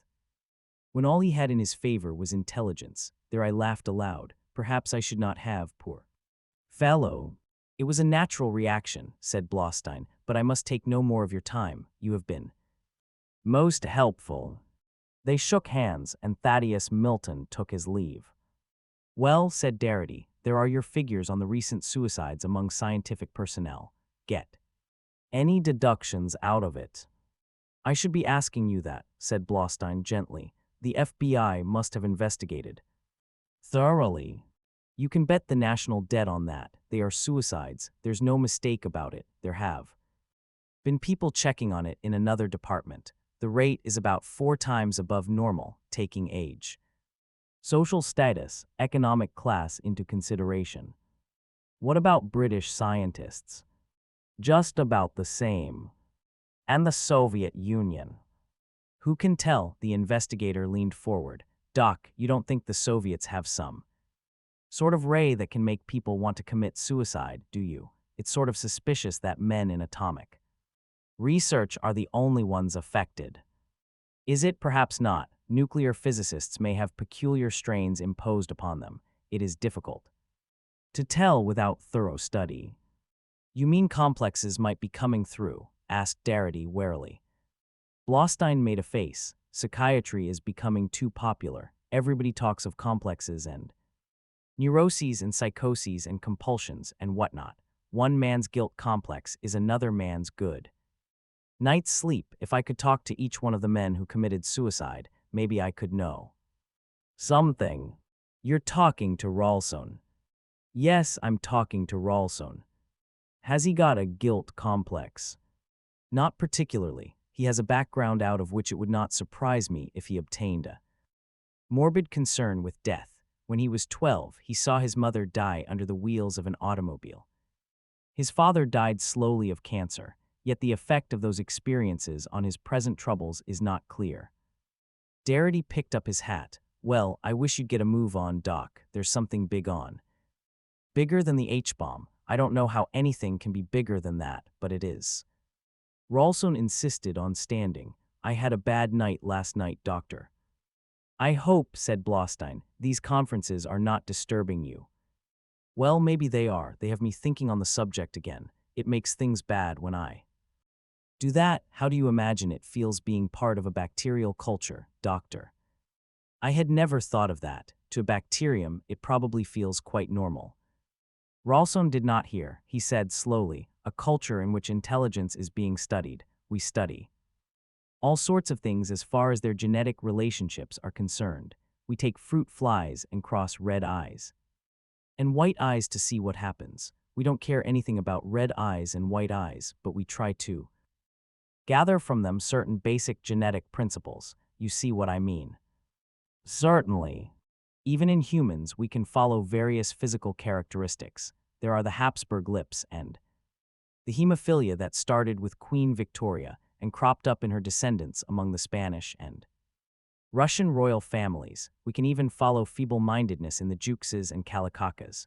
You learn about it in high school biology, but you can't breed human beings the way you do fruit flies. Humans live too long. It would take centuries to draw conclusions. It's a pity we don't have a special race of men that reproduce at weekly intervals, eh? He waited for an answer, but Blostein only smiled. Ralston said, only that's exactly what we would be for another group of beings whose lifespan might be thousands of years. To them, we would reproduce rapidly enough. We would be short-lived creatures, and they could study the genetics of such things as musical aptitude, scientific intelligence, and so on. Not that those things would interest them as such, any more than the white eyes of the fruit fly interest us as white eyes. This is a very interesting notion, said Blostein. It is not simply a notion. It is true. To me, it is obvious, and I don't care how it seems to you. Look around you. Look at the planet, Earth. What kind of a ridiculous animal are we to be lords of this World after the dinosaurs had failed. Sure, we're intelligent, but what's intelligence? We think it is. Important because we have it. If the Tyrannosaurus could have picked out the one quality that he thought would ensure species domination, it would be size and strength, and he would make a better case for it. He lasted longer than we're likely to. Intelligence in itself isn't much as far as survival values are concerned. The elephant makes out very poorly indeed when compared to the sparrow, even though he is much more intelligent. The dog does well under man's protection, but not as well as the housefly against whom every human hand is raised. Or, take the primates as a group. The small ones cower before their enemies, the large ones have always been remarkably unsuccessful in doing more than barely holding their own. The baboons do the best, and that is because of their canines, not their brains. A light film of perspiration covered Ralston's forehead, and one can see that man has been made to careful specifications for those things that study us. Generally, the primate is short-lived. Naturally, the larger ones live longer, which is a fairly general rule in animal life, yet the human being has a lifespan twice as long as any of the other great apes, considerably longer even than the gorilla that outweighs him. We mature later. It's as though we've been carefully bred to live a little longer so that our life cycle might be of a more convenient length. He jumped to his feet, shaking his fists above his head. 1,000 years are but as yesterday. Blaustein punched a button hastily. For a moment, Ralston struggled against the white-coated orderly who entered, and then he allowed himself to be led away. Blaustein looked after him, shook his head, and picked up the telephone. He got Darity. Inspector, you may as well know that this may take a long time. He listened and shook his head. I know, I don't minimize the urgency. The voice in the receiver was tinny and harsh. Doctor, you are minimizing it. I'll send Dr. Grant to you. He'll explain the situation to you. Dr. Grant asked how Ralston was, then asked somewhat wistfully if he could see him. Blaustein shook his head gently. Grant said, I've been directed to explain the current situation in atomic research to you, so that I will understand. No. I hope so. It's a measure of desperation. I'll have to remind you not to breathe a word of it. Yes, I know. This insecurity on the part of you people is a very bad symptom. You must know these things cannot be hidden. You live with secrecy. It's contagious. Exactly. What is the current secret? There is, or at least, there might be a defense against the atomic bomb. And that is a secret. It would be better if it were shouted to all the people of the world instantly. For heaven's sake, no. Listen to me, Dr. Blaustein. It's only on paper so far. It's at the E=me square stage almost. It may not be practical. It would be bad to raise hopes we would have to disappoint. On the other hand, if it were known that we almost had a defense, there might be a desire to start and win a war before the defense were completely developed. That I don't believe, but nevertheless I distract you. What is the nature of this defense, or have you told me as much as you dare? No, I can go as far as I like, as far as is necessary to convince you we have to have Ralston and Vast. Well then tell me, and I too will know secrets. I'll feel like a member of the cabinet. You'll know more than most. Look, Dr. Blaustein, let me explain it in lay language. So far, military advances have been made fairly equally in both offensive and defensive weapons. Once before, there seemed to be a definite and permanent tipping of all warfare in the direction of the offense, and that was with the invention of gunpowder. But the defense caught up. The medieval man-in-armor on horse became the modern man-in-tank on treads, and the stone castle became the concrete pillbox. The same thing, you see, except that everything has been boosted several orders of magnitude. Very good, you make it clear, but with the atomic bomb comes more orders of magnitude. No. You must go past concrete and steel for protection. Right, only we can't just make thicker and thicker walls. We've run out of materials that are strong enough, so we must abandon materials altogether. If the atom attacks, we must let the atom defend. We will use energy itself, a force field. And what, asked Blaustein gently, is a force field? I wish I could tell you. Right now, it's an equation on paper. Energy can be so channeled as to create a wall of matterless inertia, theoretically. In practice, we don't know how to do it. It would be a wall you could not go through, is that it? Even for atoms.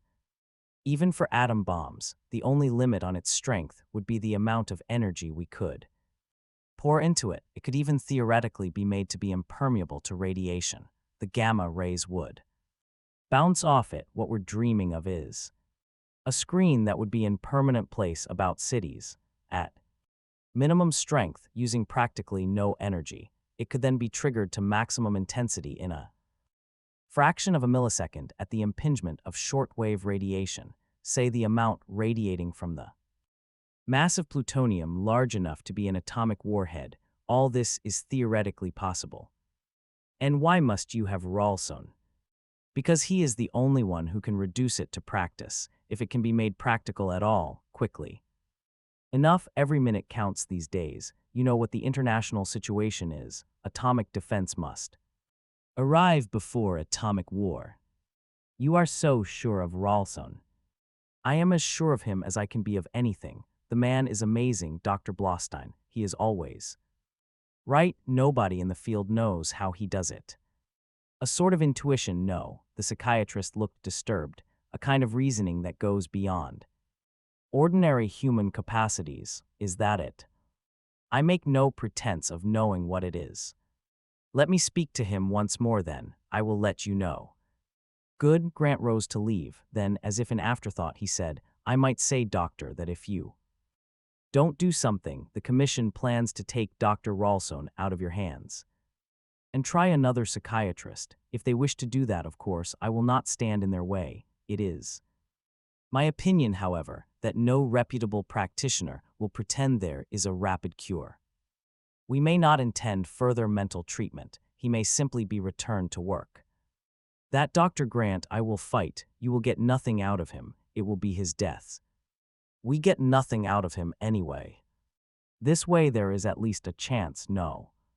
I hope so, and by the way, please don't mention the fact that I said anything about taking Rawlson away. I will not, and I thanked you for the warning. Goodbye, Dr. Grant. I made a fool of myself last time, didn't I, doctor? Said Rawlson. He was frowning. You mean you don't believe what you said then? I do. Rawlson's slight form trembled with the intensity of his affirmation. He rushed to the window, and Blaustein swiveled in his chair to keep him in view. There were bars in the window. He couldn't jump. The glass was unbreakable. Twilight was ending, and the stars were beginning to come out. Rawlson stared at them in fascination, then he turned to Blaustein and flung a finger outward. Every single one of them is an incubator. They maintain temperatures at the desired point. Different experiments, different temperatures. And the planets that circle them are just huge cultures, containing different nutrient mixtures and different life forms. The experimenters are economical, to whatever and whoever they are. They've cultured many types of life forms in this particular test tube. Dinosaurs in a moist, tropical age and ourselves among the glaciers. They turn the sun up and down and we try to work out the physics of it. Physics, he drew his lips back in a snarl. Surely, said Dr. Blaustein, it is not possible that the sun can be turned up and down at will. Why not? It's just like a heating element in an oven. You think bacteria know what it is that works the heat that reaches them? Who knows? Maybe they evolve theories too. Maybe they have their cosmogonies about cosmic catastrophes in which clashing light bulbs create strings of Petri dishes. Maybe they think there must be some beneficent creator that supplies them with food and warmth and says to them, be fruitful and multiply. We breed like them, not knowing why. We obey the so-called laws of nature, which are only our interpretation of the not understood forces imposed upon us. And now they've got the biggest experiment of any yet on their hands. It's been going on for 200 years. They decided to develop a strain for mechanical aptitude in England in the 1700s, I imagine. We call it the Industrial Revolution. It began with steam, went on to electricity then. Atoms, it was an interesting experiment, but they took their chances on letting it spread, which is why They'll have to be very drastic indeed in ending it. Blaustein said, and how would they plan to end it? Do you have an idea about that? You ask me how they plan to end it. You can look about the world today and still ask what is likely to bring our technological age to an end. All the Earth fears an atomic war and would do anything to avoid it, yet all the Earth fears that an atomic war is inevitable. In other words, the experimenters will arrange an atom war, whether we want it or not, to kill off the technological era we are in and to start fresh. That is it, no. Yes, it's logical. When we sterilize an instrument, do the germs know where the killing heat comes from or what has brought it about? There is some way the experimenters can raise the heat of our emotions, some way they can handle us that passes our understanding. Tell me, said Blaustein, is that why you want to die? Because you think the destruction of civilization is coming and can't be stopped? Ralston said, I don't want to die, it's just that I must. His eyes were tortured. Doctor, if you had a culture of germs that were highly dangerous and that you had to keep under absolute control, might you not have an agar medium impregnated with, say, penicillin, in a circle at a certain distance from the center of inoculation? Any germs spreading out too far from the center would die. You would have nothing against the particular germs who were killed. You might not even know that any germs had spread that far in the first place. It would be purely automatic. Doctor, there is a penicillin ring about our intellects. When we stray too far, when we penetrate the true meaning of our own existence, we have reached into the penicillin and we must die. It works slowly, but it's hard to stay alive. He smiled briefly and sadly. Then he said, may I go back to my room now, doctor? Dr. Blaustein went to Ralston's room about noon the next day. It was a small room and featureless. The walls were gray with padding. 2 small windows were high up and could not be reached. The mattress lay directly on the padded floor. There was nothing of metal in the room, nothing that could be utilized in tearing life from body. Even Ralston's nails were clipped short. Ralston sat up. Hello. Hello, Dr. Ralston. May I speak to you? Here, there isn't any seat I can offer you. It is all right, I'll stand. I have a sitting job, and it is good for my sitting down place that I should stand sometimes. Dr. Ralston, I have thought all night of what you told me yesterday and in the days before. And now you are going to apply treatment to rid me of what you think are delusions. No, it is just that I wish to ask questions and perhaps to point out some consequences of your theories which, you will forgive me, you may not have thought of. Though, you see, Dr. Ralston, since you have explained your theories, I too know what you know, yet I have no feeling about suicide. Belief is more than something intellectual, doctor. You'd have to believe this with all your insides, which you don't. Do you not think perhaps it is rather a phenomenon of adaptation? How do you mean? You are not really a biologist, Dr. Ralston, and although you are very brilliant indeed in physics, you do not think of everything with respect to these bacterial cultures you use as analogies. You know that it is possible to breed bacterial strains that are resistant to penicillin or to almost any bacterial poison. Well, the experimenters who breed us have been working with humanity for many generations, no. And this particular strain which they have been culturing for 2 centuries shows no sign of dying out spontaneously. Rather, it is a vigorous strain and a very infective one. Older high-culture strains were confined to single cities or to small areas and lasted only a generation or 2. This one is spreading throughout the world. It is a very infective strain. Do you not think it may have developed penicillin immunity? In other words, the methods the experimenters used to wipe out the culture may not work too well anymore, no. Ralston shook his head. It's working on me. You are perhaps non-resistant, or you have stumbled into a very high concentration of penicillin. Indeed, consider all the people who have been trying to outlaw atomic warfare and to establish some form of world government and lasting peace. The effort has risen in recent years without too awful results. It isn't stopping the atomic war that's coming. No, but maybe only a little more effort is all that is required. The peace advocates do not kill Themselves, more and more humans are immune to the experimenters. Do you know what they are doing in the laboratory? I don't want to know. You must know they are trying to invent a force field that will stop the atom bomb, Dr. Ralston. If I am culturing a virulent and pathological bacterium, then, even with all precautions, it may sometimes happen that I will start a plague. We may be bacteria to them, but we are dangerous to them also, or they wouldn't wipe us out so carefully after each experiment. They are not quick, no. To them 1,000 years is as a day, no. By the time they realize we are out of the culture, past the penicillin, it will be too late for them to stop us. They have brought us to the atom, and if we can only prevent ourselves from using it upon one another, we may turn out to be too much. Even for the experimenters. Ralston rose to his feet. Small though he was 1.5 inches taller than Blaustein. They are really working on a force field. They are trying to, but they need you. No, I can't. They must have you in order that you might see what is so obvious to you. It is not obvious to them. Remember, it is your help, or else defeat of man by the experimenters. Ralston took a few rapid steps away, staring into the blank, padded wall. He muttered, but the right must be that defeat. If they build a force field, it will mean death for all of them before it can be completed. Some or all of them may be immune, no, and in any case, it will be death for them anyhow. They are trying. Ralston said, I'll try to help them. Do you still want to kill yourself? Yes. But you'll try not to, no. I'll try not to, doctor. His lip quivered. I'll have to be watched. Blaustein climbed the stairs and presented his pass to the guard in the lobby. He had already been inspected at the outer gate, but his pass and its signature were now scrutinized once again.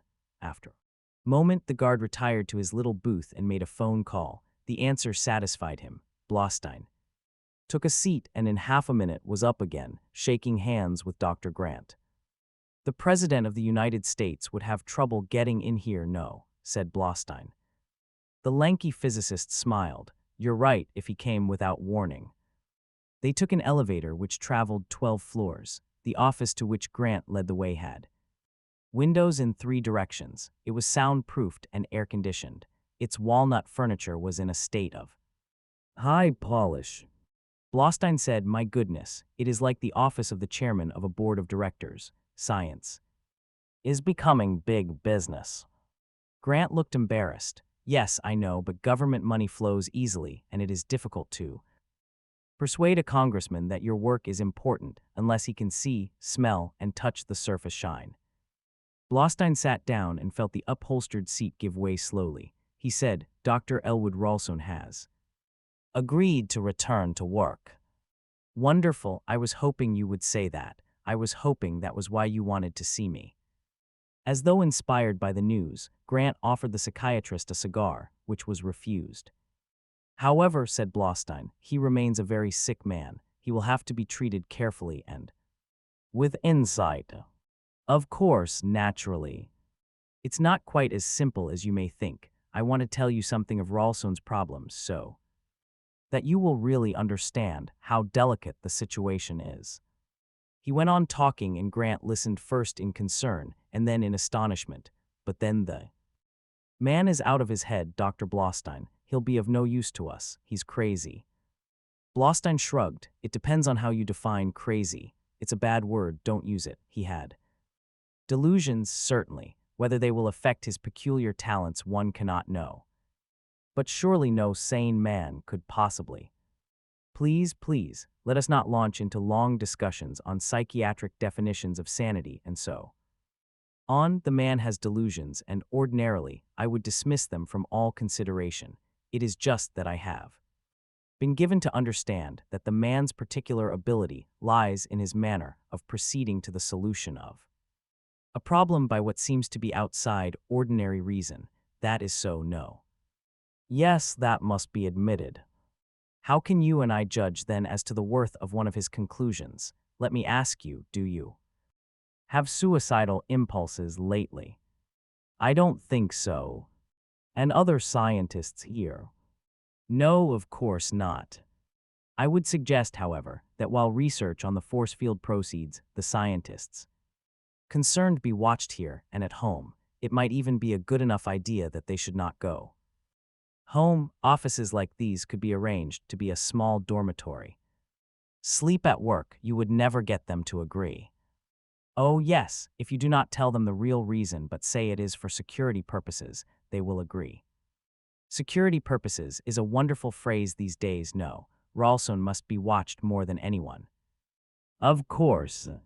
But all this is minor. It is something to be done to satisfy my conscience in case Ralston's theories are correct. Actually, I don't believe them. They are delusions, but once that is granted, it is necessary to ask what the causes of those delusions are. What is it in Ralston's mind, in his background, in his life that makes it so necessary for him to have these particular delusions? One cannot answer that simply. It may well take years of constant psychoanalysis to discover the answer, and until the answer is discovered, he will not be cured. But meanwhile, we can perhaps make intelligent guesses. He has had an unhappy childhood, which in one way or another has brought him face to face with death in very unpleasant fashion. In addition, he has never been able to form associations with other children, or, as he grew older, with other men. He was always impatient with their slower forms of reasoning, whatever difference there is between his mind and that of others. It has built a wall between him and society as strong as the force field you are trying to design. For similar reasons, he has been unable to enjoy a normal sex life. He has never married. He has had no sweethearts. It is easy to see that he could easily compensate to himself for this failure to be accepted by his social milieu by taking refuge in the thought that other human beings are inferior to himself, which is, of course, true as far as mentality is concerned. There are, of course, many, many facets to the human personality, and in not all of them is he superior. No one is. Others, then, who are more prone to see merely what is inferior, just as he himself is, would not accept his affected preeminence of position. They would think him queer, even laughable, which would make it even more important to Ralston to prove how miserable and inferior the human species was. How could he better do that than to show that mankind was simply a form of bacteria to other superior creatures which experiment upon them, and then his impulses to suicide would be a wild desire to break away completely from being a man at all, to stop this identification with the miserable species he has created in his mind, you see. Grant nodded. Poor guy. Yes, it is a pity. Had he been properly taken care of in childhood, well, it is best for Dr. Ralston that he have no contact with any of the other men here. He is too sick to be trusted with them. You yourself must arrange to be the only man who will see him or speak to him. Dr. Ralston has agreed to that. He apparently thinks you are not as stupid as some of the others. Grant smiled faintly. That is agreeable to me. You will, of course, be careful. I would not discuss anything with him but his work. If he should volunteer information about his theories, which I doubt, confine yourself to something non-committal, and leave, and at all times keep away anything that is sharp and pointed. Do not let him reach a window. Try to have his hands kept in view. You understand. I leave my patient in your care, Dr. Grant. I will do my best, Dr. Blaustein. For 2 months, Ralston lived in a corner of Grant's office, and Grant lived with him. Gridwork had been built up before the windows, wooden furniture was removed, and upholstered sofas brought in. Ralston did his thinking on the couch, and his calculating on a desk pad atop a hassock. The do not enter was a permanent fixture outside the office. Meals were left outside. The adjoining men's room was marked off for private use, and the door between it and the office removed. Grant switched to an electric razor. He made certain that Ralston took sleeping pills each night and waited till the other slept before sleeping himself. And always reports were brought to Ralston. He read them while Grant watched and tried to seem not to watch. Then Ralston would let them drop and stare at the ceiling, with one hand shading his eyes. Anything? Asked Grant. Ralston shook his head from side to side. Grant said, Look, I'll clear the building during the swing shift. It's important that you see some of the experimental jigs we've been setting up. They did so, wandering through the lighted, empty buildings like drifting ghosts, hand in hand. Always hand in hand. Grant's grip was tight, but after each trip, Ralston would still shake his head from side to side. Half a dozen times he would begin writing. Each time there would be a few scrawls, and then he would kick the hassock over on its side. Until finally he began writing once again and covered half a page rapidly. Automatically, Grant approached. Ralston looked up, covering the sheet of paper with a trembling hand. He said, "Call Blaustein." "What?" "I said call Blaustein. Get him here, now." Grant moved to the telephone. Ralston was writing rapidly now, stopping only to brush wildly at his forehead with the back of a hand. It came away wet. He looked up and his voice was cracked. "Is he coming?" Grant looked worried. "He isn't at his office." "Get him at his home. Get him wherever he is. Use that telephone. Don't play with it." Grant used it, and Ralston pulled another sheet toward himself. 5 minutes later, Grant said, "He's coming. What's wrong? You're looking sick." Ralston could speak only thickly. "No, time can't talk." He was writing, scribbling, scrawling, shakily diagramming. It was as though he were driving his hands fighting it. "Dictate," urged Grant. "I'll write." Ralston shook him off. His words were unintelligible. He held his wrist with his other hand, shoving it as though it were a piece of wood, and then he collapsed over the papers. Grant edged them out from under and laid Ralston down on the couch. He hovered over him, restlessly and hopelessly, until Blaustein arrived. Blaustein took one look. "What happened?" Grant said, "I think he's alive," but by that time Blaustein had verified that for himself, and Grant told him what had happened. Blaustein used a hypodermic, and they waited. Ralston's eyes were blank when they opened. He moaned. Blaustein leaned close. Ralston's hands reached out blindly and clutched at the psychiatrist. "Doc, take me back." "I will, now. It is that you have the force field worked out." "No. It's on the papers, Grant, it's on the papers." Grant had them and was leafing through them dubiously. Ralston said weakly, "It's not all there. It's all I can write. You'll have to make it out of that. Take me back, Doc." "Wait," said Grant. He whispered urgently to Blaustein, "Can't you leave him here till we test this thing? I can't make out what most of this is. The writing is illegible. Ask him what makes him think this will work."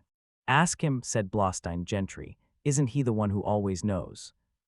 "Ask me anyway," said Ralston, overhearing from where he lay on the couch. His eyes were suddenly wide and blazing. They turned to him. He said, "They don't want a force field. They, the experimenters, as long as I had no true grasp. Things remained as they were, but I hadn't followed up that thought which is there in the papers. I hadn't followed it up for 30 seconds before I felt, Doctor." Blaustein said, "What is it?" Ralston was whispering again. "I'm deeper in the penicillin. I could feel myself plunging in and in. The further I went with that, I've never been in so deep. That's how I knew I was right. Take me away." Blaustein straightened. "I'll have to take him away, Grant. There's no alternative. If you can make out what he's written, that's it. If you can't make it out, I can't help you. That man can do no more work in his field without dying, do you understand?" "But," said Grant, "he's dying of something imaginary." "All right, say that he is, but he will be really dead just the same." "No." Ralston was unconscious again and heard nothing of this. Grant looked at him somberly, then said, "Well, take him away, then."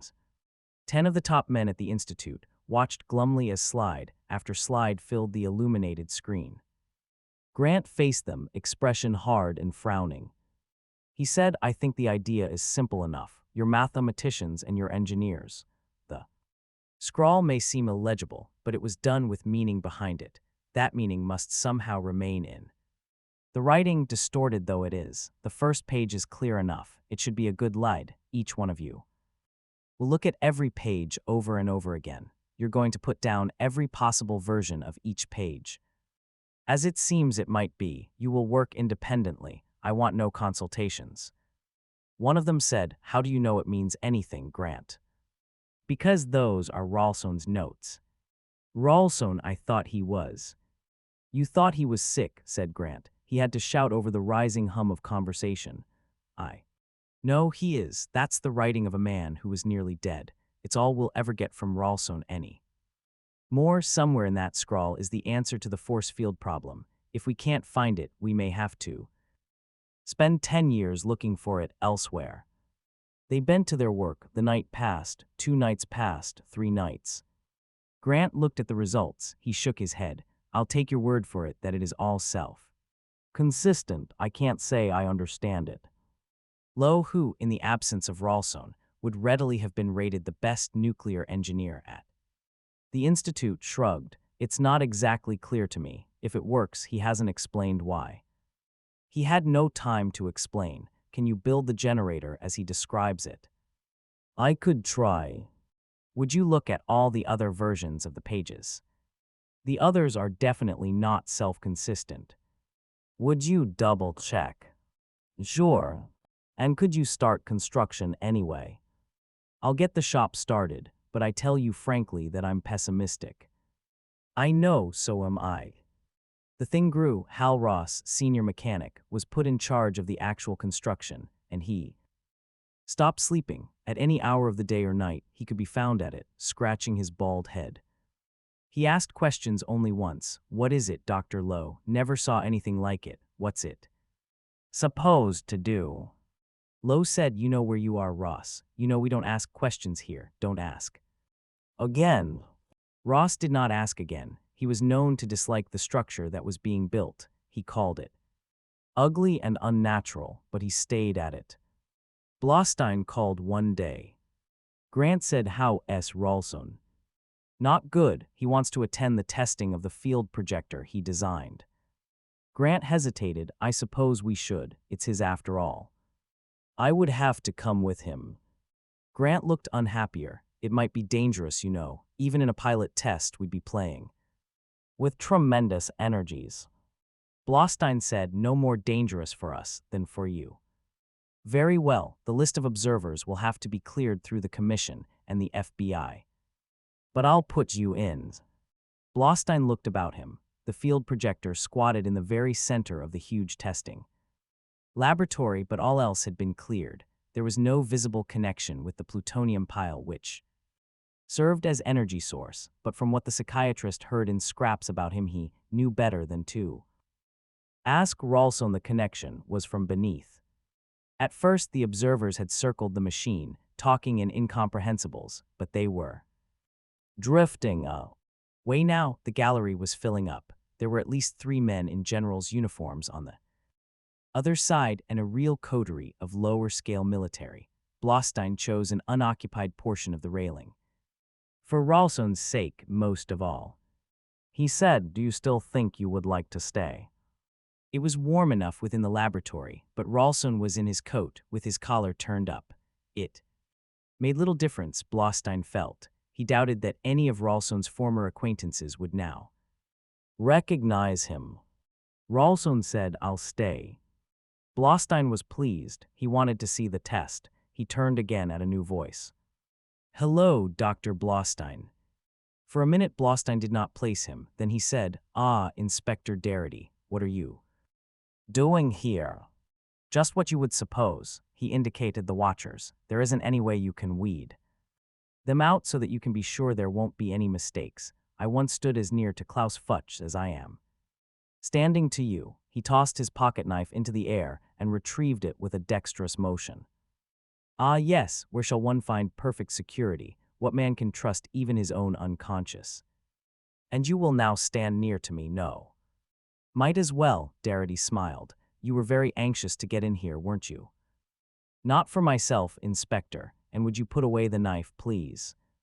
Darity turned in surprise in the direction of Blaustein's gentle hand gesture. He put his knife away and looked at Blaustein's companion for the second time. He whistled softly. He said, "Hello, Dr. Ralston." Ralston croaked, "Hello." Blaustein was not surprised at Darity's reaction. Ralston had lost 20 pounds since returning to the sanatorium. His face was yellow and wrinkled, the face of a man who had suddenly become 60. Blaustein said, "Will the test be starting soon?" Darity said, "It looks as if they're starting now." He turned and leaned on the rail. Blaustein took Ralston's elbow and began leading him away, but Darity said softly, "Stay here, Doc. I don't want you wandering about." Blaustein looked across the laboratory. Men were standing about with the uncomfortable air of having turned half to stone. He could recognize Grant, tall and gaunt, moving his hands slowly to light a cigarette, then changing his mind and putting lighter and cigarette in his pocket. The young men at the control panels waited tensely. Then there was a low humming, and the faint smell of ozone filled the air. Ralston said harshly, "Look." Blaustein and Darity looked along the pointing finger. The projector seemed to flicker. It was as though there were heated air rising between it and them. An iron ball came swinging down pendulum fashion and passed through the flickering area. "It slowed up, no," said Blaustein excitedly. Ralston nodded. "They're measuring the height of rise on the other side to calculate the loss of momentum. Fools, I said it would work." He was speaking with obvious difficulty. Blaustein said, "Just watch, Dr. Ralston. I would not allow myself to grow needlessly excited." The pendulum was stopped in its swinging, drawn up. The flickering about the projector became a little more intense, and the iron sphere arced down once again. Over and over again, and each time the sphere's motion was slowed with more of a jerk. It made a clearly audible sound as it struck the flicker, and eventually it bounced, first soggily as though it hit putty and then ringingly as though it hit steel, so that the noise filled the place. They drew back the pendulum bob and used it no longer. The projector could hardly be seen behind the haze that surrounded it. Grant gave an order and the odor of ozone was suddenly sharp and pungent. There was a cry from the assembled observers, each one exclaiming to his neighbor. A dozen fingers were pointing. Blaustein leaned over the railing, as excited as the rest. Where the projector had been, there was now only a huge semi-globular mirror. It was perfectly and beautifully clear. He could see himself in it. Small man standing on a small balcony that curved up on each side. He could see the fluorescent lights reflected in spots of glowing illumination. It was wonderfully sharp. He was shouting, "Look, Ralston, it is reflecting energy. It is reflecting light waves like a mirror." "Ralston."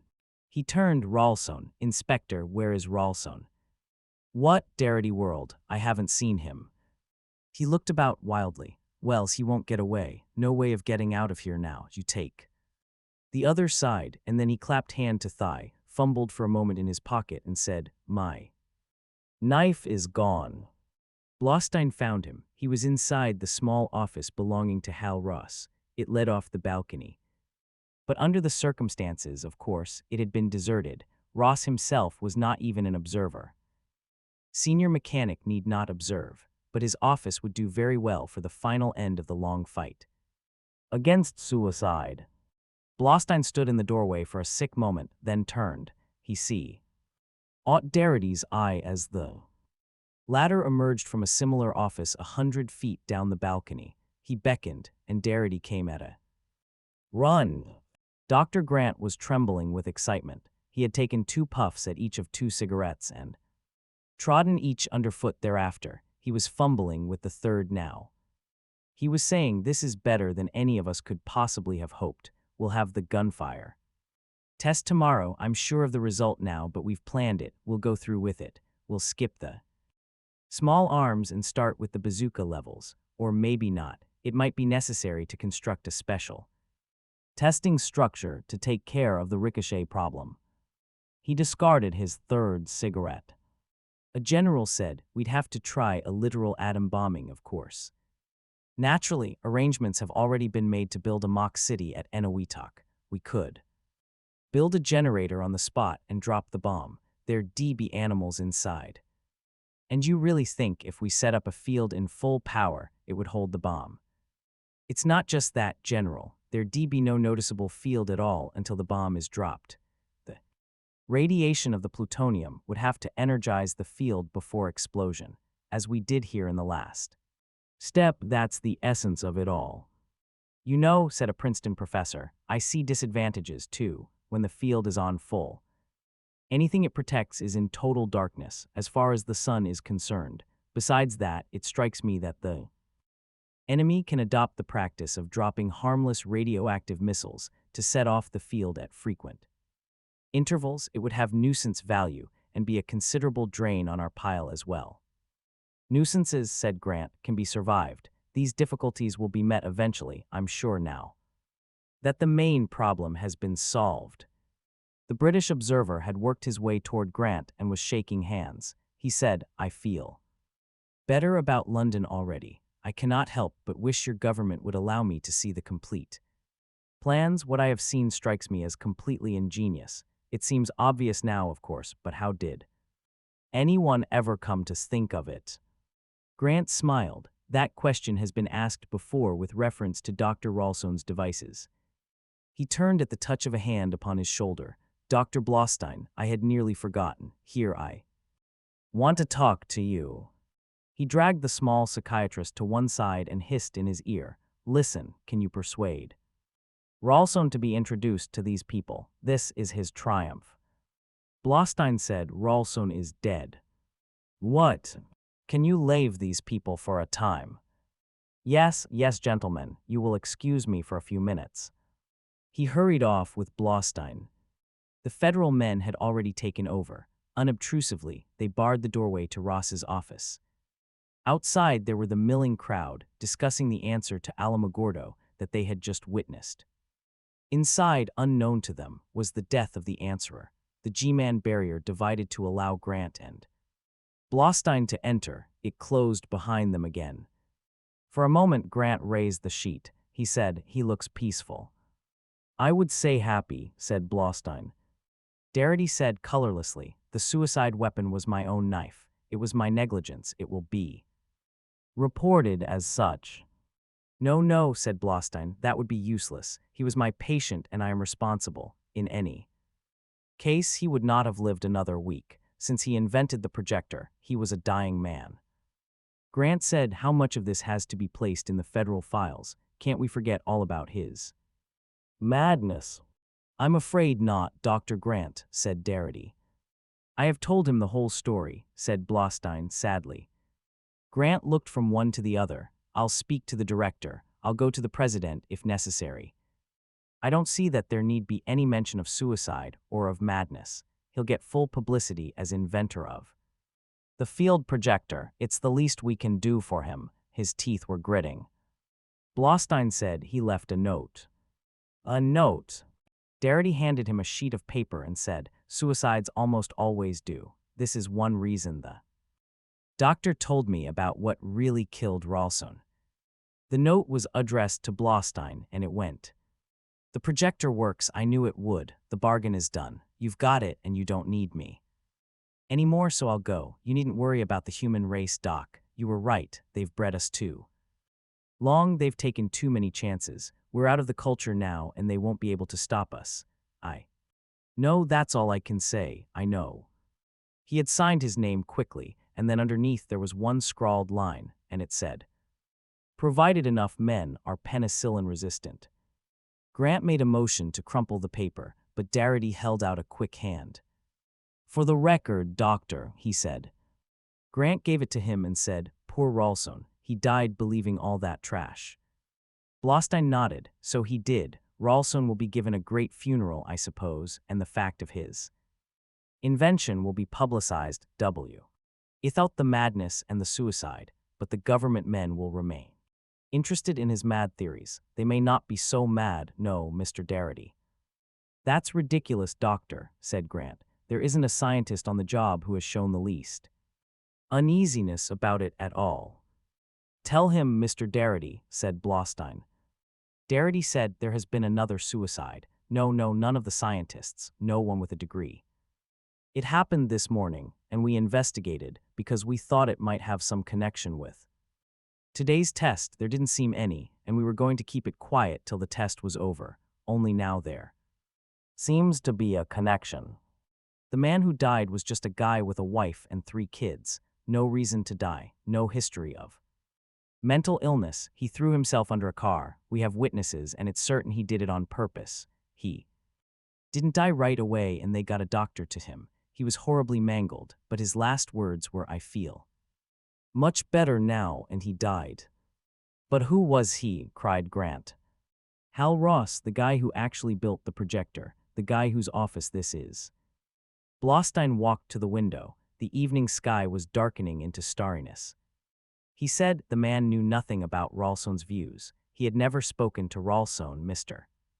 Darity tells me scientists are probably resistant as a whole. They must be, or they are quickly driven out of the profession. Ralston was an exception, a penicillin sensitive who insisted on remaining. You see what happened to him, but what about the others, those who have remained in walks of life where there is no constant weeding out of the sensitive ones? How much of humanity is penicillin resistant? You believe Ralston? Asked Grant in horror. I don't really know. Blaustein looked at the stars. Incubators. In 1950, the Korean War broke out, and that was a depressing time indeed, almost as depressing as the present. I will not conceal from you that I am not enthusiastic over what Othello called the quality, pride, pomp and circumstance of glorious war. World War II had been something unique. That was one war there could be few idealistic qualms over. We were fighting an absolute evil that seemed quite beyond the usual defame the enemy routine, and there seemed a reasonable hope that once the war was over, there would be some way of setting up a form of world organization to prevent future wars. The euphoria of the days of the immediate end of the war and of the setting up of the United Nations didn't last long, and the Korean War spelled final ruin to the first great hopes. You might think that we science fiction writers were luckier than most. We had so nice a way of escaping. Off we could go into space, leaving the earthbound problems of the day behind us. Well, escape is that easy. It is harder than you think to divorce yourself from reality, and when, in the days of Korea, I blasted off in my spaceship for the empty distances between the stars, what did I find? An interstellar war, a battle for a spaceship. I wasn't escaping at all, but one more thing. Before the days of television, there was something called radio, and in the late 1940s and early 1950s, we had science fiction on it. Radio didn't have the problem of the complicated and expensive sets that television requires in order to give a semblance of reality to science fiction. It can do everything with sound effects, and the proper sounds can be made into the most bizarre visual effects in the mind. The programs involved 2000 plus, and Dimension X were, unfortunately, not heavily sponsored when they were sponsored at all, and they did not last long, but while they were on, they were intensely satisfying to me. What's more, they ran no less than 3 of my stories. One of them was Nightfall, of course, and a second was Sea Shoot. In the radio version of Sea Shoot, Mullen was played by an actor with a distinctive voice, dry, restrained, unemotional, and gentle. It was exactly Mullen's voice. Once television came in, I found that voice and matched the face to it, and that looked like Mullen. It is so pleasant, every time I see him, to be able to say, despite the fact that he is a fairly tall man, there's Mullen. Mullen is the only one of all my characters I have seen in the flesh, and I have carefully refrained from ever finding out the actor's real name. I want him to remain Mullen. First appearance, Galaxy Science Fiction, October 1951. Copyright 1951 by Galaxy Publishing Corporation. Zeitschuld. Even from the cabin into which he and the other passengers had been herded, Colonel Anthony Wyndham could still catch the essence of the battle's progress. For a while, there was silence, no jolting, which meant the spaceships were fighting at astronomical distance in a duel of energy blasts and powerful force field defenses. He knew that could have only one end. Their Earthship was only an armed merchantman, and his glimpse of the Cloro enemy, just before he had been cleared off deck by the crew, was sufficient to show it to be a light cruiser. And in less than half an hour, there came those hard little shocks he was waiting for. The passengers swayed back and forth as the ship pitched and veered, as though it were an ocean liner in a Storm, but space was calm and silent as ever. It was their pilot sending desperate bursts of steam through the steam tubes so that by reaction the ship would be sent rolling and tumbling. It could only mean that the inevitable had occurred. The Earth ship's screens had been drained, and it no longer dared withstand a direct hit. Colonel Wyndham tried to steady himself with his aluminum cane. He was thinking that he was an old man, that he had spent his life in the militia and had never seen a battle, that now, with a battle going on around him, he was old and fat and lame and had no men under his command. They would be boarding soon, those Claro monsters. It was their way of fighting. They would be handicapped by spacesuits and their casualties would be high, but they wanted the Earth ship. Wyndham considered the passengers. For a moment he thought, if they were armed and I could lead them.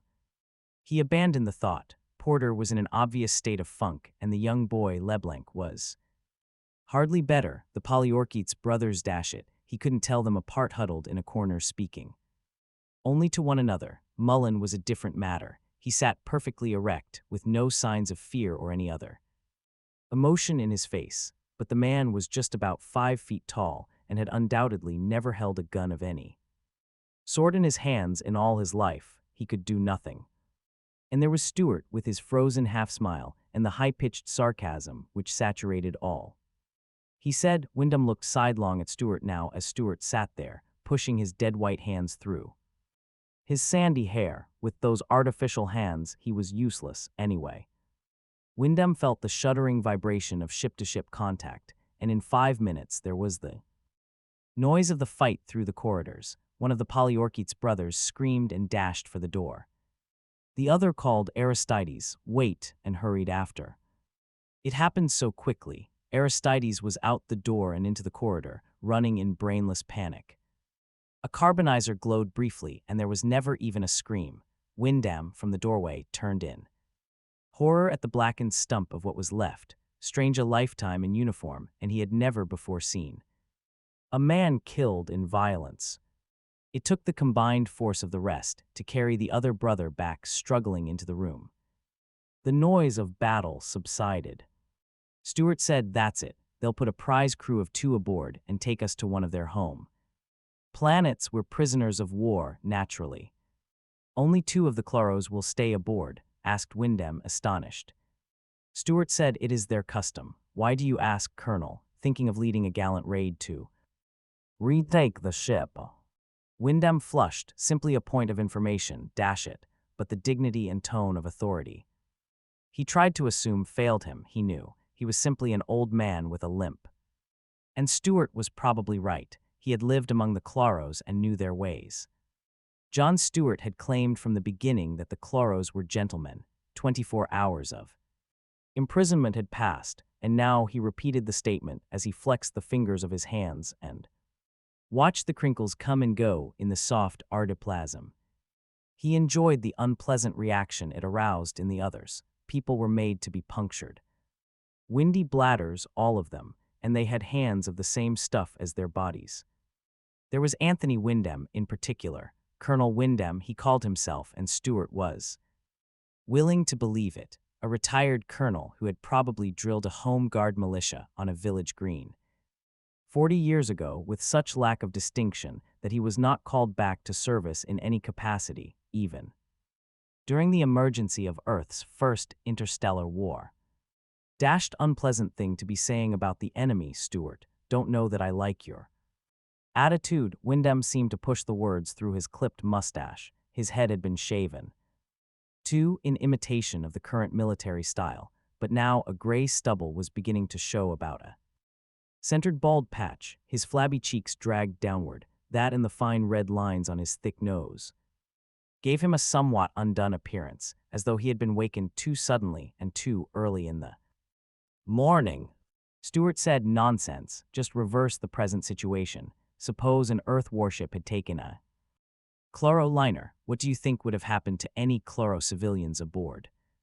"I'm sure the Earth fleet would observe all the interstellar rules of war," Wyndham said stiffly. "Except that there aren't any. If we landed a prize crew on one of their ships, do you think we'd take the trouble to maintain a chlorine atmosphere for the benefit of the survivors?" Al Low them to keep there. Non-contraband possessions, give them the use of the most comfortable stateroom, etc., etc., etc. Ben Porter said, "Oh, shut up, for God's sake. If I hear your etc., etc. once again, I'll go nuts." Stewart said sorry, he was. Porter was scarcely responsible. His thin face and beaky nose glistened with perspiration, and he kept biting the inside of his cheek until he suddenly winced. He put his tongue against the sore spot, which made him look even more clownish. Stewart was growing weary of baiting them. Wyndham was too flabby a target, and Porter could do nothing but writhe. The rest were silent. Demetrios Polyorketes was off in a world of silent internal grief. For the moment, he had not slept the night before, most probably, at least whenever Stewart woke to chain. His position, he himself had been rather restless there, had been Polyorketes' thick mumble from the next cot. It said many things, but the moan to which it returned over and over again was, "Oh, my brother." He sat dumbly on his cot now, his red eyes rolling at the other prisoners out of his broad, swarthy, unshaven face. As Stewart watched, his face sank into calloused palms so that only his mop of crisp and curly black hair could be seen. He rocked gently, but now that they were all awake, he made no sound. Claude Leblanc was trying very unsuccessfully to read a letter. He was the youngest of the six. Scarcely out of college, returning to Earth to get married, Stewart had found him that morning weeping. Quietly, his pink and white face flushed and blotched as though it were a heartbroken child.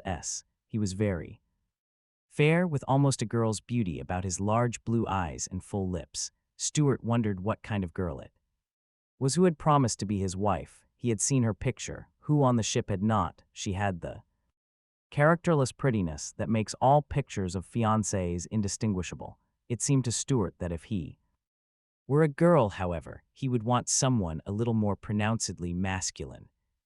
That left only Randolph Mullen. Stewart frankly did not have the least idea what to make of him. He was the only one of the six that had been on the Arcturian worlds for any length of time. Stewart himself, for instance, had been there only long enough to give a series of lectures on astronautical engineering at the Provincial Engineering Institute. Colonel Wyndham had been on a cook's tour. Porter was trying to buy concentrated alien vegetables for his canneries on Earth, and the Polyorketes brothers had attempted to establish themselves in Arcturus as truck farmers, and after 2 growing seasons, gave it up, had somehow unloaded at a profit, and were returning to Earth.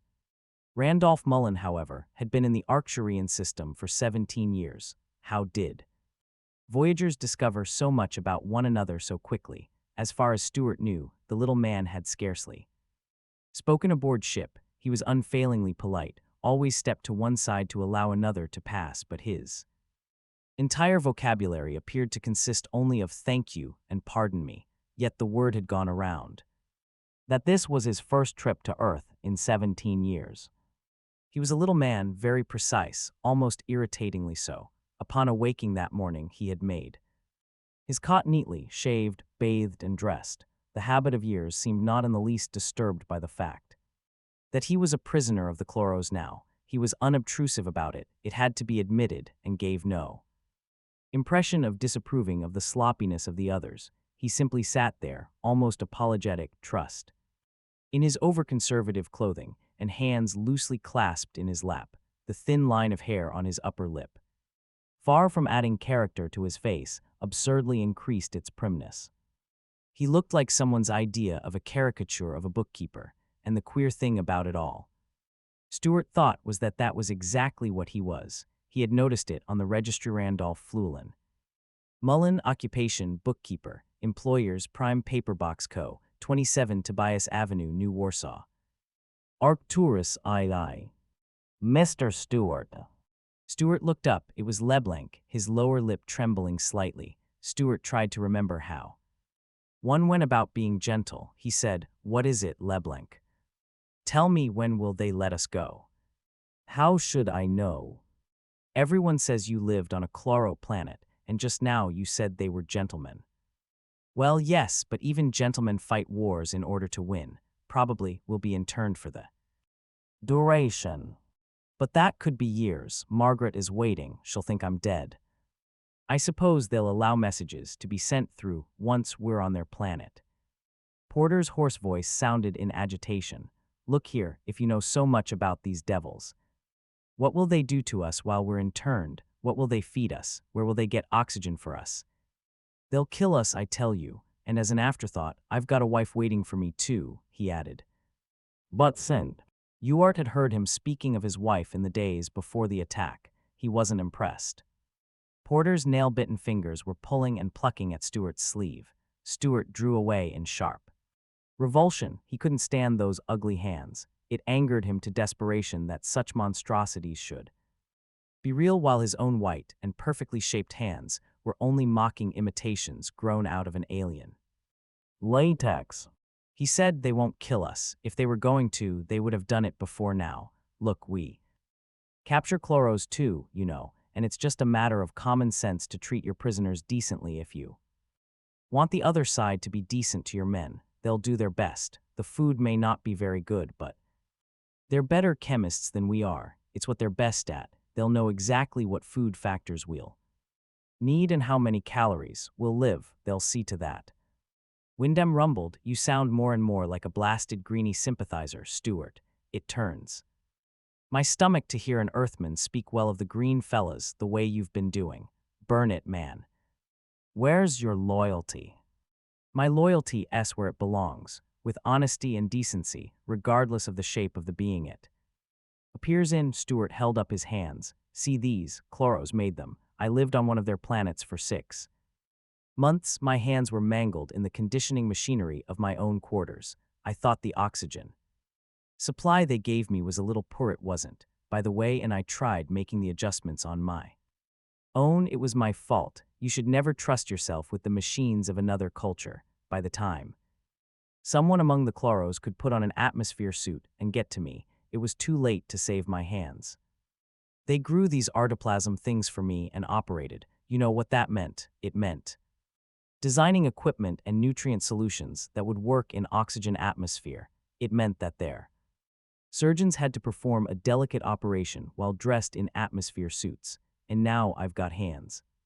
Again, he laughed harshly and clenched them into weak fists. Hands. Wyndham said, and you'd sell your loyalty to Earth for that. Sell my loyalty? You're mad. For years I hated the chloros for this. I was a master pilot on the transgalactic space lines before it happened. Now, desk job or an occasional lecture, it took me a long time to pin the fault on myself and to realize that the only role played by the chloros was a decent one. They have their code of ethics, and it's as good as ours, if it weren't for the stupidity of some of their people. And by God, of some of ours we wouldn't be at war, and after it's over. Polyorketes was on his feet, his thick fingers curved inward before him, and his dark eyes glittered. I don't like what you say, mister. Why don't you? Because you talk too nice about these damned green bastards. The chloros were good to you, eh? Well, they weren't good to my brother. They killed him. I think maybe I kill you, you damned greeny spy. And he charged. Stewart barely had time to raise his arms to meet the infuriated farmer. He gasped out, what the hell, as he caught one wrist and heaved a shoulder to block the other, which groped toward his throat. His artoplasm hand gave way. Polyorketes wrenched free with scarcely an effort. Wyndham was bellowing incoherently, and Leblanc was calling out in his reedy voice, stop it. Stop it, but it was little Mulkin who threw his arms about the farmer's neck from behind and pulled with all his might. He was not very effective. Polyorketes seemed scarcely aware of the little man's weight upon his back. Mullen's feet left the floor so that he tossed helplessly to right and left, but he held his grip in it hampered Polyorketes sufficiently to allow Stewart to break free long enough to grasp Wyndham's aluminum. Kind, he said. Stay away, Polyorketes. He was gasping for breath and fearful of another rush. The hollow aluminum cylinder was scarcely heavy enough to accomplish much, but it was better than having only his weak hands to defend himself with. Mullen had loosed his hold and was now circling cautiously, his breathing roughened and his jacket in disarray. Polyorketes for a moment did not move. He stood there, his shaggy head bent low. Then he said, It is no use, I must kill Chloros. Just watch your tongue, Stuart. If it keeps on rattling too much, you're liable to get hurt, really hurt, I mean. Stuart passed a forearm over his forehead and thrust the cane back at Wyndham, who seized it with his left hand, while mopping his bald pate vigorously with a handkerchief in his right. Wyndham said, "Gentlemen, we must avoid this. It lowers our prestige. We must remember the common enemy. We are Earthmen, and we must act what we are, the ruling race of the galaxy. We dare not demean ourselves before the lesser breeds." "Yes, Colonel," said Stuart wearily. "Give us the rest of the speech tomorrow." He turned to Mullen. "I want to say thanks." Oh. He was uncomfortable about it, but he had to. The little accountant had surprised him completely. But Mullen said, in a dry voice that scarcely raised above a whisper, "Don't thank me, Mr. Stuart. It was the logical thing to do. If we are to be interned, we would need you as an interpreter, perhaps one who would understand the Chloros." Stuart stiffened. It was, he thought, too much of the bookkeeper type of reasoning, too logical, too dry of juice, present risk and ultimate advantage, the assets and debits balanced neatly, he would have liked Mullen to leap to his defense out of what? Out of pure, unselfish decency. Stuart laughed silently at himself. He was beginning to expect idealism of human beings, rather than good, straightforward, self-centered motivation. Polyorketes was numb. His sorrow and rage were like acid inside him, but they had no words to get out. If he were Stuart, big mouth, white hand Stuart, he could talk and maybe feel better. Instead, he had to sit there with half of him dead, with no brother, no Aristides. It had happened so quickly. If he could only go back and have 1 second more warning so that he might snatch Aristides, hold him, save him. But mostly he hated the Chloros. 2 months ago, he had hardly ever heard of them, and now he hated them so hard, he would be glad to die if he could kill a few. He said, without looking up, "What happened to start this war, eh?" He was afraid Stuart's voice would answer. He hated Stuart's voice, but it was Wyndham, the bald one. Wyndham said, "The immediate cause, sir, was a dispute over mining concessions in the Wyandotte system. The Chloros had poached on Earth property." "Room for both, Colonel." Polyorketes looked up at that, snarling. Stuart could not be kept quiet for long. He was speaking. Again, the cripple hand, Weissguy, Chloros lover. Stuart was saying, "Is that anything to fight over, Colonel? We can't use one another's worlds. Their chlorine planets are useless to us, and our oxygen ones are useless to them. Chlorine is deadly to us, and oxygen is deadly to them. There's no way we could maintain permanent hostility. Our races just do coincide. Is there reason to fight then, because both races want to dig iron out of the same airless planetoids, when there are millions like them in the galaxy?" Wyndham said, "There is the question of planetary honor. Planetary fertilizer. How can it excuse a ridiculous war like this one? It can only be fought on outposts. It has to come down to a series of holding actions and eventually be settled by negotiations that might just as easily have been worked out in the first place. Neither we nor the Chloros will gain a thing." Grudgingly, Polyorketes found that he agreed with Stuart. What did he and Aristides care where Earth or the Chloros got their iron? Was that something for Aristides to die over? The little warning buzzer sounded. Polyorketes' head shot up and he rose slowly, his lips drawing back. Only one thing could be at the door. He waited, arms tense, fists balled. Stuart was edging toward him. Polyorketes saw that and laughed to himself. Let the Chloro come in, and Stuart, along with all the rest, could not stop him. "Wait, Aristides, wait just a moment, and a fraction of revenge will be paid back." The door opened and a figure entered, completely swathed in a shapeless, billowing travesty of a spacesuit.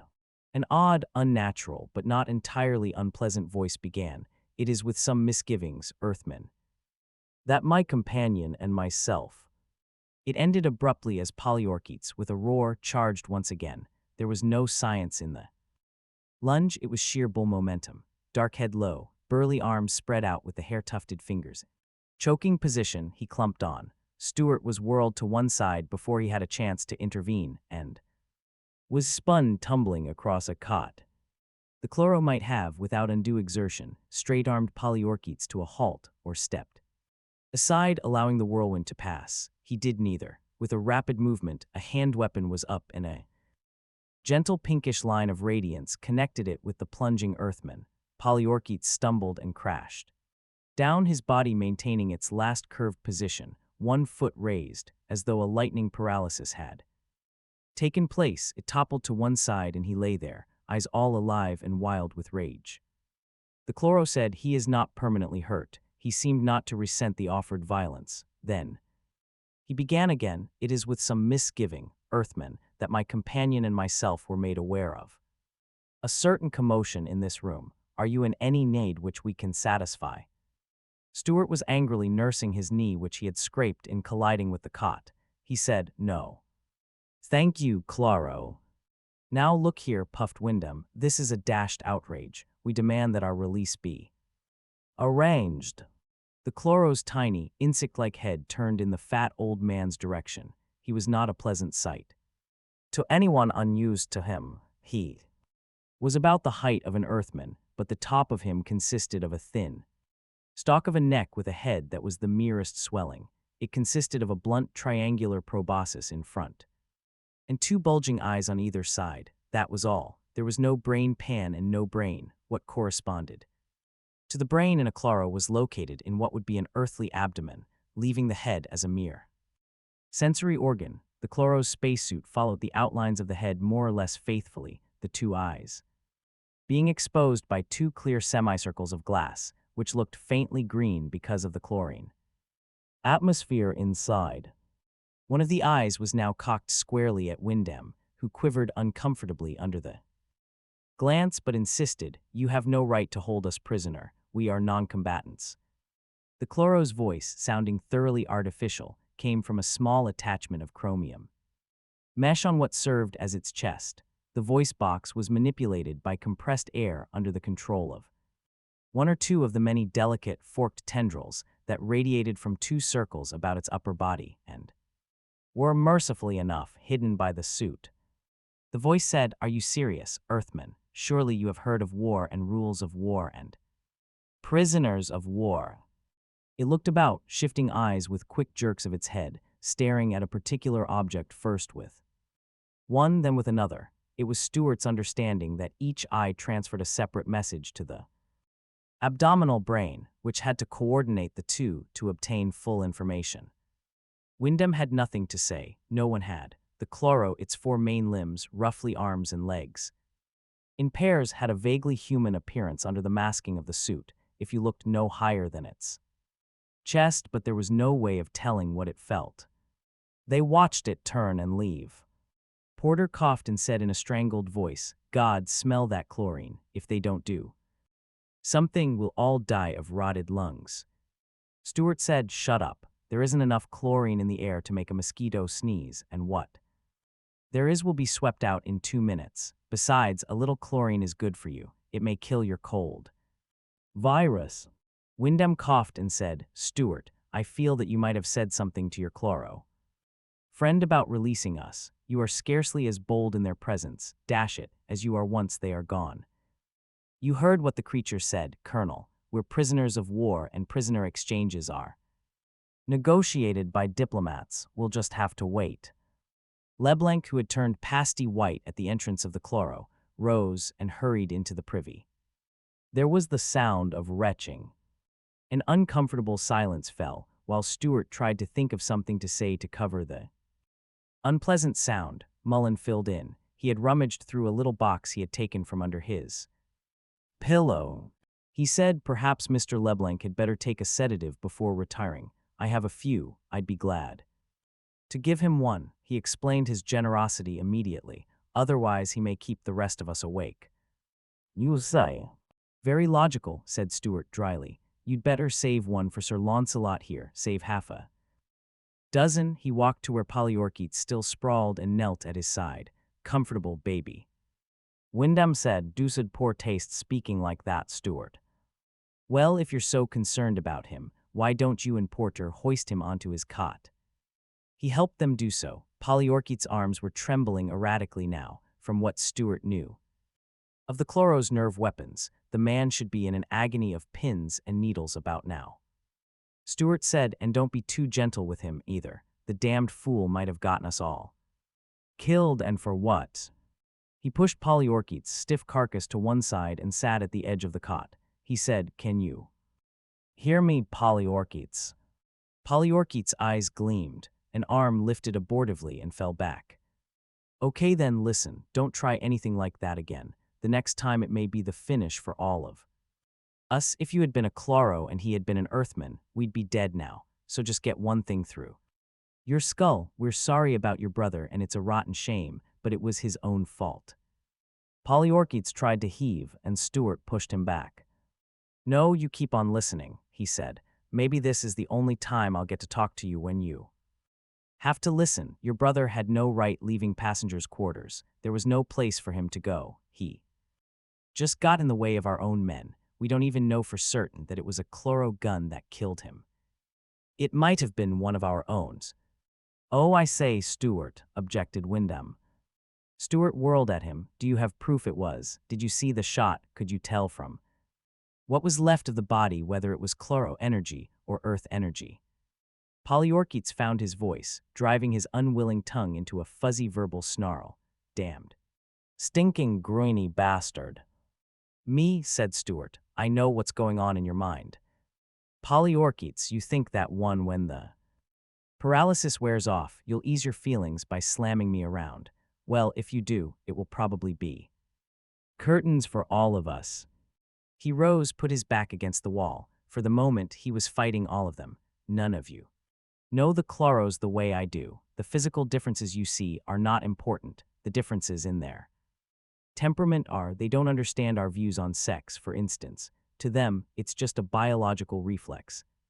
Like breathing, they attach no importance to it, but they do attach importance to social groupings. Remember, their evolutionary ancestors had lots in common with our insects. They always assume that any group of Earthmen they find together makes up a social unit. That means just about everything to them. I don't understand exactly what it means. No. Earthmen can, but the result is that they never break up a group, just as we don't separate a mother and her children if we can help it. One of the reasons they may be treating us with kid gloves right now is that they imagine we're all broken up over the fact that they killed one of us, and they feel guilt about it. But this is what you'll have to remember. We're going to be interned together and kept together. For duration, I don't like the thought. I wouldn't have picked any of you for co-internees, and I'm pretty sure none of you would have picked me, but there it is. The Chloros could never understand that our being together on the ship is only accidental. That means we've got to get along somehow. That's not just goody-goody talk about birds in their little nest agreeing. What do you think would have happened if the Chloros had come in earlier and found Polyorchid's and myself trying to kill each other? You do know. Well, what do you suppose you would think of a mother you caught trying to kill her children? That's it then. They would have killed every one of us as a bunch of Chloro-type perverts, and monsters. Got that? How about you, Polyorchid's? Have you got it? So let's call names if we have to, but let's keep our hands to ourselves. And now, if none of you mind, I'll massage my hands back into shape. These synthetic hands that I got from the Chloros, and that one of my own kind tried to mangle again. For Claude Leblanc, the worst was over. He had been sick enough, sick with many things, but sick most of all over having ever left Earth. It had been a great thing to go to college off Earth. It had been an adventure and had taken him away from his mother. Somehow, he had been sneakingly glad to make that escape after the first month of frightened adjustment. And then on the summer holidays, he had been no longer Claude, the shy-spoken scholar, but Leblanc, space traveler. He had swaggered the fact for all it was worth. It made him feel such a man to talk of stars and jumps and the customs and environments of other worlds. It had given him corkage with Margaret. She had loved him for the dangers he had undergone. Except that this had been the first one, really, and he had not done so well. He knew it and was ashamed and wished he were like Stewart. He used the excuse of mealtime to approach. He said, Mr. Stewart. Stewart looked up and said shortly, How do you feel? Leblanc felt himself blush. He blushed easily, and the effort not to blush only made it worse. He said, "Much better, thank you. We are eating. I thought I'd bring you your ration." Stewart took the offered can. It was standard space ration, thoroughly synthetic, concentrated, nourishing and somehow unsatisfying. It heated automatically when the can was opened, but could be eaten cold if necessary. Though a combined fork-spoon utensil was enclosed, the ration was of a consistency that made the use of fingers practical and not particularly messy. Stewart said, "Did you hear my little speech?" "Yes, sir. I want you to know you can count on me." "Well, good. Now go and eat." "May I eat here?" "Suit yourself." For a moment they ate in silence, and then LeBlanc burst out, "You are so sure of yourself, Mr. Stewart. It must be very wonderful to be like that." "Sure of myself, thanks, but there's your self-assured one." LeBlanc followed the direction of the nod in surprise. "Mr. Mullen, that little man, oh no. You don't think he's self-assured?" LeBlanc shook his head. He looked at Stewart intently to see if he could detect humor in his expression. "That one is just cold. He has no emotion in him. He's like a little machine. I find him repulsive." "You're different, Mr. Stewart. You have it all inside, but you control it. I would like to be like that." And as though attracted by the magnetism of the mention, even though unheard of his name, Mullen joined them. His can of ration was barely touched. It was still steaming gently as he squatted opposite them. His voice had its usual quality of furtively rustling underbrush. "How long, Mr. Stewart, do you think the trip will take?" "Can't say, Mullen. They'll undoubtedly be avoiding the usual trade routes, and they'll be making more jumps through hyperspace than usual to throw off possible pursuit. I wouldn't be surprised if it took as long as a week." "Why do you ask? I presume you have a very practical and logical reason." "Why, yes, certainly." He seemed quite shellback to sarcasm. He said, "It occurred to me that it might be wise to ration the rations, so to speak. We've got enough food and water for a month. I checked on that first thing." "I see. In that case, I will finish the can." He did, using the all-purpose utensil daintily and patting a handkerchief against his unstained lips from time to time. Polyorkite struggled to his feet some 2 hours later. He swayed a bit, looking like the spirit of hangover. He did not try to come closer to Stewart, but spoke from where he stood. He said, "You stinking greeny spy, you watch yourself." "You heard what I said before, Polyorkites." "I heard, but I also heard what you said about Aristides. I won't bother with you, because you're bag of nothing but noisy air. But wait, someday you'll blow your air in one face too many, and it will be let out of you." "I'll wait," said Stewart. Wyndham hobbled over, leaning heavily on his cane. Now, he called with a wheezing joviality that overkid his sweating anxiety so thinly as to emphasize it. "We're all Earthmen, dash it, got to remember that. Keep it as a glowing light of inspiration. Never let down before the blasted chloros. We've got to forget private feuds and remember only that we are Earthmen united against alien blighters." Stewart's comment was unprintable. Porter was right behind Wyndham. He had been in a close conference with the shaven-headed colonel for an hour, and now he said with indignation, "It doesn't help to be a wise guy, Stewart. You listen to the colonel. We've been doing some hard thinking about the situation." He had washed some of the grease off his face, wet his hair, and slicked it back. It did not remove the little tick on his right cheek, just at the point where his lips ended, or make his hangnail hands more attractive in appearance. "All right, Colonel," said Stewart. "What's on your mind?" Wyndham said, "I'd prefer to have all the men together." "Okay, call them." LeBlanc hurried over. Mullen approached with greater deliberation. Stewart said, "You want that fellow?" He jerked his head at Polyorkites. "Why, yes, Mr. Polyorkites, may we have you, old fella?" "Oz, leave me alone." "Go ahead," said Stewart. "Leave him alone. I don't want him." No, said Wyndham. "This is a matter for all Earthmen. Mr. Polyorkites, we must have you." Polyorkites rolled off one side of his cot. "I'm close enough, I can hear you." Wyndham said to Stewart, "Would they the chloros, I mean, have this room wired?" "No," said Stewart. "Why should they?" Are you sure? Of course I'm sure. They didn't know what happened when Polyorkeets jumped me. They just heard the thumping when it started rattling the ship. Maybe they were trying to give us the impression the room wasn't wired. Listen, Colonel, I've never known a Chloro to tell a deliberate lie. Polyorkeets interrupted calmly. That lump of noise just loves the Chloros. Wyndham said hastily, let's not begin that. Look, Stuart Porter and I have been discussing matters, and we have decided that you know the Chloros well enough to think of some way of getting us back to Earth. It happens that you're wrong. I can't think of any way. Maybe there is some way we can take the ship back from the blasted green fellas, suggested Wyndham. Some weakness they may have. Dash it, you know what I mean. Tell me, Colonel, what are you after? Your own skin or Earth's welfare? I resent that question. I'll have you know that while I'm as careful of my own life as anyone has a right to be, I'm thinking of Earth primarily, and I think that's true of all of us. Damn right, said Porter instantly. LeBlanc looked anxious, Polyorkeets resentful, and Mullen had no expression at all. Good, said Stuart. Of course, I don't think we can take the ship. They're armed and we are.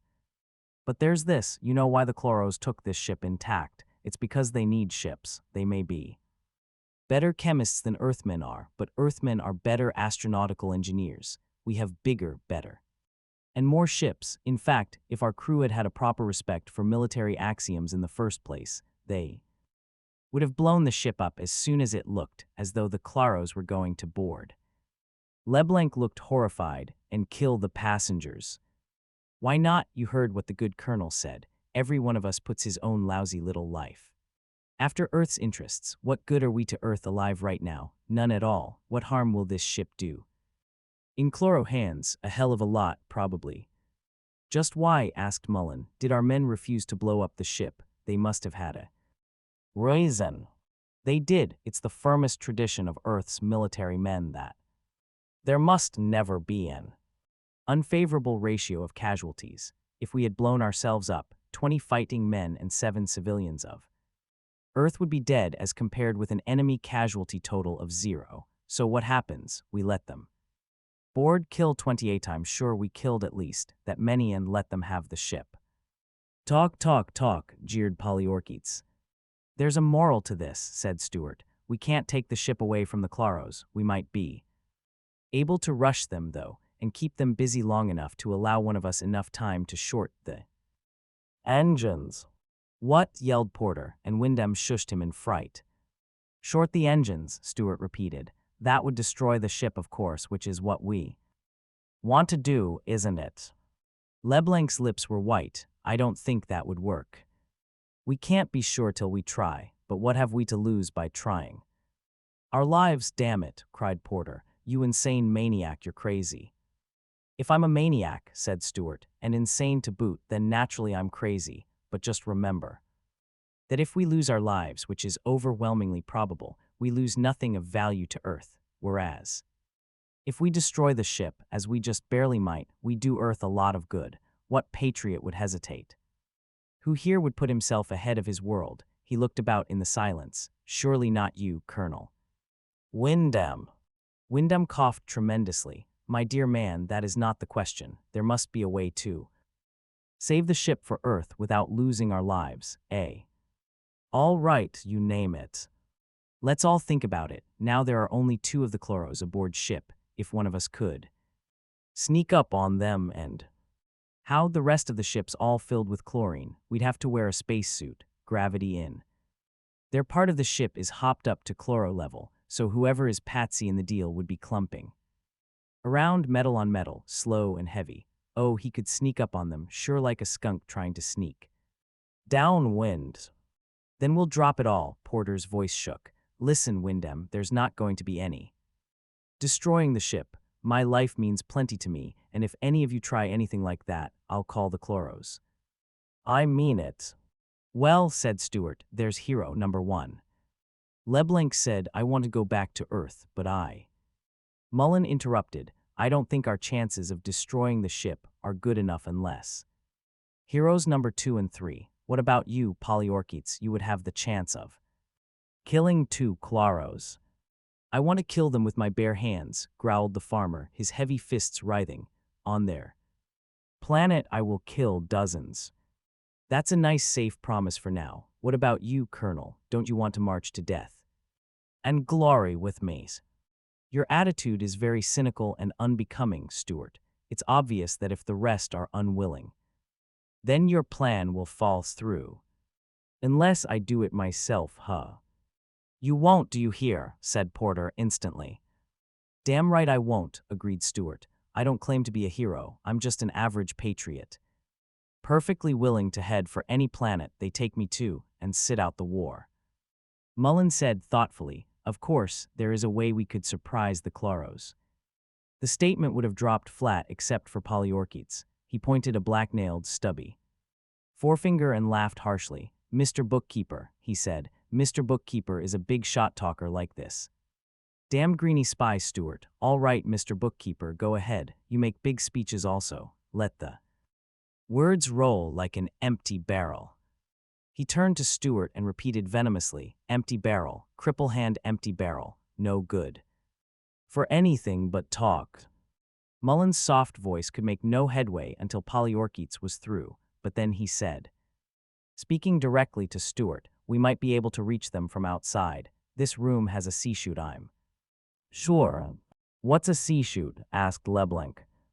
Well, began Mullen, and then stopped at a loss. Stuart said mockingly, it's a euphemism, my boy. Its full name is casualty chute. It doesn't get talked about, but the main rooms on any ship would have them. They're just little airlocks down which you slide a corpse, burial at space. Always lots of sentiment and bowed heads, with the captain making a rolling speech of the type Polyorketes here wouldn't like. Leblanc's face twisted. Use that to leave the ship. Why not? Superstitious. Go on, Mullen. The little man had waited patiently. He said, once outside, one could re-enter the ship by the steam tubes. It can be done with luck, and then you would be an unexpected visitor in the control room. Stuart stared at him curiously. How do you figure this out? What do you know about steam tubes? Mullen coughed. You mean because I'm in the paperbox business? Well, he grew pink, waited a moment, then made a new start in a colorless, unemotional voice. My company, which manufactures fancy paper boxes and novelty containers, made a line of spaceship candy boxes for the juvenile trade some years ago. It was designed so that if a string were pulled, small pressure containers were punctured and jets of compressed air shot out through the mock steam tubes, sailing the box across the room and scattering candy as it went. The sales theory was that the youngsters would find it exciting to play with the ship and fun to scramble for the candy. Actually, it was a complete failure. The ship would break dishes and sometimes hit another child in the eye. Worse still, the children would not only scramble for the candy but would fight over it. It was almost our worst failure. We lost thousands. Still, while the boxes were being designed, the entire office was extremely interested. It was like a game, very bad for efficiency and office morale. For a while, we all became steam tube experts. I read quite a few books on ship construction, on my own time, however, not the company's. Stuart was intrigued. He said, you know, it's a video sort of idea, but it might work if we had a hero to spare, have we? What about you? Demanded Porter indignantly. You go around sneering at us with your cheap wisecracks. I don't notice you volunteering for anything. That's because I'm no hero, Porter. I admit it. My object is to stay alive and shinnying down steam tubes is no way to go about staying alive, but the rest of you are noble patriots. The colonel says so. What about you, Colonel? You're the senior hero here. Wyndham said, if I were younger, blast it, and if you had your hands, I would take pleasure, sir, in trouncing you soundly. I've no doubt of it, but that's no answer. You know very well that at my time of life and with my leg, he brought the flat of his hand down upon his stiff knee, I am in no position to do anything of the sort, however much I should wish to. Ah yes, said Stuart, and I myself am crippled in the hands, as Polyorketes tells me. That saves us, and what unfortunate deformities do the rest of us have? Listen, cried Porter, I want to know what this is all about. How can anyone go down the steam Tubes, what if the chloros use them while one of us is inside? Why, Porter, that's part of the sporting chance. It's where the excitement comes in. But he'd be boiled in the shell like a lobster. A pretty image, but inaccurate. The steam wouldn't be on for more than a very short time, maybe. A second or two and the suit insulation would hold that long. Besides, the jet comes scooting out at several 100 miles a minute, so that you would be blown clear of the ship before the steam could even warm. In fact, you'd be blown quite a few miles out into space, and after that you would be quite safe from the chloros. Of course, you couldn't get back to the ship. Porter was sweating freely. You don't scare me for 1 minute, Stuart. I do, then you're offering to go. Are you sure you've thought out what being stranded in space means? You're all alone, really all alone. The steam jet will probably leave you turning or tumbling pretty rapidly. You won't feel that. You'll seem to be motionless, but all the stars will be going around and around so that they're just streaks in the sky. They won't ever stop. They won't even slow up. Then your heater will go off, your oxygen will give out, and you will die very slowly. You'll have lots of time to think, or if you are in a hurry, you could open your suit. That wouldn't be pleasant either. I've seen faces of men who had a torn suit happen to them accidentally, and it's pretty awful, but it would be quicker then. Porter turned and walked unsteadily away. Stuart said lightly, another failure, one act of heroism still ready to be knocked down to the highest bidder with nothing offered yet.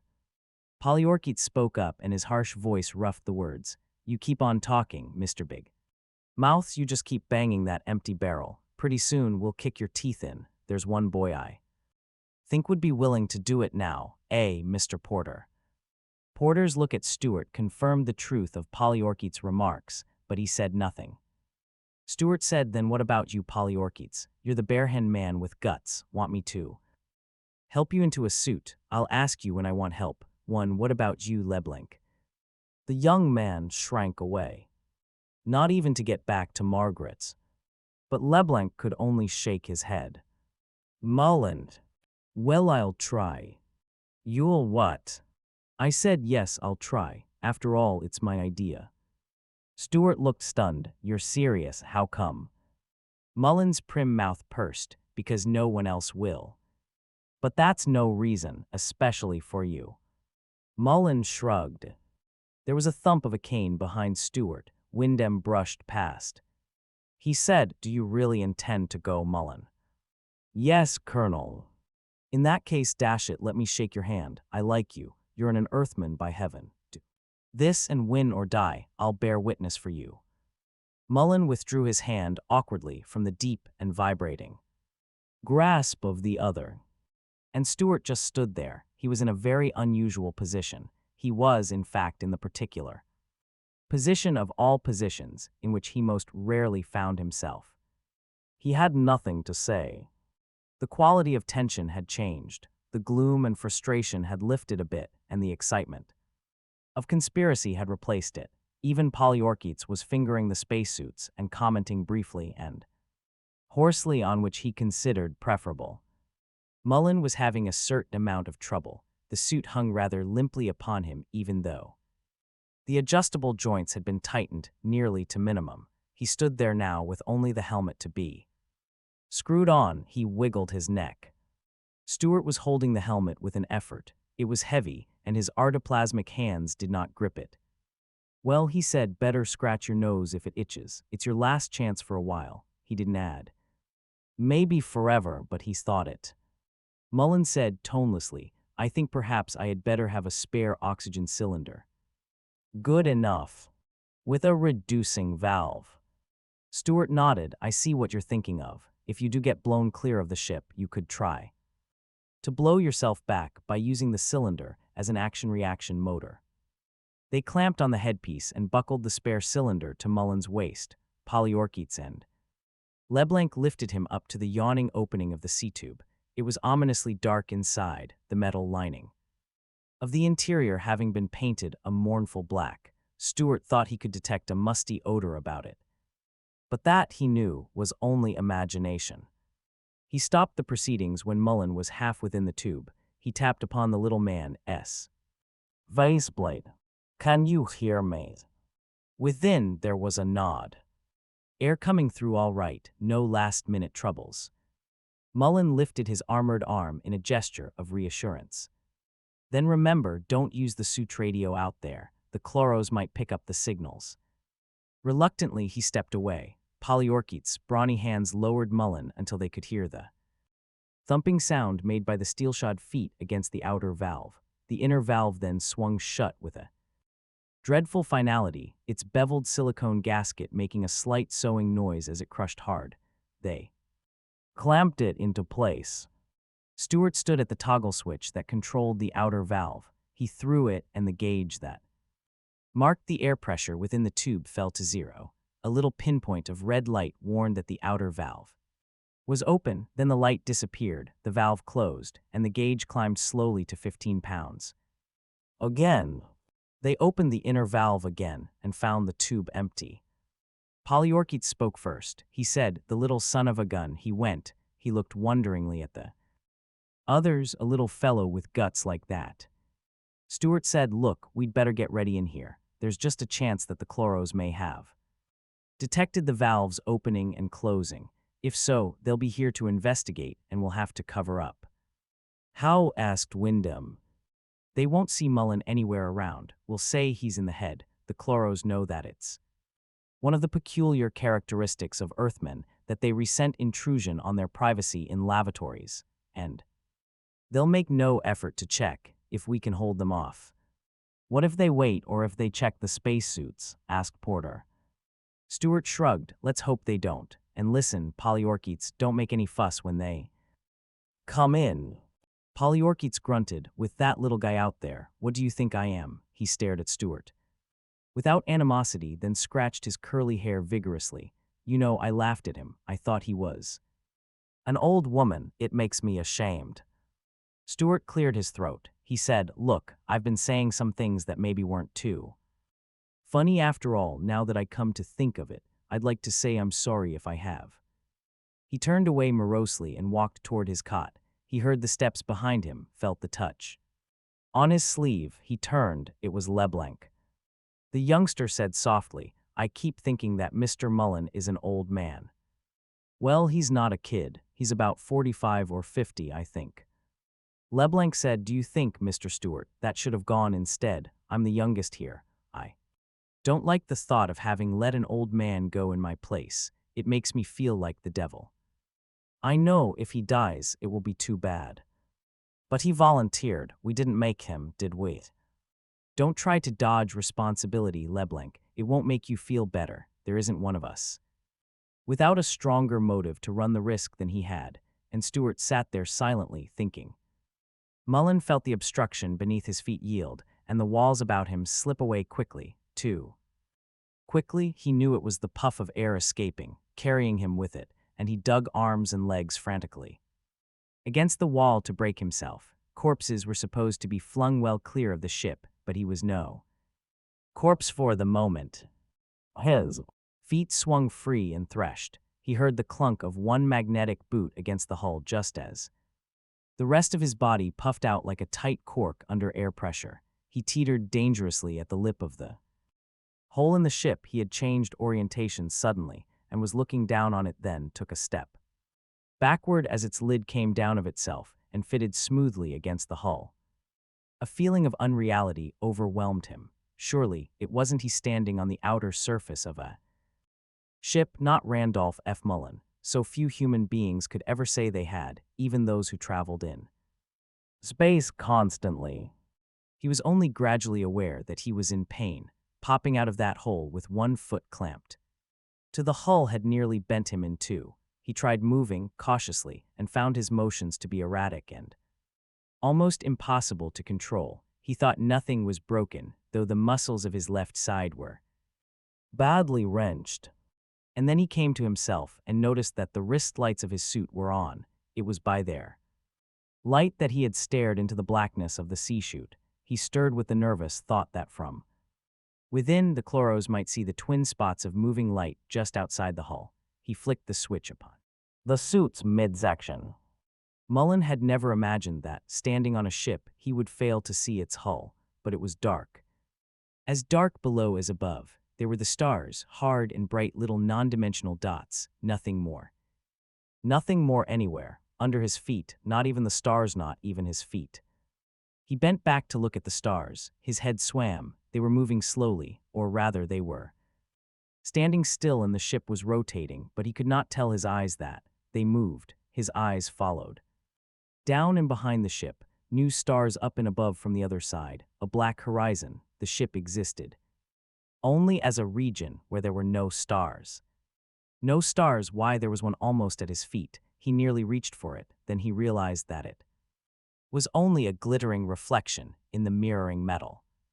They were moving thousands of miles an hour. The stars were, the ship was, he was, but it meant nothing to his senses. There was only silence and darkness and that slow wheeling of the stars. His eyes followed the wheeling, and his head in its helmet hit the ship's hull with a soft bell-like ring.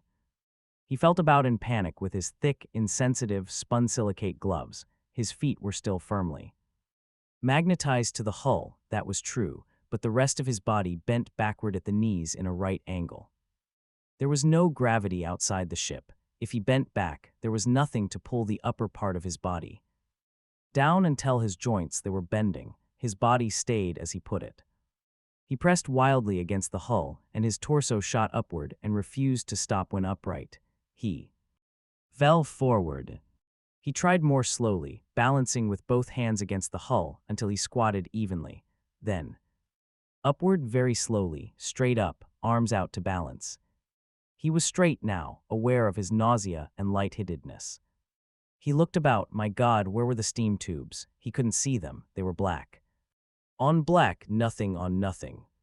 Quickly he turned on the wrist lights. In space, there were no beams, only elliptical, sharply defined spots of blue steel, winking light back at him. Where they struck a rivet, a shadow was cast, knife. Sharp and as black as space, the lighted region illuminated abruptly and without diffusion. He moved his arms, his body swaying gently in the opposite direction, action and reaction. The vision of a steam tube with its smooth cylindrical sides sprang at him. He tried to move toward it, his foot held firmly to the hull. He pulled and it slogged upward, straining against quicksand that eased quickly. 3 inches up and it had almost sucked free, 6 inches up. And he thought it would fly away. He advanced it and let it down, felt it enter the quicksand, when the sole was within 2 inches of the hull. It snapped down, out of control, hitting the hull ringingly. His spacesuit carried the vibrations, amplifying them in his ears. He stopped in absolute terror. The dehydrators that dried the atmosphere within his suit could not handle the sudden gush of perspiration that drenched his forehead and armpits. He waited, then tried lifting his foot again a bare inch, holding it there by main force and moving it horizontally. Horizontal motion involved no effort at all. It was motion perpendicular to the lines of magnetic force, but he had to keep the foot from snapping down as he did so, and then lower it slowly. He puffed with the effort. Each step was agony. The tendons of his knees were cracking, and there were knives in his side. Mullen stopped to let the perspiration dry. It wouldn't do to steam up the inside of his faceplate. He flashed his wrist lights, and the steam cylinder was right ahead. The ship had 4 of them, at 90-degree intervals, thrusting out at an angle from the midgirdle. They were the fine adjustment of the ship's course. The course adjustment was the powerful thrusters back in front, which fixed final velocity by their accelerative and the decelerative force, and the hyperatomics that took care of the space-swallowing jumps. But occasionally the direction of flight had to be adjusted slightly, and then the steam cylinders took over. Singly they could drive the ship up, down, right, left. By twos in appropriate ratios of thrust, the ship could be turned in any desired direction. The device had been unimproved in centuries, being too simple to improve. The atomic pile heated the water content of a closed container into steam, driving it, in less than a second, up to temperatures where it would have broken down into a mixture of hydrogen and oxygen, and then into a mixture of electrons and ions. Perhaps the breakdown actually took place. No one ever bothered testing it. Worked, so there was no need to. At the critical point, a needle valve gave way, and the steam thrust madly out in a short but incredible blast, and the ship, inevitably and majestically, moved in the opposite direction, veering about its own center of gravity. When the degrees of turn were sufficient, an equal and opposite blast would take place and the turning would be cancelled. The ship would be moving at its original velocity, but in a new direction. Mullen had dragged himself out to the lip of the steam cylinder. He had a picture of himself, a small speck teetering at the extreme end of a structure, thrusting out of an ovoid that was tearing through space at 10,000 miles an hour. But there was no airstream to whip him off the hull, and his magnetic soles held him more firmly than he liked. With lights on, he bent down to peer into the tube, and the ship dropped down precipitously as his orientation changed. He reached out to steady himself, but he was not falling. There was no up or down space except for what his confused mind chose to consider up or down. The cylinder was just large enough to hold a man, so that it might be entered for repair purposes. His light caught the rungs almost directly opposite his position at the lip. He puffed a sigh of relief with what breath he could muster. Some ships didn't have ladders. He made his way to it, the ship appearing to slip and twist beneath him as he moved. He lifted an arm over the lip of the tube, feeling for the rung, loosened each foot, and drew himself within. The knot in his stomach that had been there from the first was a convulsed agony now. If they should choose to manipulate the ship, if the steam should whistle out now, he would never hear it, never know it. One instant he would be holding a rung, feeling slowly for the next with a groping arm. The next moment he would be alone in space, the ship a dark, dark nothingness lost forever among the stars. There would be perhaps a brief glory of swirling ice crystals, drifting with him, shining in his wrist lights and slowly approaching and rotating about him, attracted by his mass like infinitesimal planets to an absurdly tiny sun. He was trickling sweat again, and now he was also conscious of thirst. He put it out of his mind. There would be no drinking until he was out of his suit, if ever. Up a rung, up another, and another. How many were there? His hands slipped and he stared in disbelief at the glitter that showed under his light eyes. Why not? The steam, incredibly hot as it was, would strike metal that was at nearly absolute zero. In the few split seconds of thrust, there would not be time for the metal to warm above the freezing point of water. A sheet of ice would condense that would sublime slowly into the vacuum.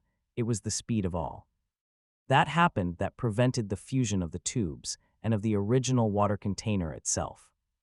His groping hand reached the end, again the wrist lights. He stared with crawling horror at the steam nozzle, half an inch in diameter. It looked dead harmless, but it always would, right up to the micro second before. Around it was the outer steam lock. It pivoted on a central hub that was springed on the portion toward space, screwed on the part toward the ship. The springs allowed it to give under the first wild thrust of steam pressure before the ship's mighty inertia could be overcome.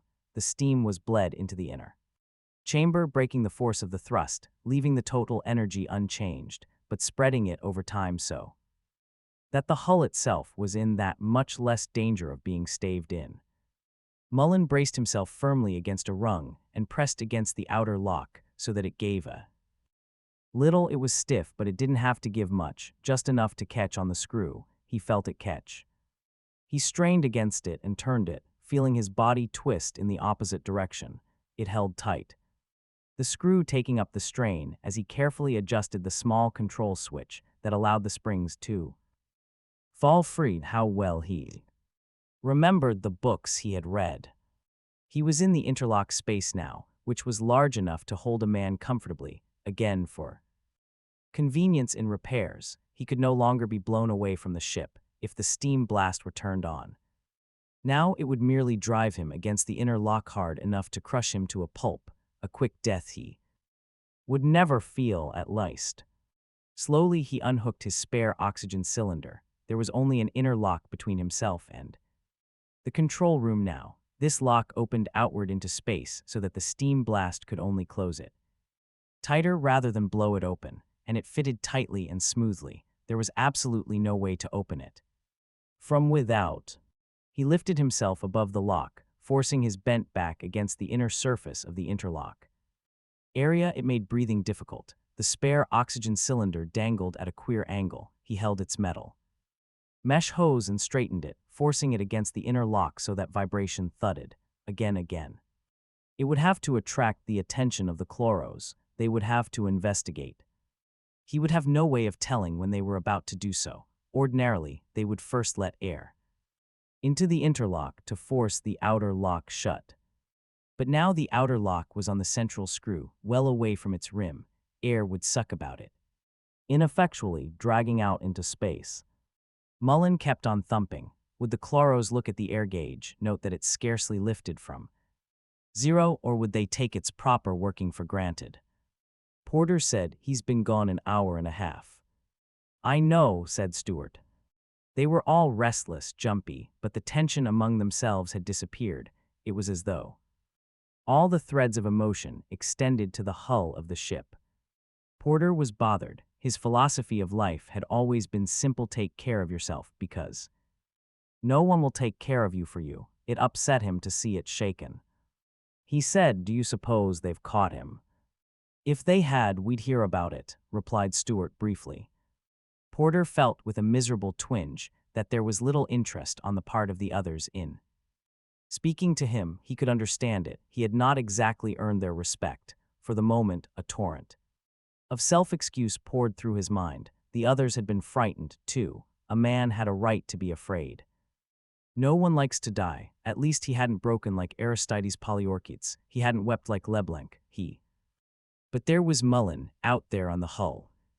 "Listen," he cried. "Why did he do it?" They turned to look at him, not understanding, but Porter didn't care. It bothered him to the point where it had to come out. "I want to know why Mullen is risking his life." "The man," said Wyndham, "is a patriot." "No, none of that." Porter was almost hysterical. "That little fellow has no emotions at all. He just has reasons, and I want to know what those reasons are, because—" He didn't finish the sentence. Could he say that if those reasons applied to a little middle-aged bookkeeper, they might apply even more forcibly to himself? Polyorkites said, "He's one brave damn little fellow." Porter got to his feet. "Listen," he said, "he may be stuck out there. Whatever he's doing, he may not be able to finish it alone. I volunteer to go out after him." He was shaking as he said it, and he waited in fear for the sarcastic lash of Stewart's tongue. Stewart was staring at him, probably with surprise, but Porter dared not meet his eyes to make certain. Stewart said mildly, "Let's give him another half hour." Porter looked up, startled. There was no sneer on Stewart's face. It was even friendly. They all looked friendly. He said, and then all those who do volunteer will draw straws, or something equally democratic." "Who volunteers besides Porter?" They all raised their hands. Stewart did, too. But Porter was happy. He had volunteered first. He was anxious for the half hour to pass. It caught Mullen by surprise. The outer lock flew open, and the long, thin, snake-like, almost headless neck of a chloro sucked out, unable to fight the blast of escaping air.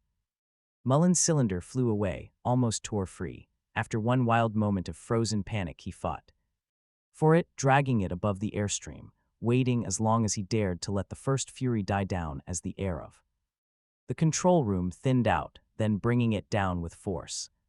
It caught the sinewy neck squarely, crushing it.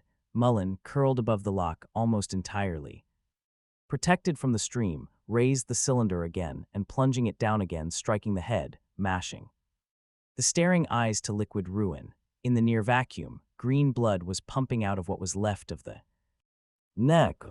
Mullen dared not vomit, but he wanted to. With eyes averted, he backed away, caught the outer lock with one hand and imparted a whirl. For several seconds it maintained that whirl. At the end of the screw, the springs engaged automatically and pulled it shut. What was left of T? The atmosphere tightened it, and the laboring pumps could now begin to fill the control room once again. Mullen crawled over the mangled chloro and into the room. It was empty. He had barely time to notice that when he found himself on his knees. He rose with difficulty. The Transition from non-gravity to gravity had taken him entirely by surprise. It was Chlorian gravity, too, which meant that with this suit, he carried a 50% overload for his small frame, at least though his heavy. Metal clogs no longer clung so exasperatingly to the metal underneath. Within the ship, floors and wall were of cork-covered aluminum alloy. He circled slowly. The necklace Chloro had collapsed and lay with only an occasional twitch to show it had once been a living organism. He stepped over it distastefully and drew the steam tube lock. The room had a depressing bilious cast and the lights shone yellow-green. It was the Chloro atmosphere, of course. Mullen felt a twinge of surprise and reluctant admiration.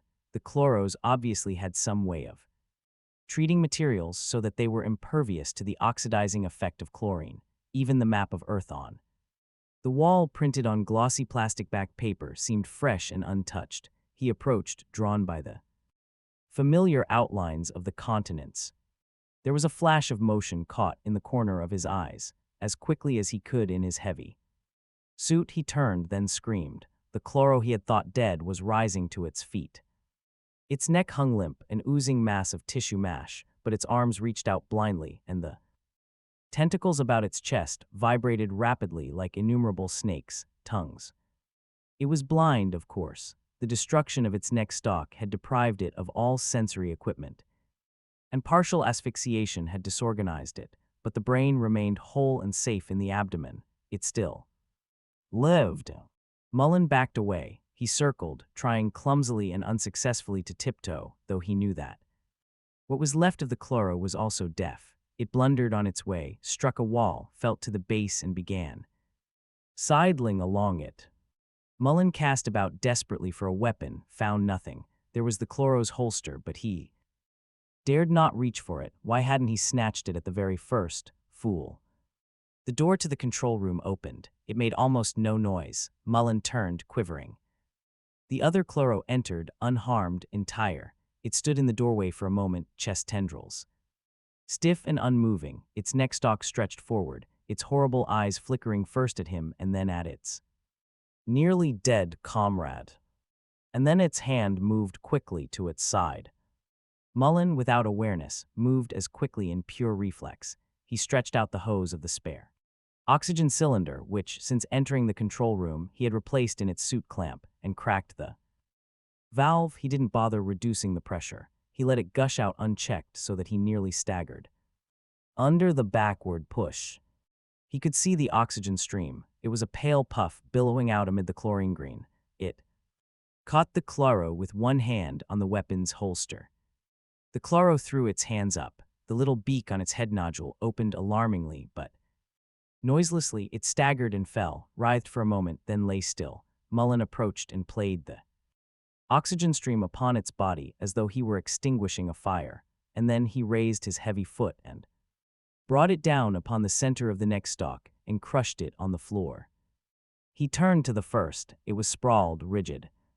The whole room was pale with oxygen, enough to kill whole legions of Chloros, and his cylinder was empty. Mullen stepped over the dead Chloro, out of the control room and along the main corridor toward the prisoner's room. Reaction had set in. He was whimpering in blind, incoherent fright. Stewart was tired, false hands and all. He was at the controls of a ship once again, 2 light cruisers of Earth were on the way. For better than 24 hours, he had handled the controls virtually alone. He had discarded the chlorinating equipment, re-rigged the old atmospherics, located the ship's position.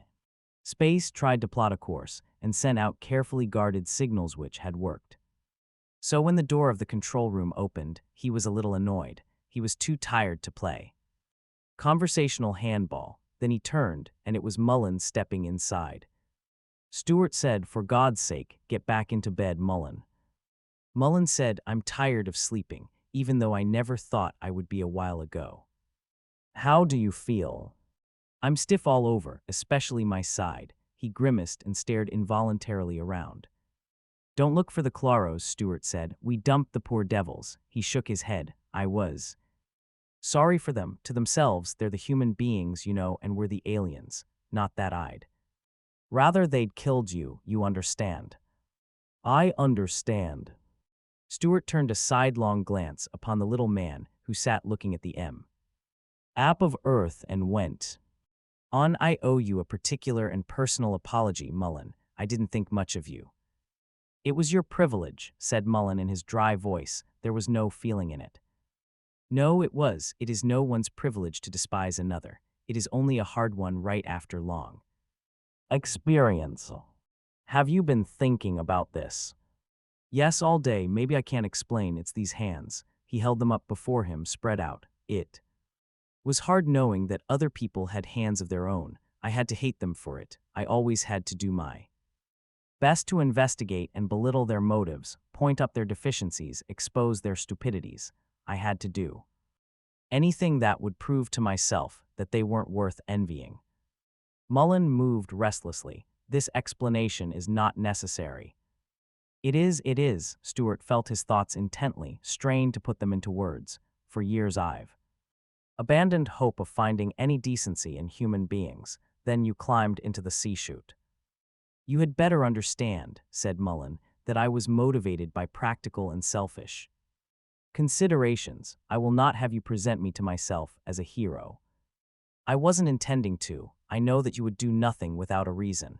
It was what your action did to the rest of us. It turned a collection of phonies and fools into decent people, and not by magic either. They were decent all along. It was just that they needed something to live up to, and you supplied it. And I'm one of them. I'll have to live up to you too, for the rest of my life probably. Mullen turned away uncomfortably. His hands straightened his sleeves, which were not in the least twisted. His finger rested on the map. He said, I was born in Richmond, Virginia, you know. Here it is. I'll be going there first. Where were you born? Toronto, said Stuart. That's right here, not very far apart on the map, is it? Stuart said, would you tell me something? If I can. Just why did you go out there? Mullen's precise mouth pursed. He said dryly, wouldn't my rather prosaic reason ruin the inspirational effect? Call it intellectual curiosity. Each of the rest of us had such obvious motives. Porter was scared too. Death of being interned. Leblanc wanted to get back to his sweetheart. Polyorketes wanted to kill Chloros. And Wyndham was a patriot according to his lights. As for me, I thought of myself as a noble idealist. I'm afraid, yet in none of us was the motivation strong enough to get us into a spacesuit and out the sea chute. Then what made you do it, you, of all people? Why the phrase, of all people? Don't be offended, but you seem devoid of all emotion. Do I? Mullen's voice did not change. It remained precise and soft, yet somehow a tightness had entered it. That's only training, Mr. Stuart, in self-discipline, not nature. A small man can have no respectable emotions. Is there anything more ridiculous than a man like myself in a state of rage? I'm 5 feet and 1/2 inch tall, and 102 pounds in weight, if you care for exact figures. I insist on the 1/2 inch and the 2 pounds. Can I be dignified, proud, draw myself to my full height without inducing laughter, where can I meet a woman who will not dismiss me instantly with a giggle? Naturally, I've had to learn to dispense with external display of emotion. You talk about deformities. No one would notice your hands or know they were different if you weren't so eager to tell people all about it the instant you meet them. Do you think that the 8 inches of height I do not have can be hidden, that it is not the first and in most cases the only thing about me that person will notice? Stuart was ashamed. He had invaded a privacy he ought not have. He said, I'm sorry. Why? I should not have forced you to speak of this. I should have seen for myself that I tried to prove myself, tried to show that while I might be small in body, I held within it a giant's heart. I would not have put it mockingly. Why not? It's a foolish idea, and nothing like it is the reason I did what I did. What would I have accomplished if that's what was in my mind? Will they take me to Earth now and put me up before the television cameras, pitching them low, of course, to catch my face, or standing me on a chair and pin medals on me? They are quite likely to do exactly that. And what good would it do me? They would say, gee, and he's such a little guy. And afterward, What shall I tell each man I meet? You know, I'm the fellow they decorated for incredible valor last month. How many medals, Mr. Stewart, do you suppose it would take to put 8 inches and 60 pounds on me? Stewart said, put that way, I see your point. Mullen was speaking a trifle more quickly now. A controlled heat had entered his words, warming them to just a tepid room temperature. There were days when I thought I would show them the mysterious them that includes all the world. I was going to leave Earth and carve out worlds for myself. I would be a new and even smaller Napoleon. So I left Earth and went to Arcturus, and what could I do on Arcturus that I could not have done on Earth? Nothing. I balance books, so I am past the vanity, Mr. Stewart, of trying to stand on tiptoe. Then why did you do it? I left Earth when I was 28 and came to the Arcturian system. I've been there ever since. This trip was to be my first vacation, my first visit back to Earth in all that time.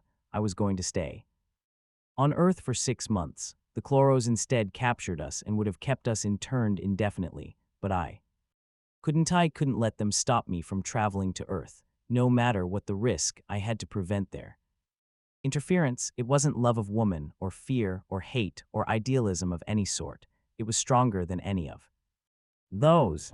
He stopped and stretched out a hand, as though to caress the map on the wall. Mr. Stewart, Mullen asked quietly, haven't you ever been homesick? There is a perennial question among readers as to whether the views contained in a story reflect the views of the author. The answer is, not necessarily, and yet one ought to add another short phrase, but usually. When I write a story in which opposing characters have opposing viewpoints, I do my best, insofar as it lies within my capabilities, to let each character express his own viewpoint honestly. There are few people who, like Richard III in Shakespeare's play, are willing to say, since I cannot prove a lover to entertain these fair and well-spoken days, I am determined to prove a villain. No matter how villainous Tom may appear to Dick, Tom undoubtedly has arguments, quite sincerely felt, to prove to himself that he is not villainous at all. It is therefore quite ridiculous to have villain act ostentatiously like a villain, unless you have the genius of a Shakespeare and can carry off anything, and I'm afraid I haven't. Still, no matter how I try to be fair, and how I try to present each person's views honestly, I cannot make myself be as convincing in presenting views that don't appeal to me as in presenting those that do. Besides, the general working out of my story usually proceeds as I want it to. The victory, in one way or another, tends to lie with those characters whom I particularly like, even if the ending is tragic. The point of the story, one hate to use the word moral, is usually one that satisfies me. In short, if you ignore the fine details of any of my stories and consider it as a whole, I think you will find that the feeling it leaves with you is the feeling that I myself feel. It isn't a matter of conscious propaganda, it's just that I am a human being who feels something and who cannot help having that feeling show in the story. But there are exceptions.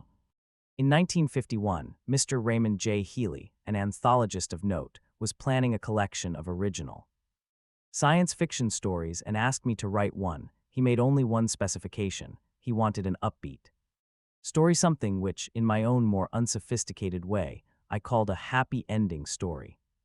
So I wrote a happy ending, but since I always try to beat the rules out of sheer bravado, I tried to write an unexpected happy ending, one in which the reader doesn't find out till the very end what the happy ending really is. It was only after I had successfully, one think, managed this particular tour de force and had the story published that I realized that my interest in technique had for once blinded me to content. Somehow, this particular story, in a good cause, doesn't quite reflect my own feelings. Groff Conklin, the late perceptive science fiction critic, once said that he liked this story, even though he disagreed with its philosophy, and to my embarrassment, I find that that is exactly how I myself feel. First appearance, New Tales of Space and Time, 1951.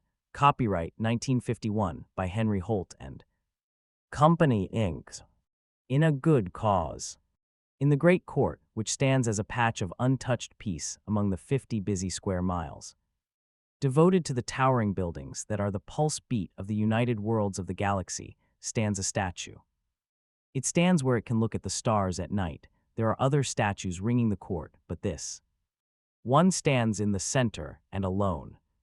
It is not a very good statue. The face is too noble and lacks the lines of living. The brow is a shade too high, the nose a shade too symmetrical, the clothing a shade too carefully disposed. The whole bearing is by far too saintly to be true. One can suppose that the man in real life might have frowned at times, or hiccuped, but the statue seemed to insist that such imperfections were impossible. All this, of course, is understandable overcompensation. The man had no statues raised to him. While alive, and succeeding generations, with the advantage of hindsight, felt guilty. The name on the pedestal reads, Richard Siama Altmaier. Underneath it is a short phrase. And vertically arranged 3 dates. The phrase is, in a good cause there are no failures. The 3 dates are June 17, 2755, September 5, 2788, December 32, 2800, the years being counted in the usual manner of the period, that is, from the date of the first atomic explosion in 1945 of the ancient era. None of those dates represents either his birth or death. They mark neither a date of marriage or of the accomplishment of some great deed, or indeed, of anything that the inhabitants of the united worlds can remember with pleasure and pride. Rather, they are the final expression of the feeling of guilt. Quite simply and plainly, they are the 3 dates upon which Richard Siama Altmaier was sent to prison for his opinions. 1 June 17, 2755. At the age of 22, certainly, Dick Altmaier was fully capable of feeling fury. His hair was as yet dark brown, and he had not grown the mustache which, in later years, would be so characteristic of him. His nose was, of course, thin and high-bridged, but the contours of his face were youthful. It would only be later that the growing gauntness of his cheeks would convert that nose into the prominent landmark that it now is in the minds of trillions of school children. Jeffrey Stock was standing in the doorway, viewing the results of his friend's fury. His round face and cold, steady eyes were there, but he had yet to put on the first of the military uniforms in which he was to spend the rest of his life. He said, "Great galaxy." Altmaier looked up. "Hello, Jeff. What's been happening, Dick? I thought your principles, pal, forbid destruction of any kind. Here's a book viewer that looks somewhat destroyed." He picked up the pieces. Altmaier said, "I was holding the viewer when my wave receiver came through with an official message. You know which one, too." "I know, it happened to me too. Where is it?" "On the floor. I tore it off the spool as soon as it belched out at me." "Wait, let's dump it down the Adam chute." "Hey, hold on, you can't." "Why not?" "Because you won't accomplish anything. You'll have to report."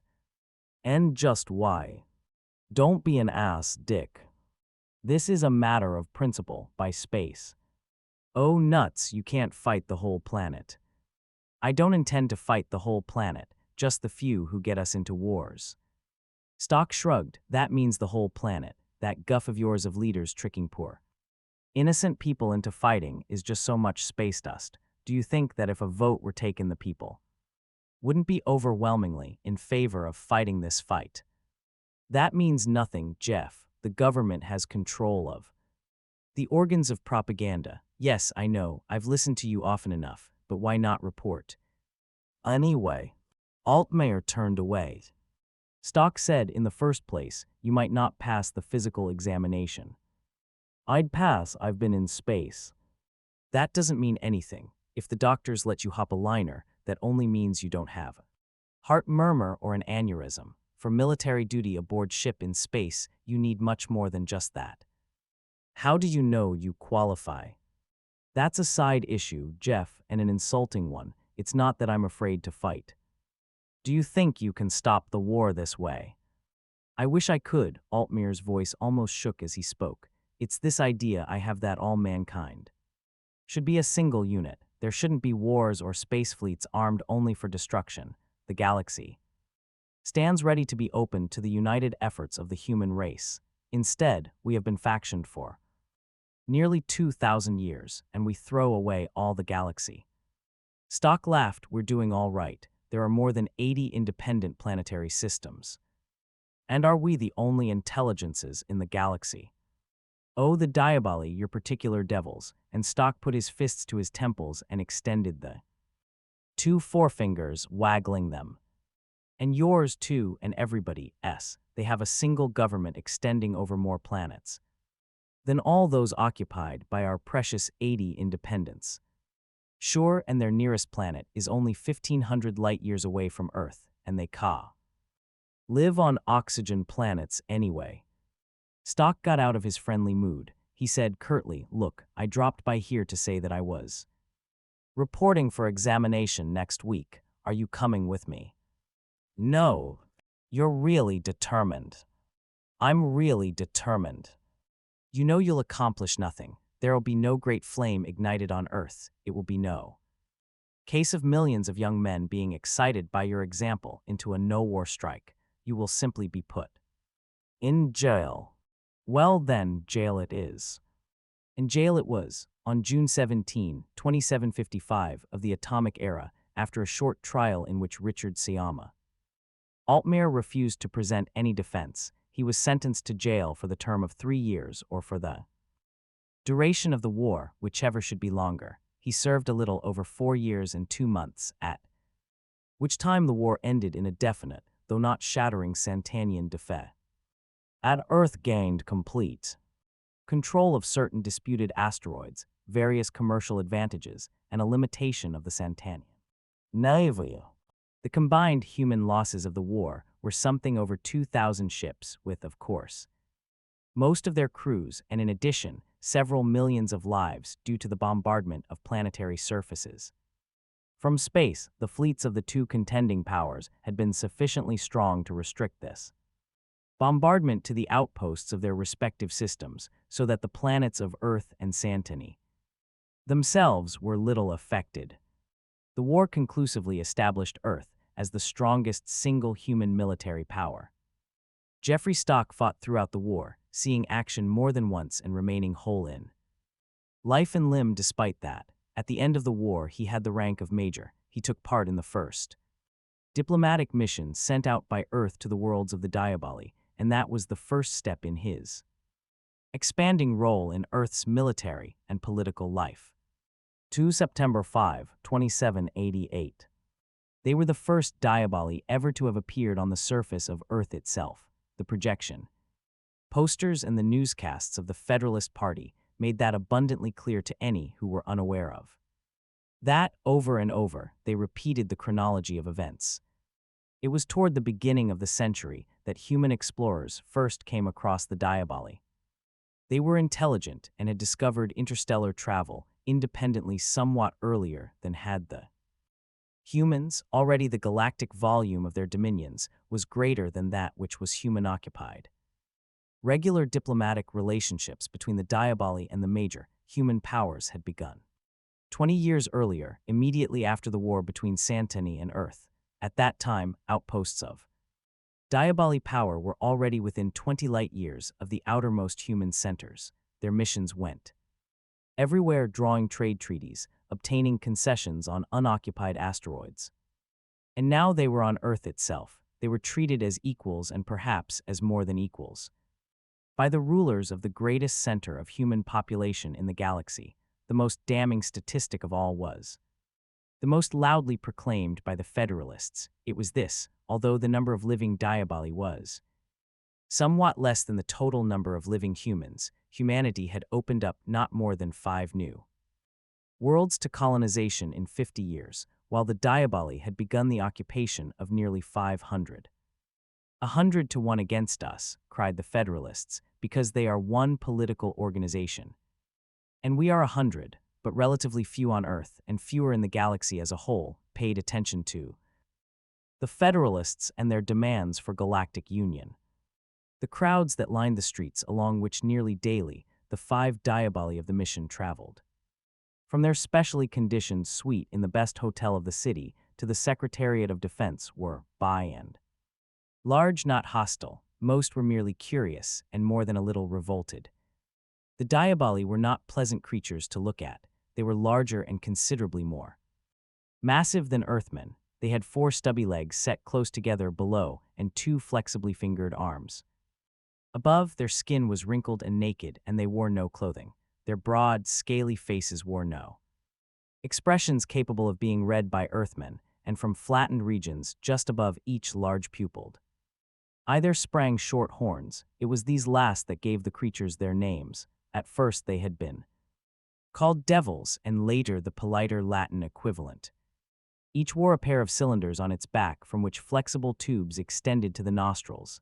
There, they clamped on tightly. These were packed with soda lime which absorbed the, to them, poisonous carbon dioxide from the air they breathed. Their own metabolism revolved about the reduction of sulfur, and sometimes those foremost among the humans in the crowd caught a foul whiff of the hydrogen sulfide exhaled by the Diaboli.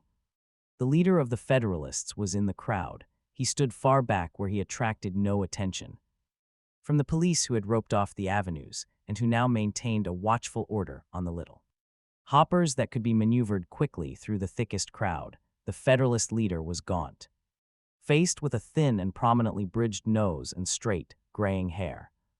He turned away. "I cannot bear to look at them." His companion was more philosophically. He said, "No uglier in spirit, at least, than some of our handsome officials. These creatures are at least true to their own." "You are sadly right. Are we entirely ready?" "Entirely. There won't be one of them alive to return to his world." "Good. I will remain here to give the signal." The Diaboli were talking as well. This fact could not be evident to any human, no matter how close. To be sure, they could communicate by making ordinary sounds to one another, but that was not their method of choice. The skin between their horns could, by the actions of muscles which differed in their construction from any known to humans, vibrate rapidly. The tiny waves which were transmitted in this manner to the air were too rapid to be heard by the human ear, and too delicate to be detected by any but thus most sensitive of human instrumentation. At that time, in fact, humans remained unaware of this form of communication. A vibration said, "Did you know that this is the planet of origin of the 2 legs?" No, there was a chorus of such no's, and then one particular vibration said, "Do you get that? From the 2-leg communications you have been studying, queer one." "Because I study the communications, more of our people should do so instead of insisting so firmly on the complete worthlessness of 2-leg culture. For one thing, we are in a much better position to deal with the 2 legs if we know something about them. Their history is interesting in a horrible way. I am glad I brought myself to view their spools." And yet came another vibration. From our previous contacts with 2 legs, one would be certain that they did not know their planet of origin. Certainly there is no veneration of this planet, Earth, or any memorial rites connected with it. Are you sure the information is correct? Entirely so. The lack of ritual and the fact that this planet is by no means a shrine is perfectly understandable in the light of 2-leg history. The 2 legs on the other worlds would scarcely concede the honor. It would somehow lower the independent dignity of their own worlds. "I don't quite understand." "Neither do I exactly, but after several days of reading I think I catch a glimmer. It would seem that originally, when interstellar travel was first discovered by the 2 legs, they lived under a single political unit. Naturally, not for these 2 legs. This was an unusual stage in their history and did not last. After the colonies on the various worlds grew and came to reasonable maturity, their first interest was to break away from the mother world. The first in the series of interstellar wars among these 2 legs began then. Horrible, like cannibals. Yes, isn't it? My digestion has been upset for days. My cud is sour. In any case, the various colonies gained independence, so that now we have the situation of which we are well aware. All of the 2-leg kingdoms, republics, aristocracies, etc., are simply tiny clots of worlds, each consisting of a dominant world and a few subsidiaries, which, in turn, are forever seeking their independence or being shifted from one dominant to another. This Earth is the strongest among them, and yet less than a dozen worlds owe it allegiance. Incredible that these creatures should be so blind to their own interests. Do they not have a tradition of the single government that existed when they consisted of but one world? As I said, that was unusual for them. The single government had existed only a few decades prior to that. This very planet itself was split into a number of subplanetary political units. Never heard anything like it. For a while, the supersonics of the various creatures interfered with one another. It's a fact, it is simply the nature of the beast. And with that, they were at the Secretariat of Defense. The 5 Diaboli stood side by side along the table. They stood because their anatomy did not admit of anything that could correspond to sitting. On the other side of the table, 5 Earthmen stood as well. It would have been more convenient for the humans to sit, but, understandably, there was no desire to make the handicap of smaller size any more pronounced than it already was. The table was a rather wide one, the widest, in fact, that could be conveniently obtained. This was out of respect for the human nose, for from the Diaboli, slightly so as they breathed, much more so when they spoke, there came the gentle and continuous drift of hydrogen sulfide. This was a difficulty, rather unprecedented, in diplomatic negotiations. Ordinarily, the meetings did not last for more than half an hour, and at the end of this interval, the Diaboli ended their conversations without ceremony and turned to leave. This time, however, the leave taking was interrupted. A man entered, and the 5 human negotiators made way for him. He was tall, taller than any of the other Earthmen, and he wore a uniform with the ease of long usage. His face was round and his eyes cold and steady. His black hair was rather thin but as yet untouched by gray. There was an irregular blotch of scar tissue running from the point of his jaw downward, past the line of his high leather brown collar. It might have been the result of a hand energy ray wielded by some forgotten human enemy in one of the 5 wars in which the man had been an active participant. "Sirs," said the Earthman who had been chief negotiator hitherto, "may I introduce the Secretary of Defense?" The Diaboli were somewhat shocked, and although their expressions were in repose and inscrutable, the sound plates on their foreheads vibrated actively. Their strict sense of hierarchy was disturbed. The Secretary was only a 2-leg, but by 2-leg standards he outranked them. They could not properly conduct official business with him. The Secretary was aware of their feelings, but had no choice in the matter, for at least 10 minutes. Their leaving must be delayed, and no ordinary interruption could serve to hold back the Diaboli. "Sirs," he said, "I must ask your indulgence to remain longer this time." The central Diabolus replied in the nearest approach to English any Diabolus could manage. Actually, a Diabolus might be said to have 2 mouths. One was hinged at the outermost extremity of the jawbone and was used in eating. In this capacity, the motion of the mouth was rarely seen by human beings, since the Diaboli much preferred to eat in the company of their own kind, exclusively, a narrower mouth opening, however, perhaps 2 inches in width, could be used in speaking. It pursed itself open, revealing the gummy gap where a Diabolus missing incisors ought to have been. It remained open during speech, the necessary consonantal blockings being performed by the palate and back of the tongue. The result was hoarse and fuzzy but understandable. The Diabolus said, "You will pardon us, already we suffer," and by his forehead he twittered. "Unheard, they mean to suffocate us in their vile atmosphere. We must ask for larger poison-absorbing cylinders." The Secretary of Defense said, "I am in sympathy with your feelings, and yet this may be my only opportunity to speak with you. Perhaps you would do us the honor to eat with us." The Earthman next the Secretary could not forbear a quick and passing frown. He scribbled rapidly on a piece of paper and passed it to the Secretary, who glanced momentarily at it. It read, "No, they eat sulfuretted hay, stinks unbearably." The Secretary crumbled the note and let it drop. The Diabolus said, "The honor is ours. Were we physically able to endure your strange atmosphere for so long a time, we would accept most gratefully." And via forehead he said with agitation, "They cannot expect us to eat with them and watch them consume the corpses of dead animals. My cud would never be sweet again." "We respect your reasons," said the secretary. "Let us then transact our business now. In the negotiations that have so far proceeded, we have been unable to obtain from your government, in the persons of you, their representatives, any clear indication as to what the boundaries of your sphere of influence are in your own minds. We have presented several proposals in this matter.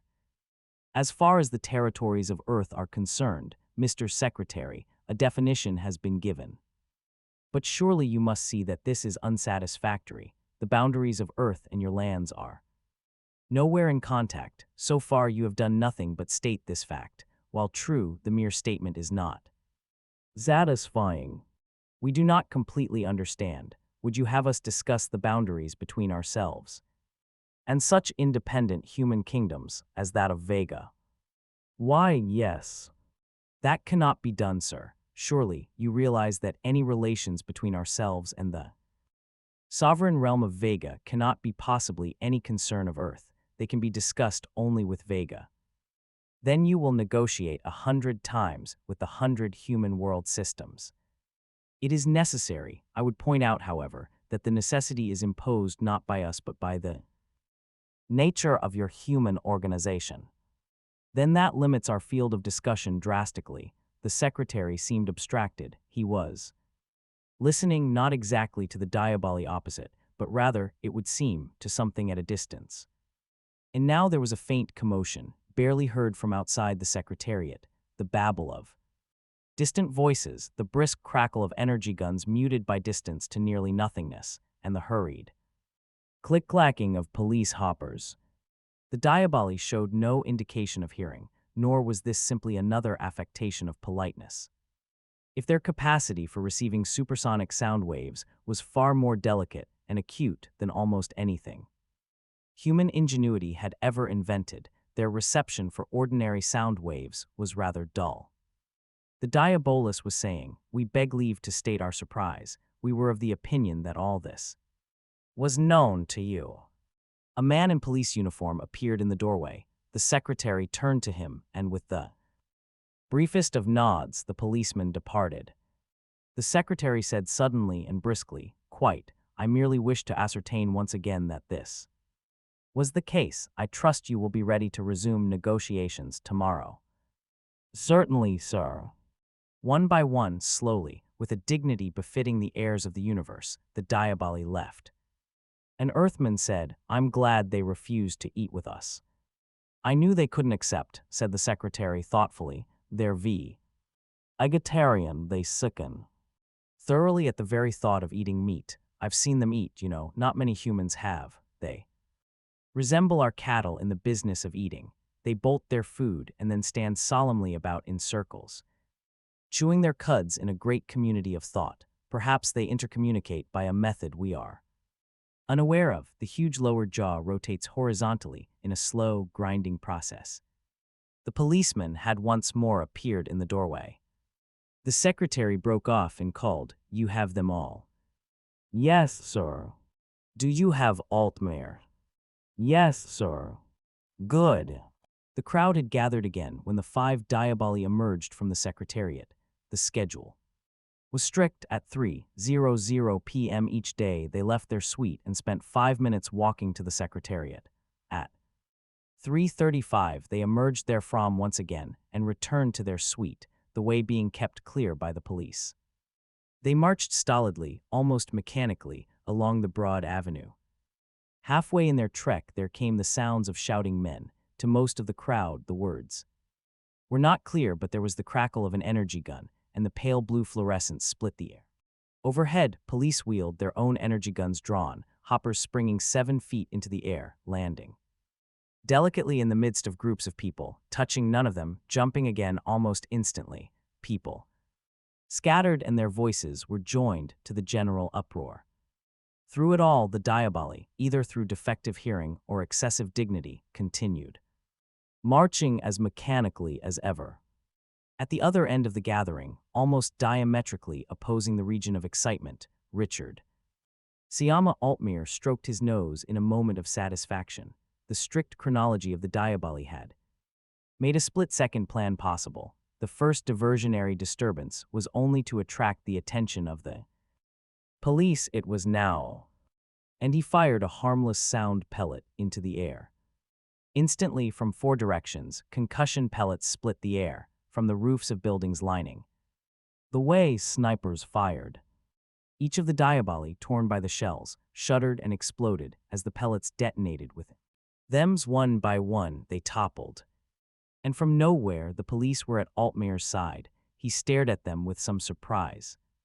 Gently, for in 20 years he had lost his fury and learned to be gentle. He said, "You come quickly, but even so you come too late." He gestured in the direction of the shattered Diaboli. The crowd was in simple panic now. Additional squadrons of police, arriving in record time, could do nothing more than herd them off into harmless directions.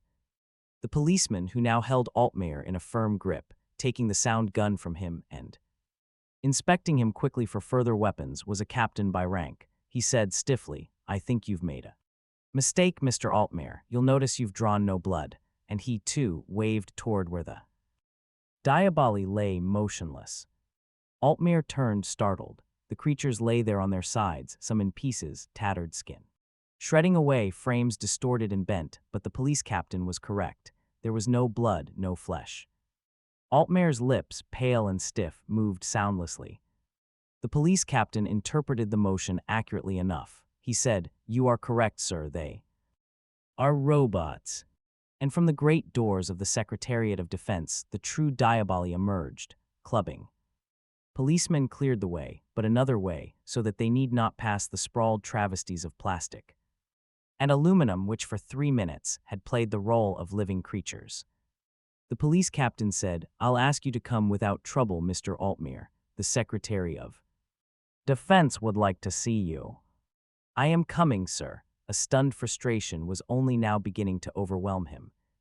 Jeffrey Stock and Richard Altmere faced one another for the first time in almost a quarter of a century there in the defense secretary's private office. It was a rather straight-laced office, a desk, an armchair and 2 additional chairs. All were a dull brown in color, the chairs being topped by brown foamate which yielded to the body enough for comfort, not enough for luxury. There was a microviewer on the desk and a little cabinet big enough to hold several dozen optospools.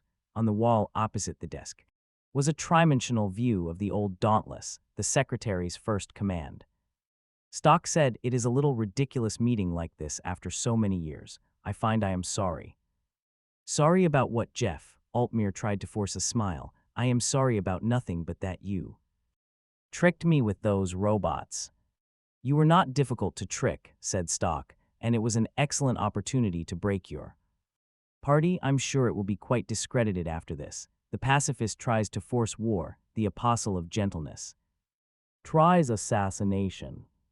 War against the true enemy," said Altmere sadly. "But you are right, it is a sign of desperation that this was forced on me." "Then how did you know my plans?" "You still overestimate humanity, Dick. In any conspiracy, the weakest points are the people that compose it. You had 25 co-conspirators. Didn't it occur to you that at least one of them might be an informer or even an employee of mine?" A dull red burned slowly on Altmere's high cheekbones.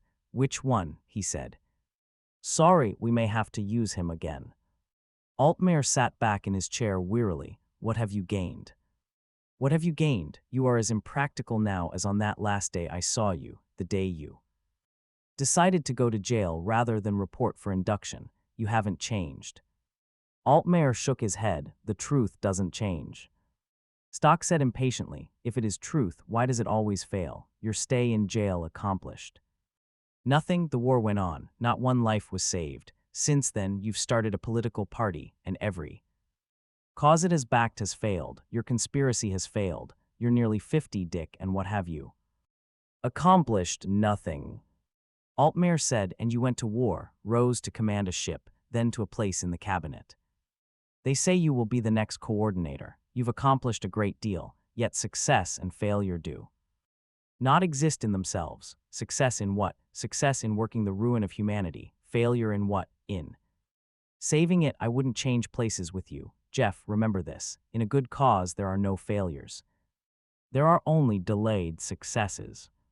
Even if you are executed for this day's work, even if I am executed, there will be someone else to carry on, and his success will be my success. How do you envisage this success? Can you really see a union of worlds, a galactic federation? Do you want Santani running our affairs? Do you want a vegan telling you what to do? Do you want Earth to decide its own destiny, or to be at the mercy of any random combination of powers?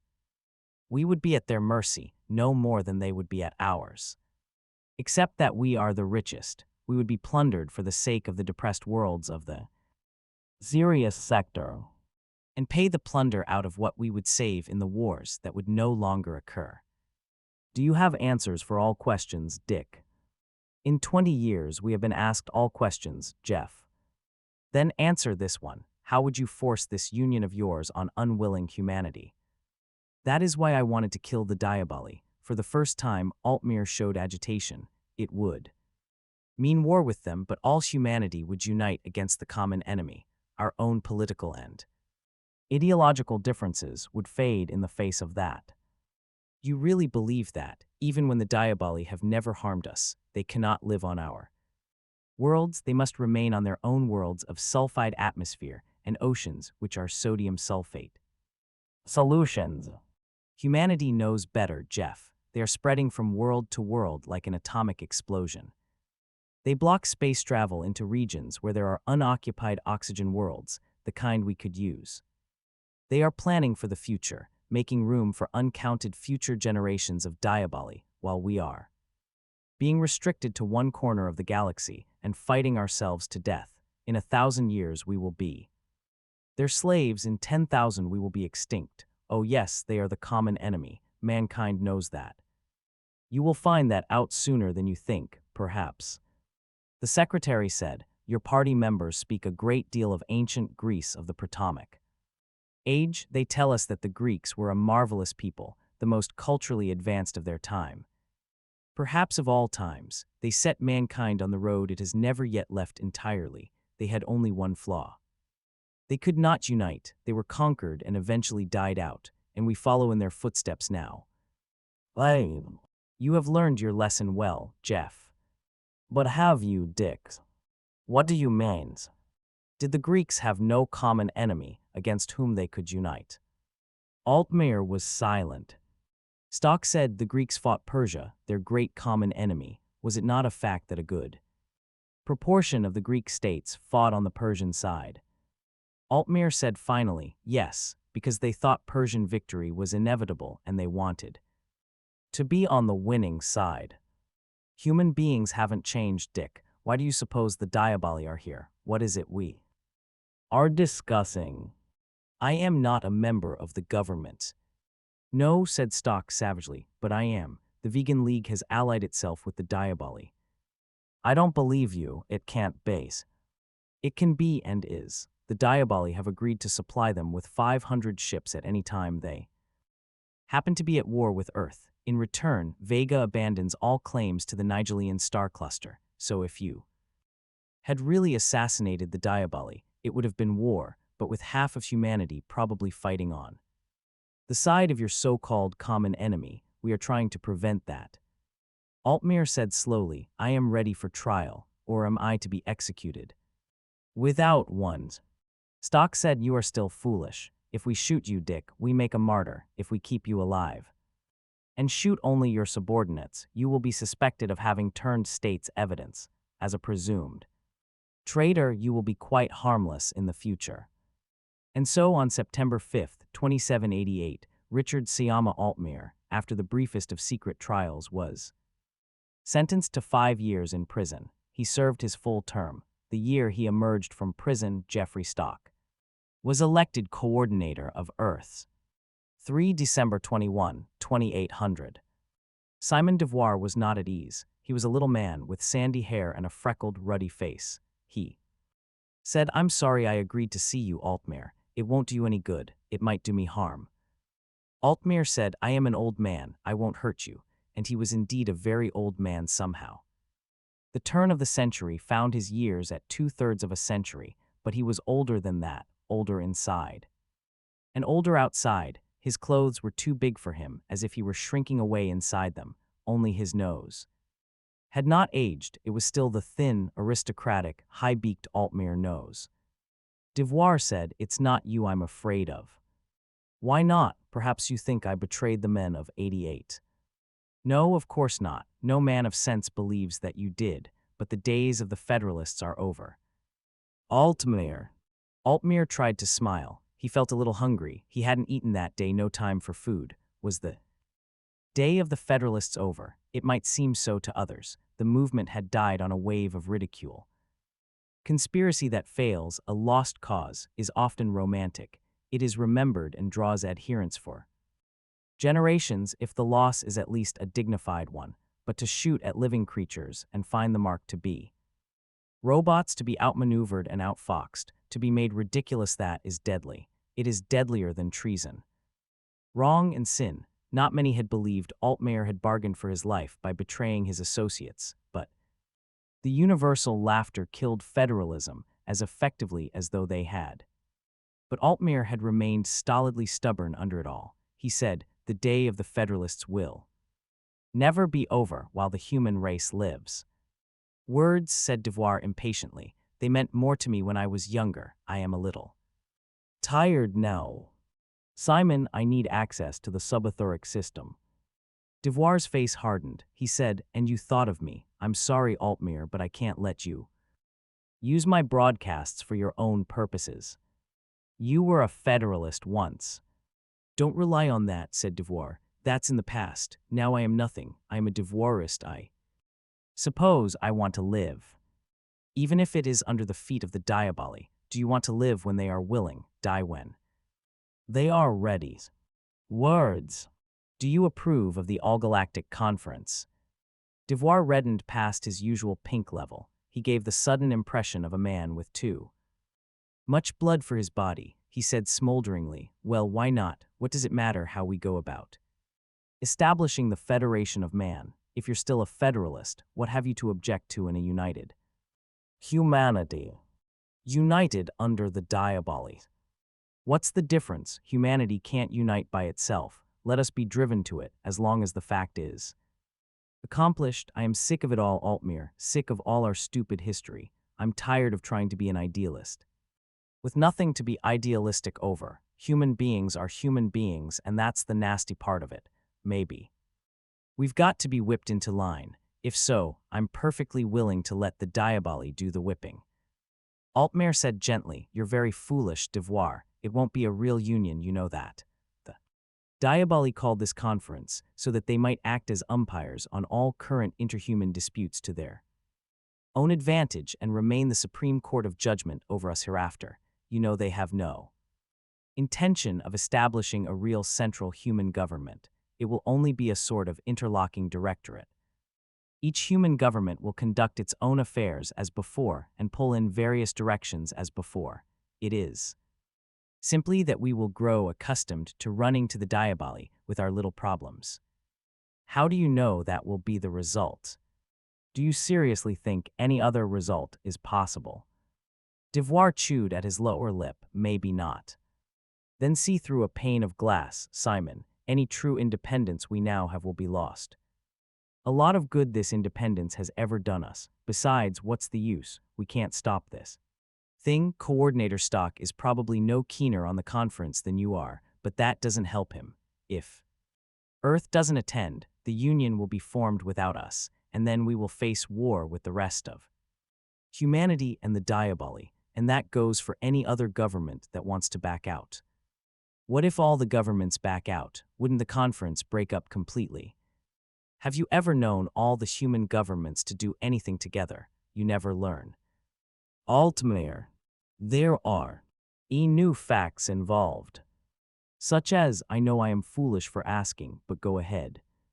Altmere said, "For 20 years most of the galaxy has been shut to human ships. You know that none of us has the slightest notion of what goes on within the Diaboli sphere of influence, and yet some human colonies exist within that sphere. So So occasionally, human beings escape into the small portion of the galaxy that remains human. And free, the government of Earth receives reports which they don't dare make public, but not all.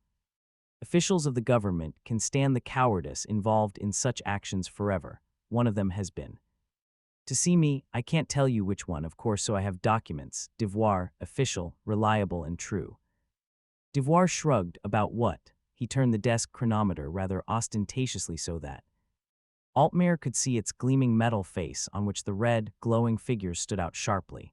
They read 22:31, and even as it was turned, the one faded and the new glow of a 2 appeared. Altmaier said, there is a planet called by its colonists Chu HSI. It did not have a large population, 2 million, perhaps. 15 years ago, the Diaboli occupied worlds on various sides of it, and in all those 15 years, no human ship ever landed on the planet. Last year, the Diaboli themselves landed. They brought with them huge freight ships filled with sodium sulfate and bacterial cultures that are native to their own worlds. What? You can't make me believe it. Try, said Altmaier ironically. It is not difficult. Sodium sulfate will dissolve in the oceans of any world. In a sulfate ocean, their bacteria will grow, multiply, and produce hydrogen sulfide in tremendous quantities which will fill the oceans and the atmosphere. They can then introduce their plants and animals and eventually themselves. Another planet will be suitable for Diaboli life and unsuitable for any human. It would take time, surely, but the Diaboli have time. They are a united people. Now look, Devoir waved his hand in disgust. That just doesn't hold water. The Diaboli have more worlds than they know what to do with. For their present purposes, yes, but the Diaboli are creatures that look toward the future. Their birth rate is high, and eventually they will fill the galaxy. And how much better off they would be if they were the only intelligence in the universe. But it's impossible on purely physical grounds. Do you know how many millions of tons of sodium sulfate it would take to fill up the oceans to their requirements? Obviously a planetary supply. Well then, do you suppose they would strip one of their own worlds to create a new one? Where is the gain? Simon, there are millions of planets in the galaxy which through atmospheric conditions, temperature or gravity are forever uninhabitable either to humans or to Diaboli. Many of these are quite adequately rich in sulfur. Devoir considered, what about the human beings on the planet? On Chu HSI, euthanasia except for the few who escaped in time. Painless, I suppose. The Diaboli are not needlessly cruel, merely efficient. Altmaier waited, Devoir's fist clenched and unclenched. Altmaier said, publish this news, spread it out on the interstellar subetheric web, broadcast the documents to the reception centers on the various worlds. You can do it, and when you do, the all-galactic conference will fall apart.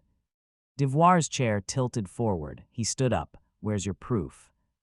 Will you do it? I want to see your proof. Altmaier smiled. Come with me. They were waiting for him when he came back to the furnished room he was living in. He did notice them at first. He was completely unaware of the small vehicle that followed him at a slow pace and a prudent distance. He walked with his head bent, calculating the length of time it would take for Devoir to put the information through the reaches of space, how long it would take for the receiving stations on Vega and Santeni and Centaurus to blast out the news, how long it would take to spread it over the entire galaxy, and in this way he passed, unheeding, between the two plainclothes men who flanked the entrance of the rooming house. It was only when he opened the door to his own room that he stopped and turned to leave, but the plainclothes men were behind him now. He made no attempt at violent escape. He entered the room instead and sat down, feeling so old. He thought feverishly, I need only hold them off an hour and 10 minutes. The man who occupied the darkness reached up and flicked the switch that allowed the wall lights to operate. In the soft wall glow, the man's round face and balding gray-fringed head were startlingly clear. Altmaier said gently, I am honored with a visit by the coordinator himself. And Stock said, we are old friends, you and I, Dick. We meet every once in a while. Altmaier did not answer. Stock said, "You have certain government papers in Y. Our possession, Dick." Altmaier said, "If you think so, Jeff, you'll have to find them." Stock rose wearily to his feet. "No heroics, Dick. Let me tell you what those papers contained. They were circumstantial reports of the sulfation of the planet, Chu HSI. Isn't that true?" Altmaier looked at the clock. Stock said, "If you're planning to delay us, to angle us as though we were fish, you will be disappointed. We know where you've been. We know Devoir has the papers. We know exactly what he's planning to do with them." Altmaier stiffened. The thin parchment of his cheeks trembled. He said, "How long have you known?" "As long as you have, Dick. You are a very predictable man. It is the very reason we decided to use you. Do you suppose the recorder would really come to see you as he did, without our knowledge?" "I don't understand." Stock said, "The government of Earth, Dick, is not anxious that the All-Galactic Conference be continued. However, we are not federalists. We know humanity for what it is. What do you suppose would happen if the rest of the galaxy discovered that the Diaboli were in the process of changing a salt oxygen world into a sulfate sulfide one?" "No, don't answer. You are Dick Altmaier, and I'm sure you tell me that." With one fiery burst of indignation, they'd abandon the conference, join together in a loving and brotherly union, throw themselves at the Diaboli and overwhelm them. Stock paused such a long time that for a moment it might have seemed he would say no more.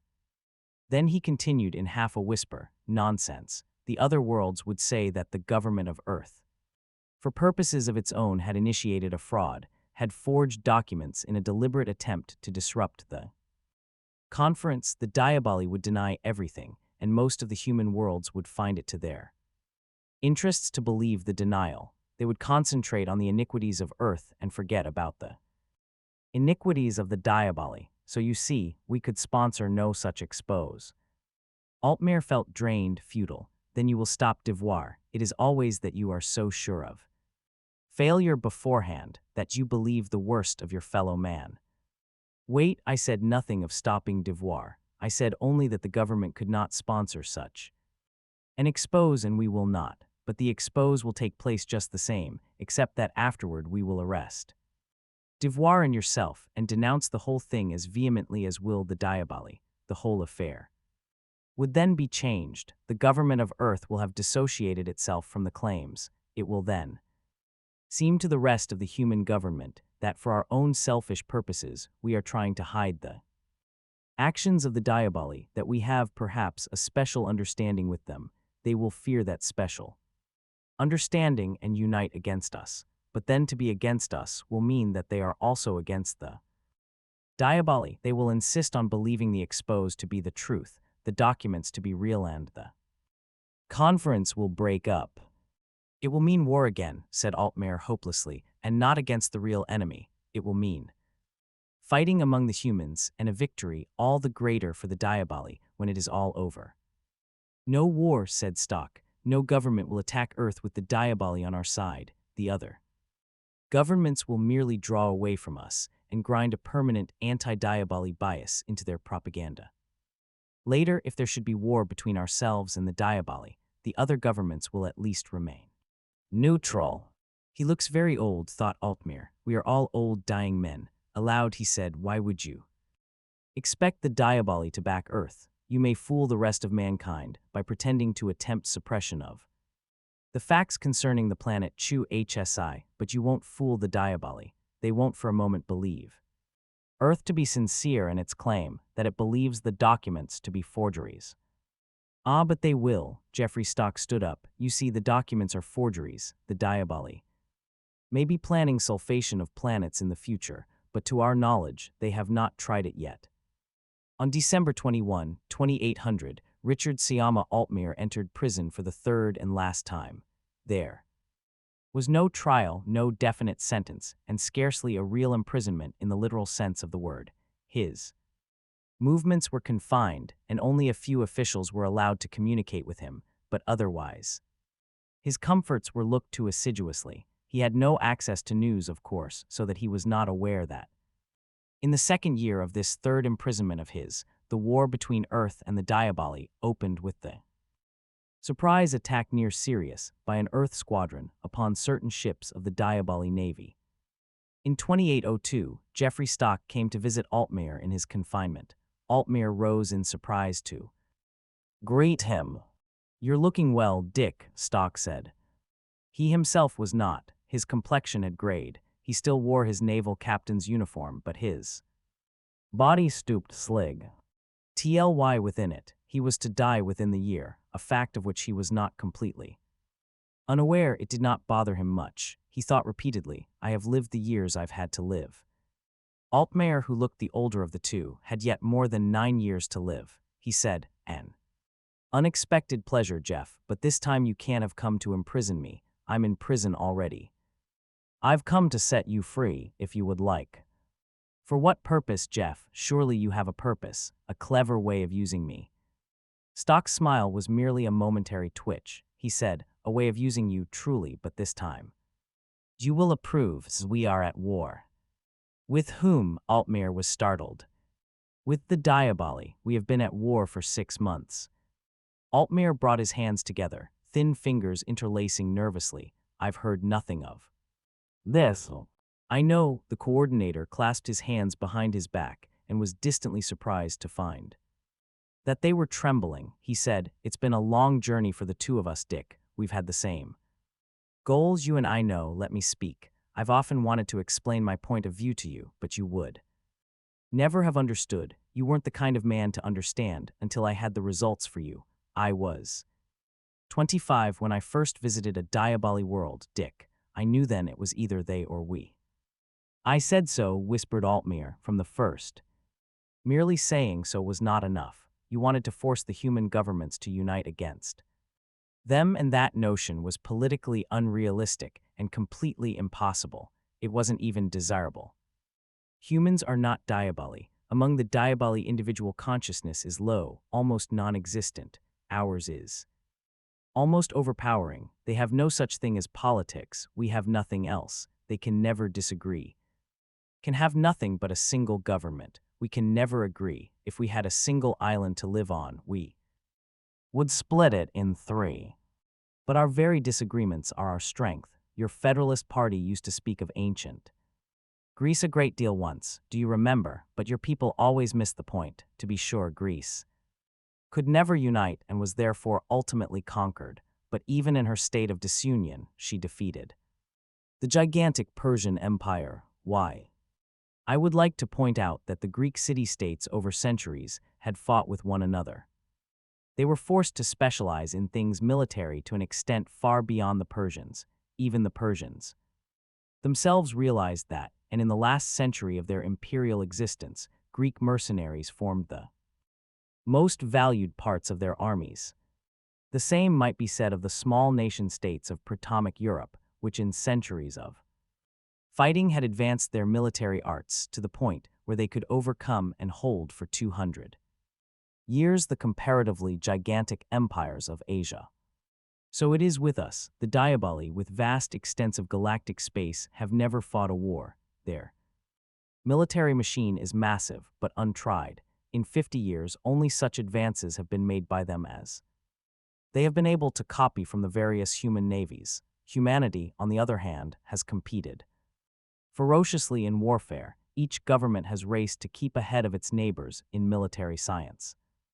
They've had to. It was our own disunion that made the terrible race for survival necessary, so that in the end almost any one of us was a match for all the Diaboli, provided only that none of us would fight on their side in a general war.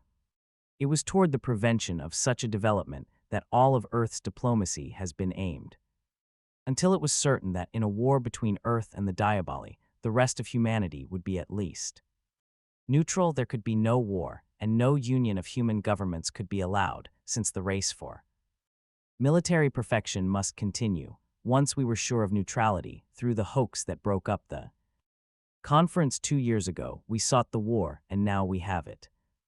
Altmaier, through all this, might have been frozen. It was a long time before he could say anything.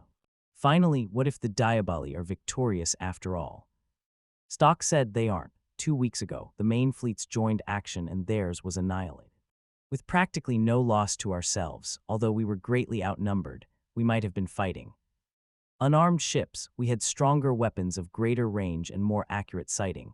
We had 3 times their effective speed, since we had anti-acceleration devices which they lacked, since the battle a dozen of. The other human governments have decided to join the winning side and have declared war on the Diaboli. Yesterday, the Diaboli requested that negotiations for an armistice be opened. The war is practically over. And henceforward, the Diaboli will be confined to their original planets, with only such future expansions as we permit. Altmaier murmured incoherently. Stock said, and now union becomes necessary, after the defeat of Persia by the Greek city-states. They were ruined because of their continued wars among themselves, so that first Macedon and then Rome conquered them, after Europe colonized the Americas, cut up Africa and conquered Asia. A series of continued European wars led to European ruin. Disunion until conquest, union thereafter, but now union is easy. Let one subdivision succeed by itself and the rest will clamor to become part of that success. The ancient writer Toynbee first pointed out this difference between what he called a dominant minority and a creative minority. We are a creative minority now. In an almost spontaneous gesture, various human governments have suggested the formation of a United Worlds Organization. Over 70 governments are willing to attend the first sessions in order to draw up a charter of federation. The others will join later, I am sure. We would like you to be one of the delegates from Earth, Dick. Altmaier found his eyes flooding. I don't understand your purpose. Is this all true? It is all exactly as I say. You were a voice in the wilderness, Dick, crying for union. Your words will carry much weight. What did you once say? In a good cause there are no failures. No, said Altmaier with sudden energy. It seems your cause was the good one.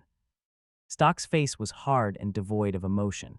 You were always a misunderstander of human nature, Dick, when the United Worlds is a reality, and when generations of men and women look back to these days of war through their centuries of unbroken peace, they will have forgotten the purpose of my methods. To them they will represent war and death. Your calls for union, your idealism will be remembered forever.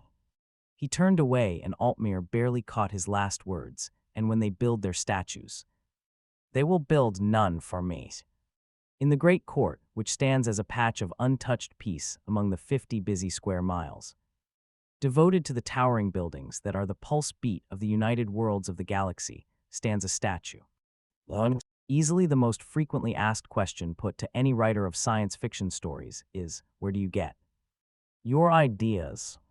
I imagine the person who asks the question is sure that there is some mysterious kind of inspiration that can only be produced by odd and possibly illicit means, or that the writer goes through an eldritch ritual that may even involve calling up the devil. But the answer is only, you can get an idea from anything if you are willing to think hard enough. And long enough. That long and hard bit seems to disillusion people. Their admiration for you drops precipitously. And you get the feeling you have exposed yourself as an imposter. After all, if long and hard is all it takes, anyone can do it. Strange then that so few do. Anyway, my wife once broke down and asked me that question even though she knows I dislike having it asked. We had moved to the Boston area in 1949 when I took my position with Boston University School of Medicine, and periodically we made a train trip back to New York to visit our respective families. Once on one of those train trips, perhaps out of boredom, she asked the question. I said, from anything, I can probably get one out of this train trip if I try. Go ahead, she said, naturally enough. So I thought hard and told her the story of a train trip, which when I got back home, I typed up in permanent form and called What If. The story is unusual for me in another respect too. I am not strong on romance in my stories. Why? That should be, I will leave to the parlor psychoanalyst. I merely state the fact. Sometimes I do have women in my stories. On rare occasions, as in Hostess, the woman is even The protagonist, but even then romance is a minor factor if it appears at all. In What If, however, the story is all romance. Each time I think of that, the fact startles me. I believe it is the only one of my many stories that is all serious, as opposed to ribald romance. Heavens. First appearance fantastic, summer 1952. Copyright 1952 by Ziff Davis Publishing Company. What if? Norman and Louis were late, naturally, since catching a train is always a matter of last minute. Delays, so they had to take the only available seat in the coach. It was the one toward the front, the one with nothing before it but the seat that faced wrong way, with its back hard against the front partition. While Norman heaved the suitcase onto the rack, Louis found herself chafing a little. If a couple took the wrong way seat before them, they would be staring self-consciously into each other's faces all the hours it would take to reach New York, or else, which was scarcely better, they would have to erect synthetic barriers of newspaper. Still, there was no use in taking a chance on their being another unoccupied double seat elsewhere in the train. Norman didn't seem to mind, and that was a little disappointing to Louis. Usually they held their moods in common. That Norman claimed was why he remained sure that he had married the right girl.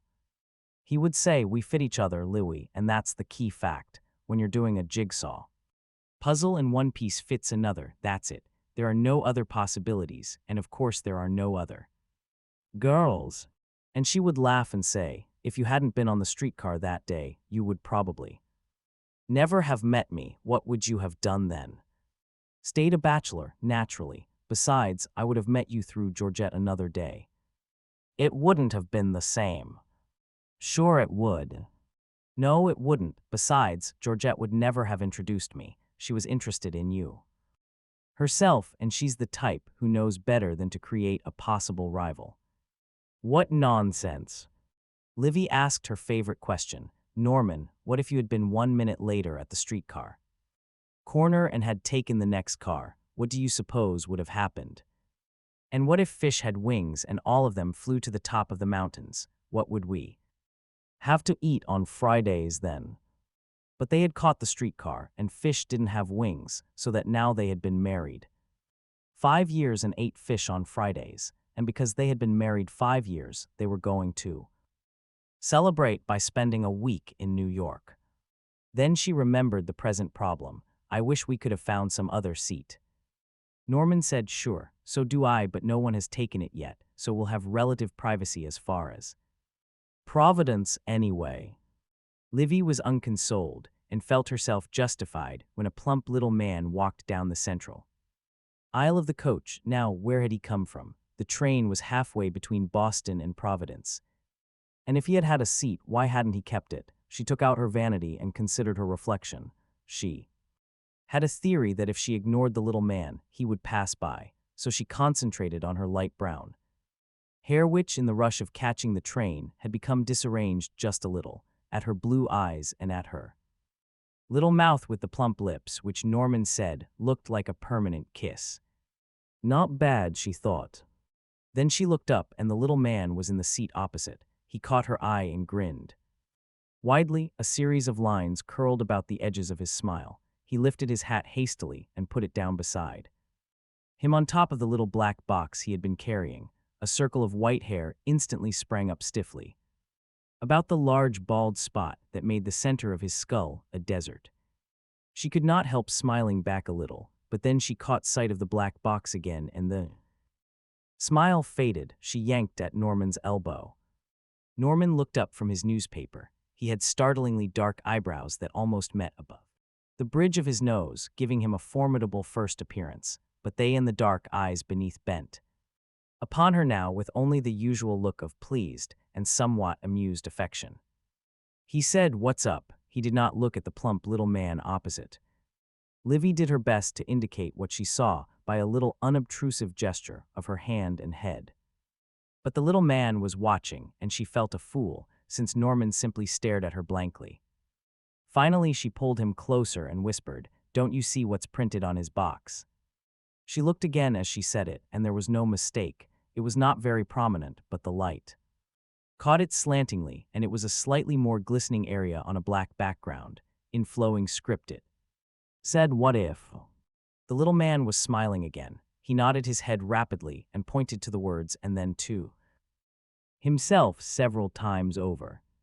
Norman said in an aside, "Must be his name." Louis replied, "Oh, how could that be anybody's name?"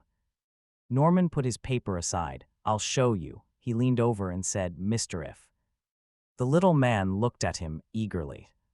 "Do you have the time, Mr. If?" The little man took out a large watch from his vest pocket and displayed the dial. "Thank you, Mr. If," said Norman, and again in a whisper, "See Louis." He would have returned to his paper, but the little man was opening his box and raising a finger. Periodically as he did so, to enforce their attention, it was just a slab of frosted glass that he removed about 6 by 9 inches in length and width and perhaps an inch thick. It had beveled edges, rounded corners, and was completely featureless. Then he took out a little wire stand on which the glass slab fitted. Comfortably, he rested the combination on his knees and looked proudly at them. Louis said with sudden excitement, "Heavens, Norman, it's a picture of some sort."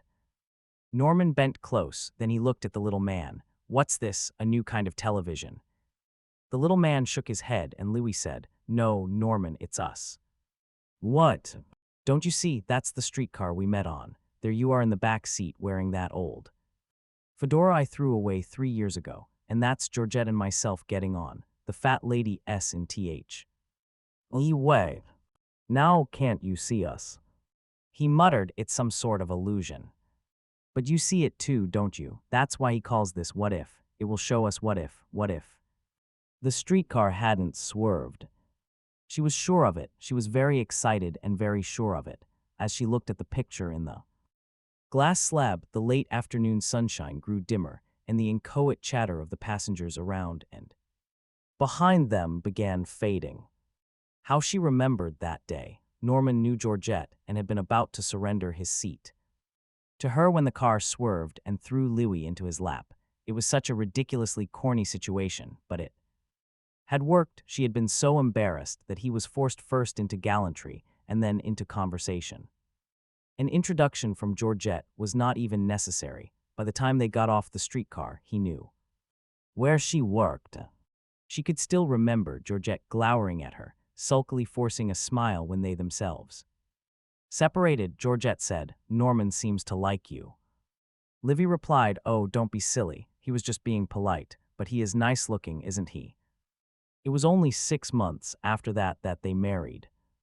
And now here was that same streetcar again, with Norman and herself and Georgette, as she thought that the smooth train noises, the rapid clack-clack of the wheels vanished completely. Instead, she was in the swaying confines of the streetcar. She had just boarded it with Georgette at the previous stop. Louis shifted weight with the swaying of the streetcar, as did 40 others, sitting and standing all to the same monotonous and rather ridiculous rhythm. She said, "Somebody's motioning at you, Georgette. Do you know him?"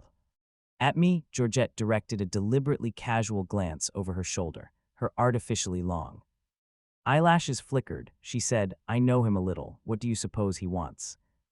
"Let's find out," said Livy. She felt pleased and a little wicked. Georgette had a well-known habit of hoarding her male acquaintances, and it was rather fun to annoy her this way, and besides, this one seemed quite interesting. She snaked past the line of standees, and Georgette followed without enthusiasm. It was just as Livy arrived opposite the young man's seat that the streetcar lurched heavily as it rounded a curve. Louis snatched desperately in the direction of the straps. Her fingertips caught and she held on. It was a long moment before she could breathe. For some reason, it had seemed that there were no straps close enough to be reached. Somehow, she felt that by all the laws of nature she should have fallen. The young man did not look at her. He was smiling at Georgette and rising from his seat. He had astonishing eyebrows that gave him a rather competent and self-confident appearance. Louis decided that she definitely liked him. Georgette was saying, "Oh no, don't bother. We're getting off in about 2 stops. They did, Livy said. "I thought we were going to Satch's." "We are. There's just something I remember having to attend to here. It won't take but a minute. Next stop, Providence. The loudspeakers were blaring. The train was slowing, and the world of the past had shrunk itself into the glass slab once more. The little man was still smiling at them. Louis turned to Norman. She felt a little frightened. Were you through all that, too? He said, what happened to the time? We can't be reaching Providence yet. He looked at his watch. I guess we are. Then to Louis, you didn't fall that time. Then you did see it, she frowned. Now that's like Georgette. I'm sure there was no reason to get off the streetcar except to prevent my meeting you. How long had you known Georgette before then? Norman. Not very long, just enough to be able to recognize her at sight and to feel that I ought to offer her my seat. Louis curled her lips. Norman grinned. You can't be jealous of a might-have-been kid. Besides, what difference would it have made? I'd have been sufficiently interested in you to work out a way of meeting you. You didn't even look at me. I hardly had the chance. Then how would you have met me? Some way, I don't know how, but you'll admit this is a rather foolish argument we're having. They were leaving Providence. Louis felt a trouble in her mind. The little man had been following their whispered conversation, with only the loss of his smile to show that he understood. She said to him, "Can you show us more?" Norman interrupted. "Wait now, Louis. What are you going to try to do?" She said, "I want to see our wedding day, what it would have been if I had caught the strap." Norman was visibly annoyed. "Now, that's not fair. We might not have been married on the same day, you know." But she said, "Can you show it to me, Mr. F?" And the little man nodded. The slab of glass was coming alive again, glowing a little. Then the light collected and condensed into figures. A tiny sound of organ music was in Louis's ears without there actually being sound. Norman said with relief, "Well, there I am. That's our wedding. Are you satisfied?" The train sounds were disappearing again, and the last thing Louis heard was her own voice saying, "Yes, there you are, but where am I?" Louis was well back in the pews. For a while she had not expected to attend at all. In the past months she had drifted further and further away from Georgette, without quite knowing why. She had heard of her engagement only through a mutual friend, and of course it was to Norman. She remembered very clearly that day, 6 months before, when she had first seen him on the streetcar.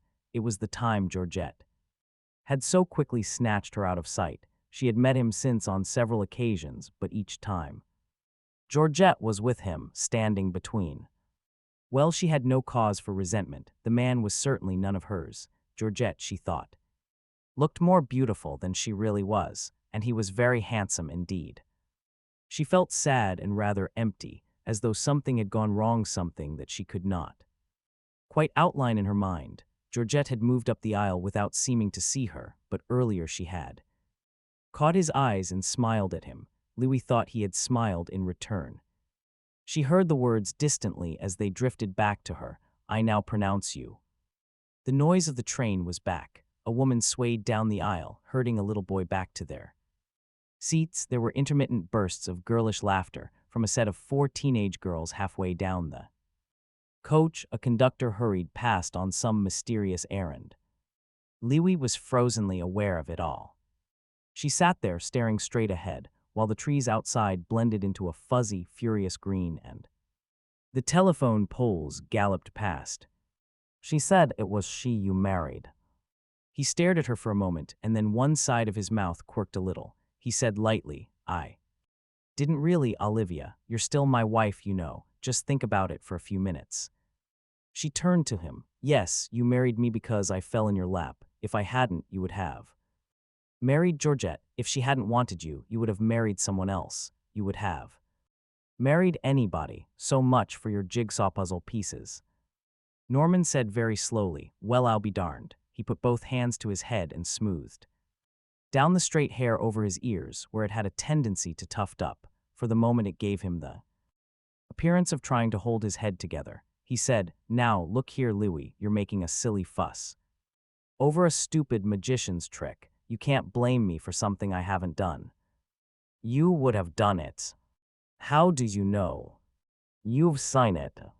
"I've seen a ridiculous piece of hypnotism, I suppose." His voice suddenly raised itself into Anger, he turned to the little man opposite. Off with you, Mr. If, or whatever your name is, get out of here.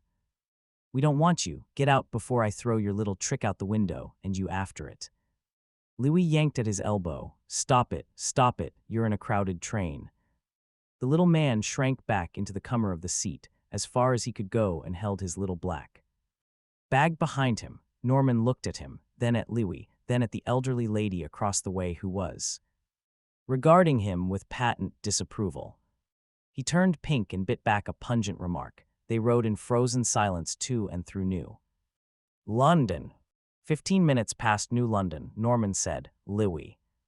She said nothing. She was looking out the window but saw nothing but the glass. He said again, Louis, answer me. She said dully, what do you want? He said, look, this is all nonsense. I don't know how the fellow does it, but even granting it's legitimate, you're not being fair. Why stop where you did? Suppose I had married Georgette, do you? Suppose you would have stayed single. For all I know, you were already married at the time of my supposed wedding. Maybe that's why I married Georgette. I wasn't married. How do you know? I would have been able to tell. I knew what my own thoughts were. Then you would have been married within the next year. Louis grew angrier. The fact that a sane remnant within her clamored at the unreason of her anger did not soothe her. It irritated her further instead. She said, and if I did, it would be no business of yours. Certainly. Of course it wouldn't, but it would make the point that in the world of reality, we can't be held responsible for the what-ifs. Louis's nostrils flared. She said nothing. Norman said, look, you remember the big New Year's celebration at Winnie's place year before last? I certainly do. You spilled a keg of alcohol all over me. That's beside the point, and besides, it was only a cocktail shaker's worth. What I'm trying to say is that Winnie is just about your best friend and had been long before you married me. What of it? Georgette was a good friend of hers too, was she? Yes. All right then, you and Georgette. T would have gone to the party regardless of which one of you I had married. I would have had nothing to do with it. Let him show us the party as it would have been if I had married Georgette, and I'll bet you'd be there with either your fiancé or your husband. Louis hesitated. She felt honestly afraid of just that. He said, are you afraid to take the chance? And that of course decided her. She turned on him furiously. No, I'm not, and I hope I am. Married, there's no reason I should pine for you. What's more, I'd like to see what happens when you spill the shaker all over. Georgette, she'll fill both your ears for you, and in public too. I know her. Maybe you'll see a certain difference in the jigsaw pieces then. She faced forward and crossed her arms angrily and firmly across her chest. Norman looked across at the little man, but there was no need to say anything. The glass slab was on his lap already. The sun slanted in from the west, and the white foam of hair that topped his head was edged with pink. Norman said tensely, ready. Louis nodded and let the noise of the train slide away again. Louis stood a little flushed with recent cold in the doorway. She had just removed her coat with its sprinkling of snow, and her bare arms were still rebelling at the touch of open air. She answered the shouts that greeted her with happy New Year's of her own, raising her voice to make herself heard over the squealing of the radio. Georgette's shrill tones were almost the first thing she heard upon entering, and now she steered toward her. She hadn't seen Georgette or Norman in weeks. Georgette lifted an eyebrow, a mannerism she had lately cultivated, and said, isn't anyone with you, Olivia? Her eyes swept the immediate surroundings and then returned to Louis. Louis said indifferently, I think Dick will be around later. There was something or other he had to do first. She felt as indifferent as she sounded. Georgette smiled tightly. Well, Norman's here. That ought to keep you from being lonely, dear. At least it's turned out that way before. And as she said so, Norman sauntered in from the kitchen. He had a cocktail shaker in his hand, and the rattling of ice cubes castanetted his words. Line up, you rioting revelers, and get a mixture that will really revel your riots. Why, Louis? He walked toward her, grinning his welcome. Where have you been keeping yourself? I haven't Seen you in 20 years, seems like. What's the matter? Doesn't Dick want anyone else to see you? Fill my glass, Norman, said Georgette sharply. Right away, he said, not looking at her. Do you want one too, Louis? I'll get you a glass. He turned and everything happened at once. Louis cried, watch out. She saw it coming, even had a vague feeling that all this had happened before, but it played itself out inexorably. His heel caught the edge of the carpet. He lurched, tried to right himself and lost the cocktail shaker. It seemed to jump out of his hands, and a pint of ice-cold liquor drenched Louis from shoulder to hem. She stood there gasping, the noises muted about her, and for a few intolerable moments she made futile brushing gestures at her gown, while Norman kept repeating, damnation, in rising tones. Georgette said coolly, it's too bad, Louis, just one of those things. I imagine the dress can't be very expensive. Louis turned and ran. She was in the bedroom, which was at least empty and relatively quiet. By the light of the fringe-shaded lamp on the dresser, she poked among the coats on the bed, looking for her own. Norman had come in behind her. Look, Louis, don't pay any attention to what she said. I'm really devilishly sorry. I'll pay. That's all right, it wasn't your fault. She blinked rapidly and didn't look at him. I'll just go home and change. Are you coming back? I don't know, I don't think so. Look, Louis, his warm fingers were on her shoulders. Louis felt a queer tearing sensation deep inside her, as though she were ripping away from clinging cobwebs and the train noises were back. Something did go wrong with the time when she was in there in the slab. It was deep twilight. Now the train lights were on, but it didn't matter. She seemed to be recovering from the wrench inside her. Norman was rubbing his eyes with thumb and forefinger. What happened? Louis said it just ended, suddenly. Norman said uneasily, you know, we'll be putting into New Haven soon. He looked at his watch and shook his head. Louis said wonderingly, you spilled it on me. Well, so I did in real life. But in real life, I was your wife. You ought to have spilled it on Georgette this time, isn't that queer? But she was thinking of Norman pursuing her, his hands on her shoulders. She looked up at him and said with warm satisfaction, I wasn't married. No, you were, but was that Dick Reinhardt you were going around with? Yes. You weren't planning to marry him, were you, Louis? Jealous, Norman. Oh. Norman looked confused. Of a slab of glass, of course not. I don't think I would have married him. Norman said, you know, I wish it hadn't ended when it did. There was something that was about to happen, I think. He stopped, then added slowly, it was as though I would rather have done it to anybody else in the room. Even to Georgette. I wasn't giving two thoughts to Georgette. You don't believe me, I suppose. Maybe I do, she looked up at him. I've been silly, Norman. Let's live our real life. Let's not play with all the things that just might have been. But he caught her hands. No, Louis, one last time. Let's see what we would have been doing right. Now, Louis, this very minute, if I had married Georgette. Louis was a little frightened. Let's not, Norman. She was thinking of his eyes, smiling hungrily at her as he held the shaker, while Georgette stood beside her, unregarded. She didn't want to know what happened afterward. She just wanted this life now, this good life. New Haven came and went. Norman said again, I want to try, Louis.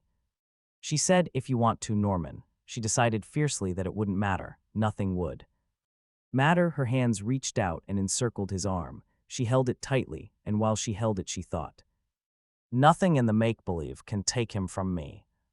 Norman said to the little man, set em up again. In the yellow light, the process seemed to be slower. Gently the frosted slab cleared, like clouds, being torn apart and dispersed by an unfelt wind. Norman was saying, there's something wrong. That's just the two of us, exactly as we are now. He was right. Two little figures were sitting in a train on the seats, which were farthest toward the front. The field was enlarging. Now they were merging into it. Norman's voice was distant and fading. It's the same train, he was saying. The window in back is cracked just as. Louis was blindingly happy. She said, I wish we were in New York. He said, it will be less than an hour, darling. Then he said, I'm going to kiss you. He made movement as though he were about to begin. Not here, oh Norman, people are looking. Norman drew back. He said, we should have taken a taxi. From Boston to New York. Sure, the privacy would have been worth it. She laughed. You're funny when you try to act ardent. It isn't an act. His voice was suddenly a little somber. It's not just an hour, I feel as though I've been waiting 5 years. I do, too. Why couldn't I have met you first? It was such a waste. Poor Georgette, Louis sighed. Norman moved impatiently. Don't be sorry for her, Louis. We never really made a go of it. She was glad to get rid of me. I know that. That's why I say poor Georgette. I'm just sorry for her for not being able to appreciate what she had. Well, see to it that you do, he said. See to it that you're immensely appreciative, infinitely appreciative, or more than that. See that you're at least half as appreciative as I am of what I've got. Or else you'll divorce me, too. Over my dead body, said Norman. Louis said, it's all so strange. I keep thinking, what if you hadn't spilt the cocktails on me that time at the party? You wouldn't have followed me out. You wouldn't have told me. I wouldn't have known. It would have been so different, everything. Nonsense, it would have been just the same. It would have all happened another time. I wonder, said Louis softly.